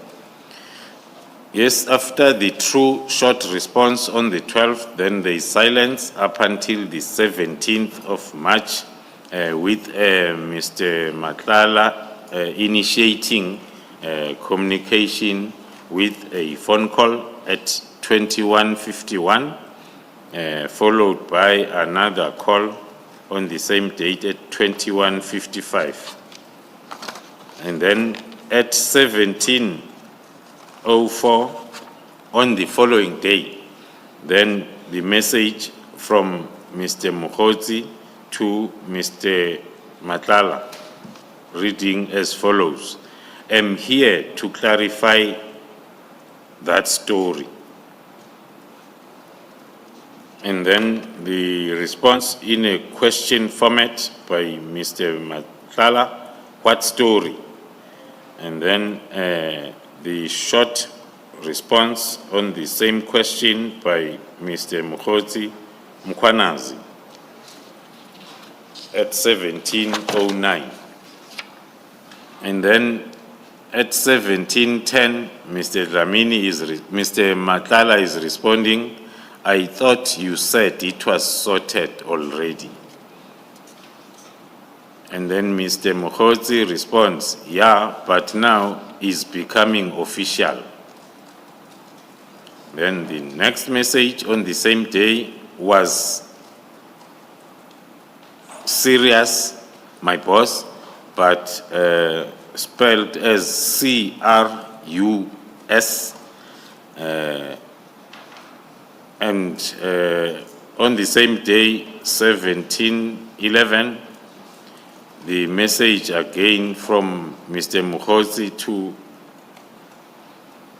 Mr. Matlala, which reads, give me wings. And then on the same day, more or less the same time, Mr. Brown is sending a message to Mr. Dlamini again, since 17/11. Mr. Mokgotsi has been sending messages without any response up until that fourth message that says, after give me wings, the next message is, can is more helpful. Then also before any response, the next message, which is the fifth message from Mr. Mokgotsi to Mr. Kat Matlala, it says, is hard. And then the response is coming then after all those 5 messages from Mr. Matlala. It says, okay, hope for the best. And then Mr. Mokgotsi is responding then after that with a ha ha ha. After that, it's okay. Okay. That, which is spelled O-H-K. That is page 80. So, General, before you move on, so who is the Mkhwanazi here being referred to? The communication as well as the messages exchanged between the two gentlemen will then point to the same names that are always part of their discussions or even part of the misinformation since the 31st of December. Mkhwanazi, according to my opinion, will be referring to Lieutenant General Mkhwanazi, Provincial Commissioner KZN. So earlier on in the chats, when we were talking at page 65 of the chats, the exchange that said the meeting was positive, is he willing to help you guys? I wish you could help with a statement. I think he needs cash, etc. You said, when I asked, do you know what this relates to and who the he is, etc., you said it would become clearer. Is it at this point that things become clearer, or are we going to get there a bit later on in the chat? Commissioners, if we can continue and then one will give then the response on that towards the end of this chart analysis that will talk to that specific part. So you can proceed. Then moving on to page 81. On the 22nd of March at 12:16, the last communication was on the 18th. Then on the 22nd, Mr. Brown Mokgotsi is sending a message to Mr. Matlala, my boss, pulling something this side. I am stuck, with an emoji. I'm not sure that it's laughing or crying between the two. Then the response from Mr. Matlala reads, pulling what? And then the answer from that question from Brown Mokgotsi, some dirty work.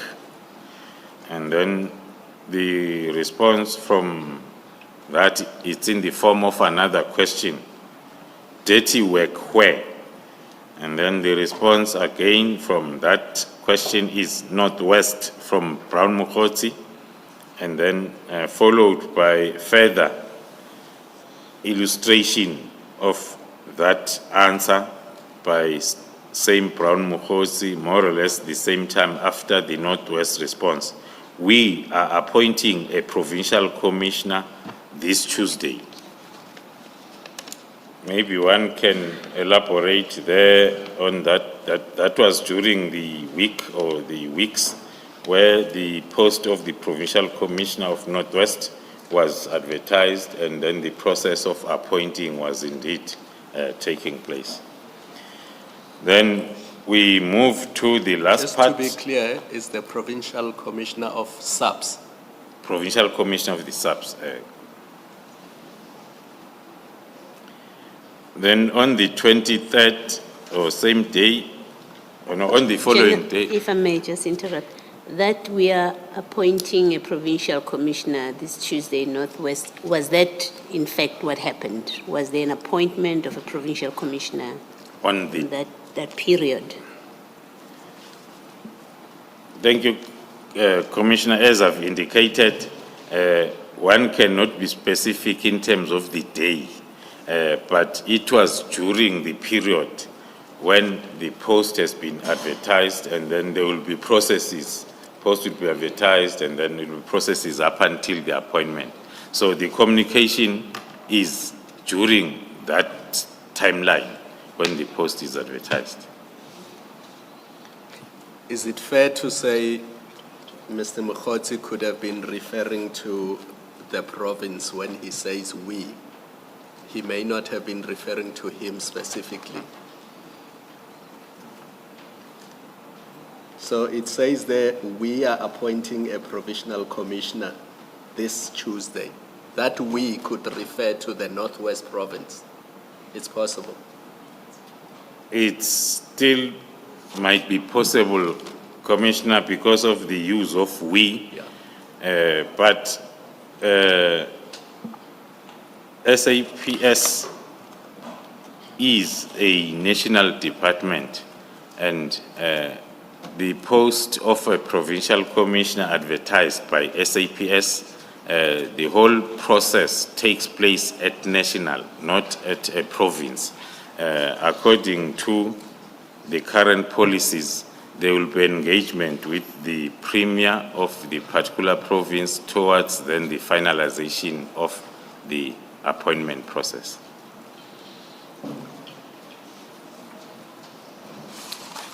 Thank you. I mean, maybe for your comment, it seems to me, and tell me if you think I'm stretching it, if you start reading from he's pulling something, and then he says some dirty work, and then he's asked dirty work where? He says Northwest, we are pointing, so he seems to suggest he was involved in some capacity towards the appointment of the provincial commissioner through the dirty work that he says he's pulling. Is that a fair summation of these emails or WhatsApp exchanges?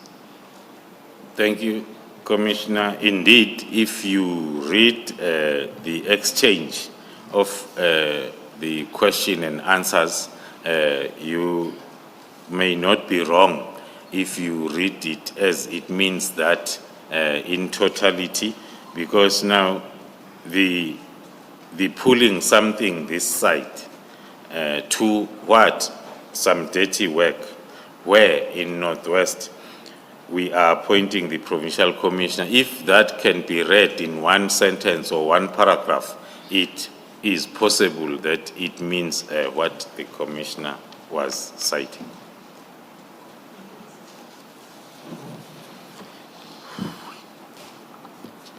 Then moving on the same page, the last communication on page 81, still on the following day in the morning, 8:58, Mr. Dlamini is sending a News 24 story with his photo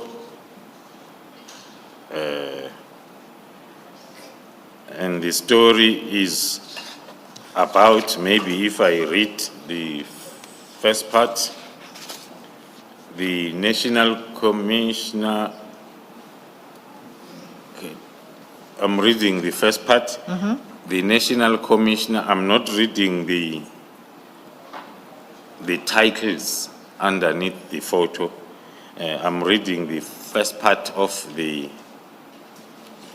News 24 story that Mr. Matlala is sending to Mr. Brown Mukhosi. The National Commissioner Fanny Masimula has been ordered to terminate the controversial multi-billion rand contract to provide health. Million. Not billion. The multi-million rand contract to provide health risk management services and institute a forensic investigation against the supplier. On the next page, continuation of that News 24 story.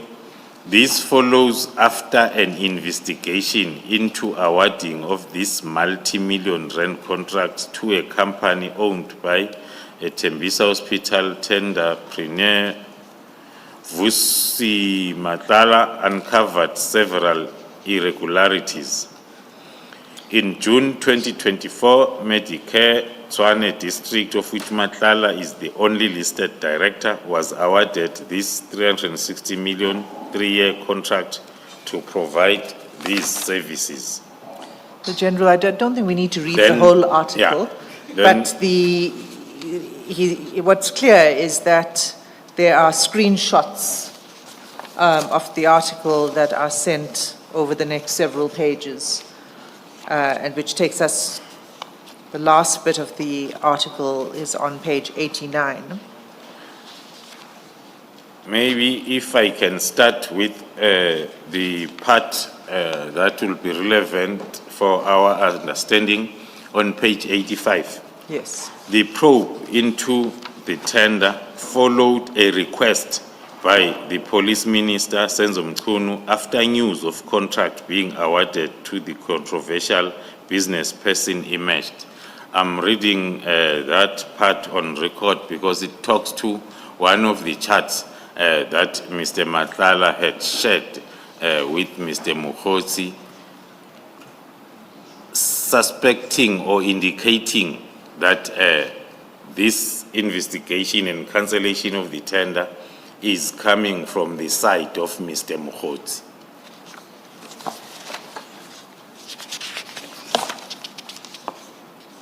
Then moving on to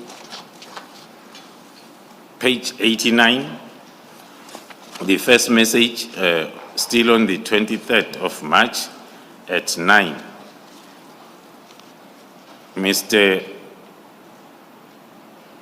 Matlala, who sent this News 24 scoop or story is following it up now with a WhatsApp message which reads, "This was done under the minister's instructions, but it's okay. I'll see where to go from here, but I am not taking this lightly." That is the message then that made me to want to read that paragraph on that News 24 story, so as then we are able to understand this chart now by Mr. Matlala to Mr. Mukhosi after sending the news article. Then after a few days, on the 26th of March, there is a call from Mr. Mukhosi to Mr. Matlala at 1938. And then from there, that was March 26. The next communication by Mr. Matlala to Mr. Mukhosi is almost a month or more, or close to 2 months after, with a greeting message at 10:38. Good morning, how are you? On the 8th of May. On the 8th of May. And then the response, few minutes after receiving that message, Mr. Brown Mokgotsi responds, sure, my boss. And then Mr. Matlala responds at 10:54 by the message to Mr. Mokgotsi, I wanted to ask you something. And then on the same day at 10:56, Mr. Matlala is sending a message then to Mr. Mokgotsi. I hear that you told Mr. S that I told you that I gave him some animals to keep at his plot. So I wanted to hear from you if there is any truth in this. And then after a week or so, then on the 14th of May at 6:53 in the morning, again, Mr. Matlala is sending a message without receiving the response yet on the message of the 8th. Now it's on the 14th morning, just to let you know that my contract was cancelled yesterday, and I see you have been ignoring me and promising me things that never happened. Luckily, took screenshots of every conversation just in case something like this might happen. I'm taking all this to the media and some to court on Friday when I do the interdict. That will take us to page 90.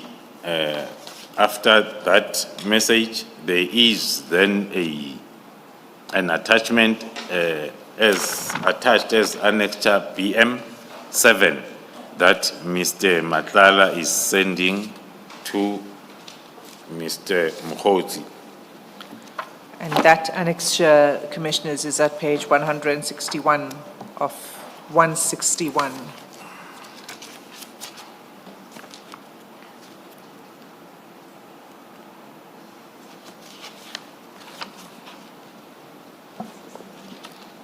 BM7, 161.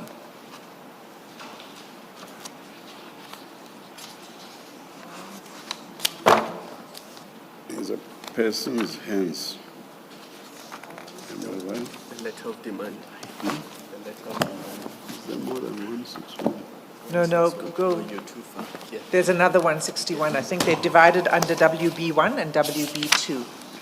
So before you get to WB2, the tab. Found it. Thank you. Thank you. So this is BM7, which is called Draft Letter to SAPS National, dated 13 May 2025. Do you have the letter there in front of you, General? No, it's just before the tab that says WB2. Yeah, just before that. Page 161. That's right.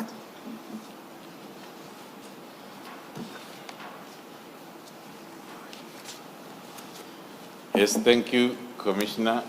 The letter attached as BM7, it is a letter with the head directed to the National Commissioner of the South African Police Service with the heading Termination of Contract following the award of bid number 19/1/9/1/94 in brackets 23, the appointment of a service provider to render health risk management to the South African Police Service for the period of 3 years. Okay, so this is a draft letter prepared by the attorneys for Mr. Madlanga, How do you know it's a draft, Ms. Hassan? because it says so at page 90 of the chat, Commissioner Khumalo. The reason I'm asking is because it's signed, so I'm wondering. If you go to 163, bottom of the page. Yes, I see that. I see that. So firstly, it says draft letter in the attachment. So that's the first thing. And then I think will also becomes clearer when we go to other chats, because this letter is circulated a couple of times by others as well. But it's correct that it is a signed letter. I'm concerned that parties to the chat may not understand the difference between a draft and, but yeah, let's leave it there. Well, it's definitely a letter that is signed, but Mr. Madlanga refers to it as a draft letter. I don't think we need to go into the letter. It's clear what it is. It's a response to the cancellation. General, if we can take it then from the next message.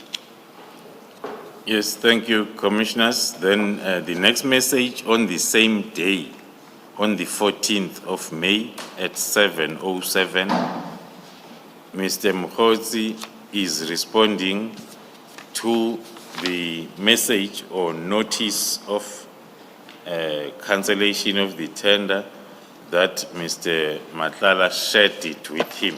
Now he's responding, especially also after he has seen the draft letter as another proof that it has been cancelled.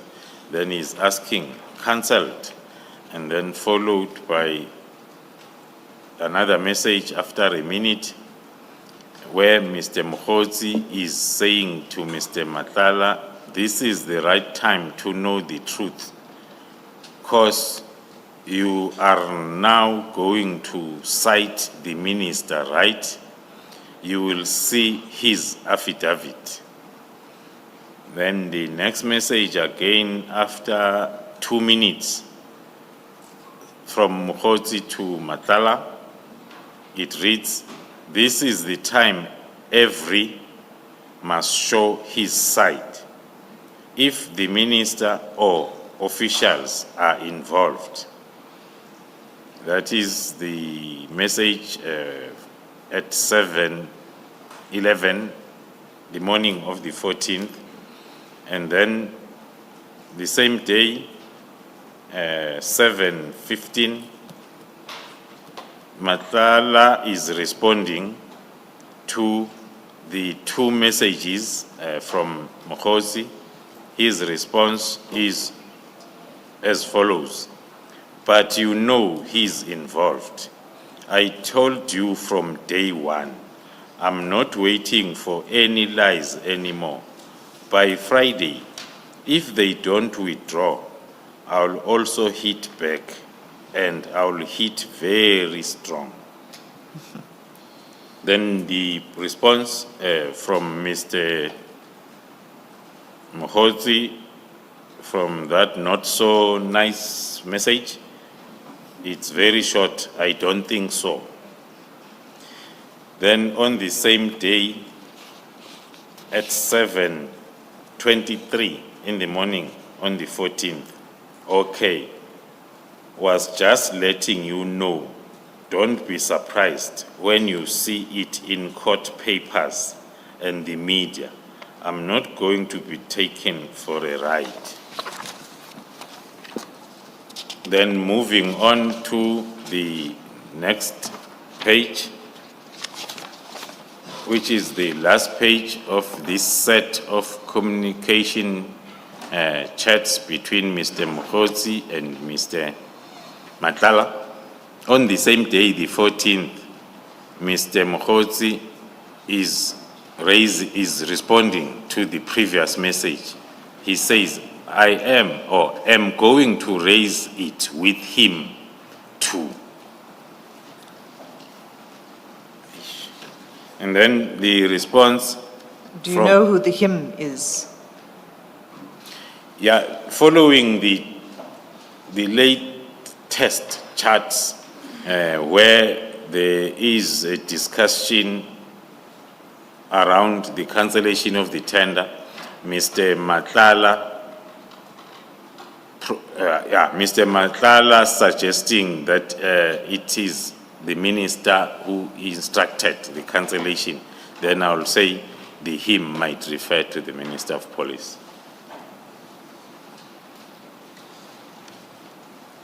And then after that message at 7:38 on the 14th,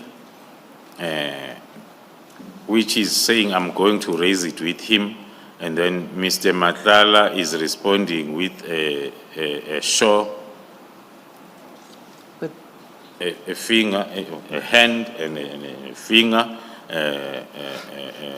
responding that he understands the response. So it's an emoji and it's a thumbs up. Thumbs up. Oh, okay, that's a correct word, Commissioners. Thumbs up. Emoji. I did not finish my It's not the lecture. other emoji with the finger. The lunchtime lecture was not enough for me to be taken through the emoji class. Then, still on the same day, at 8:30, Mr. Mukhozi is writing a message to Mr. Matlala, which reads, "We can't lose a contract, whereas so many people are looking for tenders."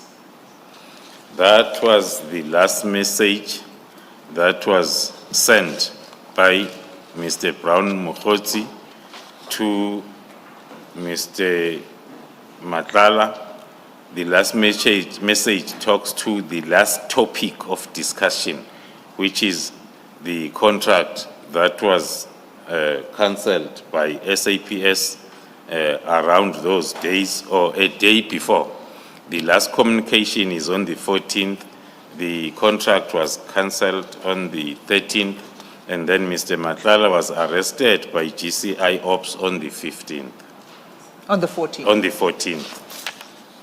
That's why the charts are ending on that date.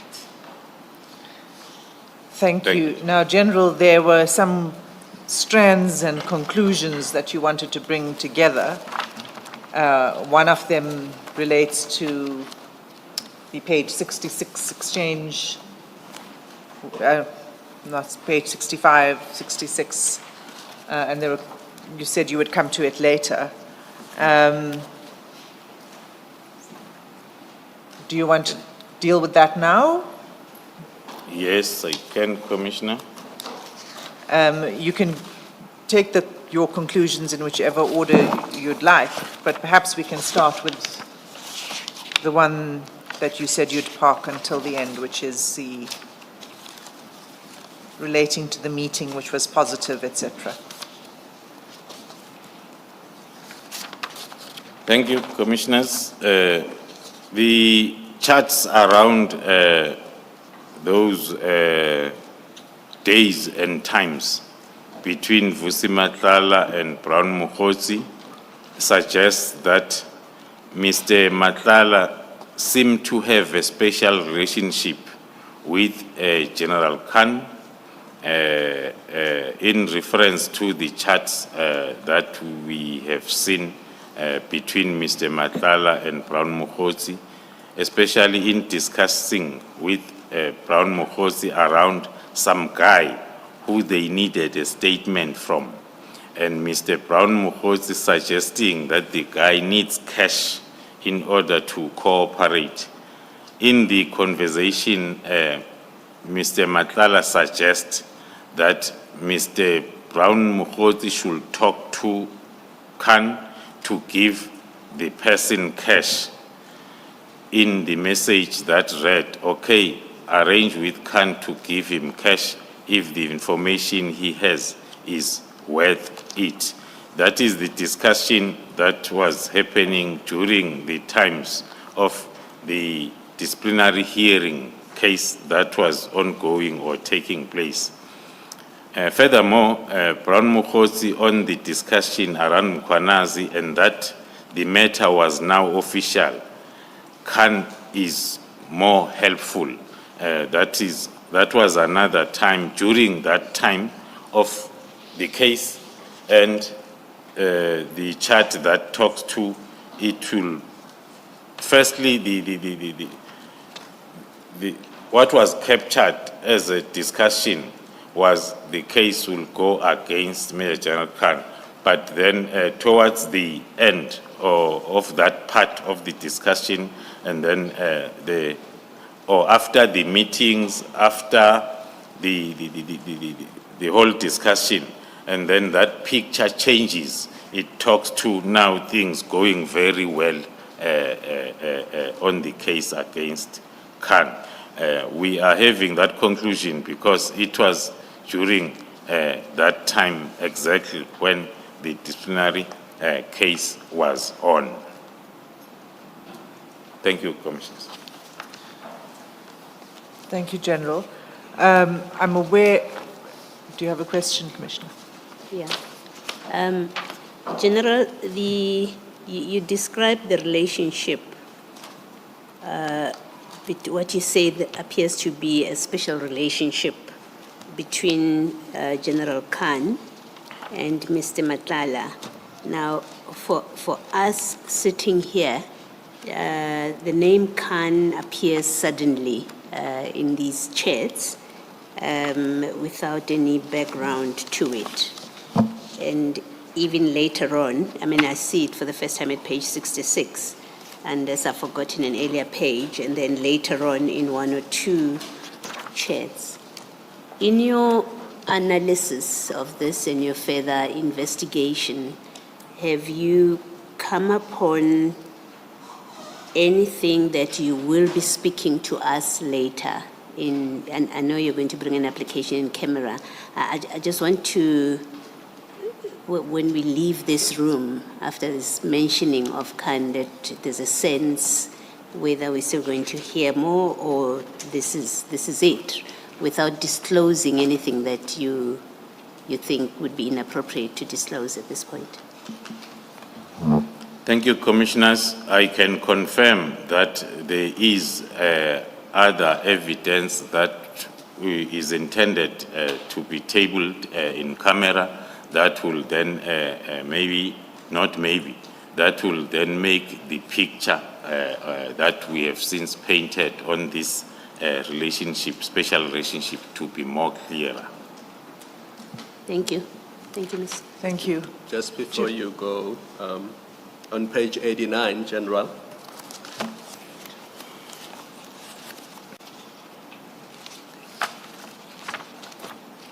The penultimate chart on that page.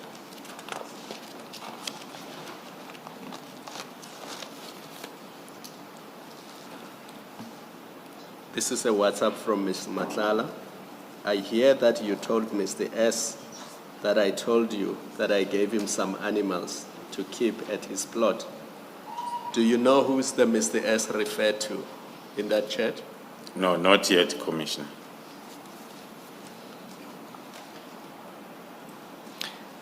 The not yet is a bit confusing. Does it mean that you will know at some later stage? What does not yet mean? Thank you, Commissioner. The analysis and investigation is an ongoing process. Hence, then on my proposed application, I indicated that if it happens that the investigation is at a particular stage and the evidence that will be included in camera might then be brought back in the public platform. And do you know anything about the animals referred to? The animal referred to as impala, according to my view and my understanding, it's an animal that is normally procured for very high-profile social gatherings, which is not that affordable. That is my... I'm asking specifically because, yes, there was mention earlier of impala. Yes. But here, there's just reference to animals for Mr. S to keep on his plot without mention of what the animals were. So that's why I'm asking what the animals were. Okay. Thank you, Commissioner. I was understanding the question of the animal associated with the impala that came before.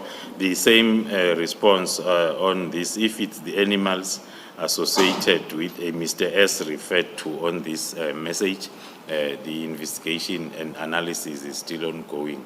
As soon as it's ready, the commission will be updated. Thank you, General. Thank you. General, you were asked earlier by the chairperson, I think this was about the chats, about I'm here and Sibia is here. I can't find the page. I've been trying to find the page. I don't know if you remember the chat, and the chairperson asked you, do you know who is Sibia? And you were cautioned not to speculate. Does the answer that you've given about S, which is still the subject of investigation, does that also apply to that question that you were asked? I'm told it's page 44, if it helps. Yes, in the middle, where Mr. Mokotsi says, I'm in Cape Town, Sibia is in Camps Bay. You see that? And you were asked, do you know who is Sibia? And your answer was no. And what I'm checking with you is whether your answer is an outright no, or is it also subject to the subject of further investigation, as you have answered with that S? And if I could just clarify, the question Please go ahead and, yes. was from, I was going to say from the bench, but from the commissioners, whether you know as a matter of fact, to answer as a matter of fact. So it was in that context that you responded. You may answer the commissioner. Thank you, commissioners. Not as a matter of fact, as it was captured during the initial discussion, but analyzing the whole communication where the surname Sibia comes, then we're moving it from from almost all the parts where there is Sibia, it will refer to the Deputy National Commissioner Crime Detection, Lieutenant General Sibia. Same applies to the Camps Bay Sibia that is referred to. So can I ask one follow-up question? Do you know, or do you have any basis to say that Mr. Sibia was in Camps Bay at that time? Yes, we have the indication that is subject then to confirmation to make it a matter of fact. Thank you. Chair, I see it's 4:02. Let us adjourn and resume at 9:30 tomorrow morning.